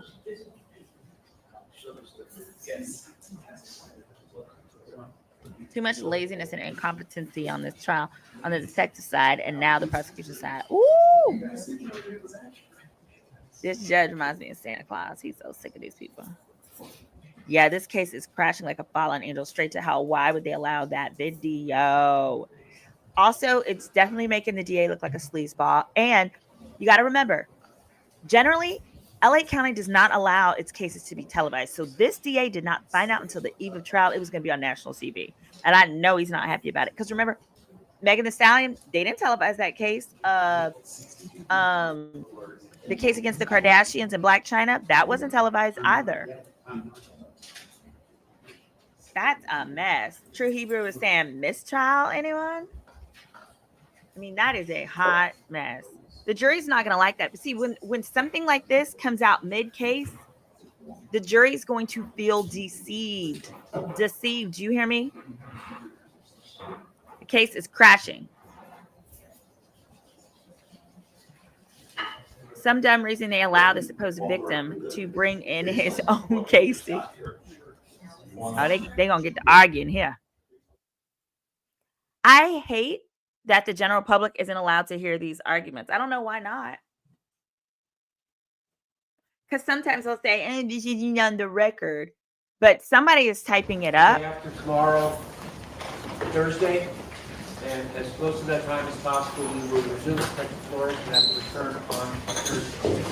Oh, no court tomorrow. Discuss the case among yourself or anybody else. Yeah, Cup Animated said, I would feel deceived. I'm with you, girl. Fake evidence. How in the world does the jury ever look past that? This is definitely deception. Oh, True Hebrew said she prayed for Rocky. I mean, why Rocky looked straight at the camera like the Office TV show? No court tomorrow, I bet, because of this new information. Yeah, it's very strange that you wouldn't have court on a Wednesday. Like, it would make more sense to not have court on like a Friday, but a Wednesday, that's where you've got your momentum. It's weird. It's weird. Well, thanks for joining us, guys. Today was day 7 of the ASAP Rocky trial. What is this noise? They got the worst music ever. Ugh. So it's day 7 of the ASAP Rocky trial. Today, let me see. The main thing, who did we have on the stand today? We had no more Relly. Relly is all done. We had some cops on the stand today. Was court supposed to be? Yeah, it was supposed to be for each of the days. This is a rerun. I mean, let's see. Let's just make sure. The exhibit 39, I cannot object. It was displayed to the jury before we put in evidence. Is that procedurally how we do this? I mean, this was put on. That says 6 photos. Yeah. Let's find out what they're arguing about. Displayed to the jury before the witness identified them, before they entered. Is that? I'm going to object, right? So if we didn't object, I'm not objecting. You do got that windbreaker on. Procedural. Is that? And he got shades on. I'm not making an objection. All right. Sure. 39, exhibit 39, for example, please. Let's see what they're arguing about. I'll break it down. Whatever it is, any exhibit, doesn't matter what it is, right? They were put up on the screen before they were shown to the witness, they were just put up on the screen. Weren't they shown to Detective Flores while he was on stand? No, they were shown to Detective Flores like this, so the whole jury saw them also. Again, I can object. They're not controversial. What's the problem? I don't know what's the problem. It's a question. Can we do this too? Yes. Wait. First of all, not only did I show them to counsel immediately before I put them up, I showed them I showed them to Mr. Takakina, Mr. Siegel, and the defendant himself to make sure You did that very if nice. there's anything in So there. you both can't speak at the same time. I'll explain. Give me a second. Let's let them finish. I'll explain it. Just to make sure there was nothing in there that he found, too private to share. What So what I'm kind- saying is, I previewed this for them well in advance, so they can make any objections they want. But I maybe didn't get the part where I'm not complaining and I didn't object. I'm asking a procedural question. Just show him the photos first. Okay, that's a joke first, and then I just throw them up here, even though the witness has identified. You can put them up there and then ask who you can ask. Detective? Well, I hypothetically, I don't even know who you are. What am I, right? Say, I have a quote of, one witness, right? If it's not an objectionable exhibit, and a witness is on the stand and establish a foundation, I put it right. then you can put it up. Okay, so I showed it to them, obviously, they see first, they don't tell me you have a problem, I can see that. And that's what I'm asking. In New York, if I did that, I get remanded. Remember, he's a New York lawyer. An exhibit publicly to the jury before it was entered. Literally. And that's what I was asking. This guys are really, this is California mellow out We're a long way from New York. here. Yeah, Rocky's so over this. Anything else? No.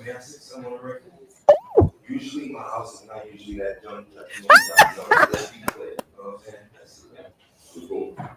Thank you. Thank you. That was a whole new, that was a whole new light. All right, we'll see everybody.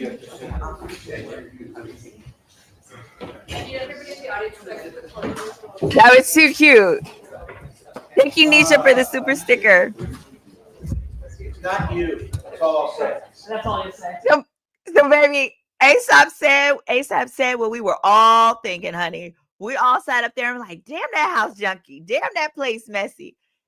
At the end, he said, Your Honor, can I say something on the record? And I was like, oh, Lord, what is it going to be? He was like, Your Honor, usually my house is not that junky. And honestly, it looked like he was in the middle of a move, either in or out. That was too cute. Yes, that was funny. Because he knew people were going to say his house was a mess. That's right. It looked like a hoarder resided there. Child. Can't wait until we're watching Christian Full Gold. Oh, yes. I'm about to get permission for that. But it's going to be federal. So that's going to be tricky because the feds don't usually let you. But you know how I like to do my court reenactment. Hope you're watching Christian Fool's Gold. Christian Fool's Gold. He's a guy who's married to, or he is married to Jennifer Williams from Basketball Wives. And the two of them are probably going to get wrapped up into a RICO type of trial. Well, not necessarily RICO, but into a fraud scam trial. They'll be on one. They'll have their own like American Greed episode probably. It's going to talk about how they, stole millions from people. But yeah, so I just wanted to explain real quick. So what happened at the end, the little argument between the Rocky's lawyer and the other lawyer was that Rocky's lawyer is from New York City. He practices in New York City, but he's done what's called pro hoc vice, which means for this one only. Pro hoc vice, this time only. Or this one only. And it means, hey, I'm licensed in a different state, but this client in this state really wants me to represent him in this case. So what happens is he then partners with someone licensed in California. That's the guy sitting to the right of Rocky. And the rule with the courts is yes. The courts will say, yes, we'll give you the paperwork. You're allowed to practice in California for this case, as long as whenever you come to court, you always come with the California lawyer. And that's because what Taco was saying, that's what we call Rocky's lawyer. What Taco was saying is like, hey, in New York, I would have my butt handed to me, okay? I would get reamed if I put evidence up on a screen for the jury before it was officially admitted into evidence. You cannot do that. So he was saying, listen, the prosecution has done that all day. Can we do that too? And the prosecution's like, what's your point? I showed it to you. I showed it to Rocky before I put it up. He's like, yeah. But the rule is the rule. And although I didn't have it, I just want to make sure, is what he was saying. I just want to make sure that when it comes our chance, we can do the same thing. Here's what that means. That means when it's cross-examination time, the next time they about to drop some bombshells, whether it's on this witness or the next witness. And they are going to put some stuff up on that screen that probably is going to have the state hollering, not hollering, but hollering and screaming like, oh, Your Honor, no, they can't show that to the jury. Well, what happens is once a document is put on the screen, once you get to hipping and hollering like that, like, oh, we don't want the jury to see it, it makes the jury want to see it even more. It makes the jury want to know, well, what is it? Why doesn't the prosecution want us to see it? What is it they're hiding from us? What is it that they want to keep from us? That type of thing is what happens. So, we don't want to see them. That was the gist of that little back and forth that we had there. And then let me just, I said, I'm hollering. Great job. Taco is always setting people up. They're always arguing loudly. Please use your speaking voices inside. Is the defense's second chair a licensed Cali attorney? Yes, has to be. That is the law. It's the law. And it's because the law wants people to have the attorneys of their choice. So if it just so happens that let's say your brother is a lawyer, but a lawyer in a different state, they're like, hey, your brother should be able to defend you because that is your right when it's your freedom, which is the most important thing that you have, right? You should be able to get whatever lawyer you want. It's just that they need to partner with someone who knows how to follow the laws of the state. Hell, if you're allowed to represent yourself, you should definitely be allowed to use an out-of-state lawyer. The only time they don't let you is if that out-of-state lawyer has like done it before or gotten in trouble with their state. Team Rocker. Mama May Jo said, didn't know the DA and defense sit that close to each other or can sit that they hate each other. Course correction said, the police don't believe this case either. You might be right. You might be right. He is embarrassed. So Thursday, they're going to resume. They're not meeting tomorrow because of what was just discovered. It's going to be case. Which particular thing that was just discovered? They're always talking loudly. Is the defense second chair? We got that one. At this point, Taco knows he's won the case, and he is just messing with the prosecution for kicks. If they misrepresented that video, I don't think this case can go forward. They sure did. No, they're not coming back today, Cheryl. They're coming back Thursday, actually. I want to see. Hold on. Let me hop over to Twitter real quick to see if there's anything significant that we just missed or just happened.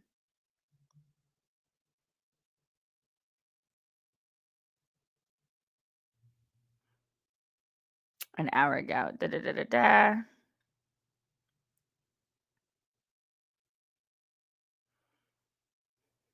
Hold on. Okay, let me see. There's this. Hold on. There's another person that I follow. Hold on. It is Don't F with Justice. Let's see if they posted anything new.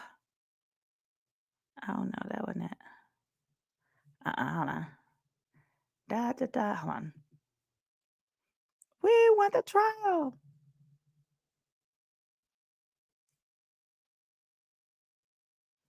Come on.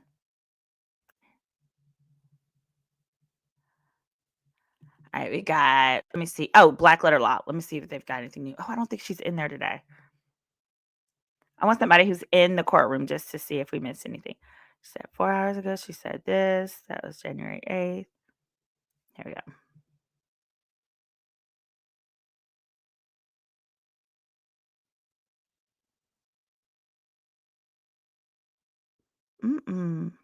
No, that's not incorrect. Relly told the police that his lawyer told him to go back to the scene to get the bullets, but there aren't any calls between the time of the shooting and the time that he was back between Relly and the lawyer. Okay, attorney Erin White. I think Tacopina just got out that there was a gun registered to another person inside of Rocky's house. This is great for the defense. And let me share this tab. It is. Hold on. I'm gonna put it up for you guys.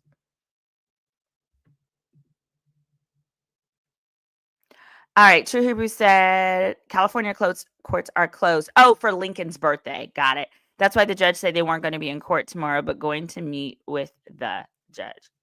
Hold on. True Hebrew. The video.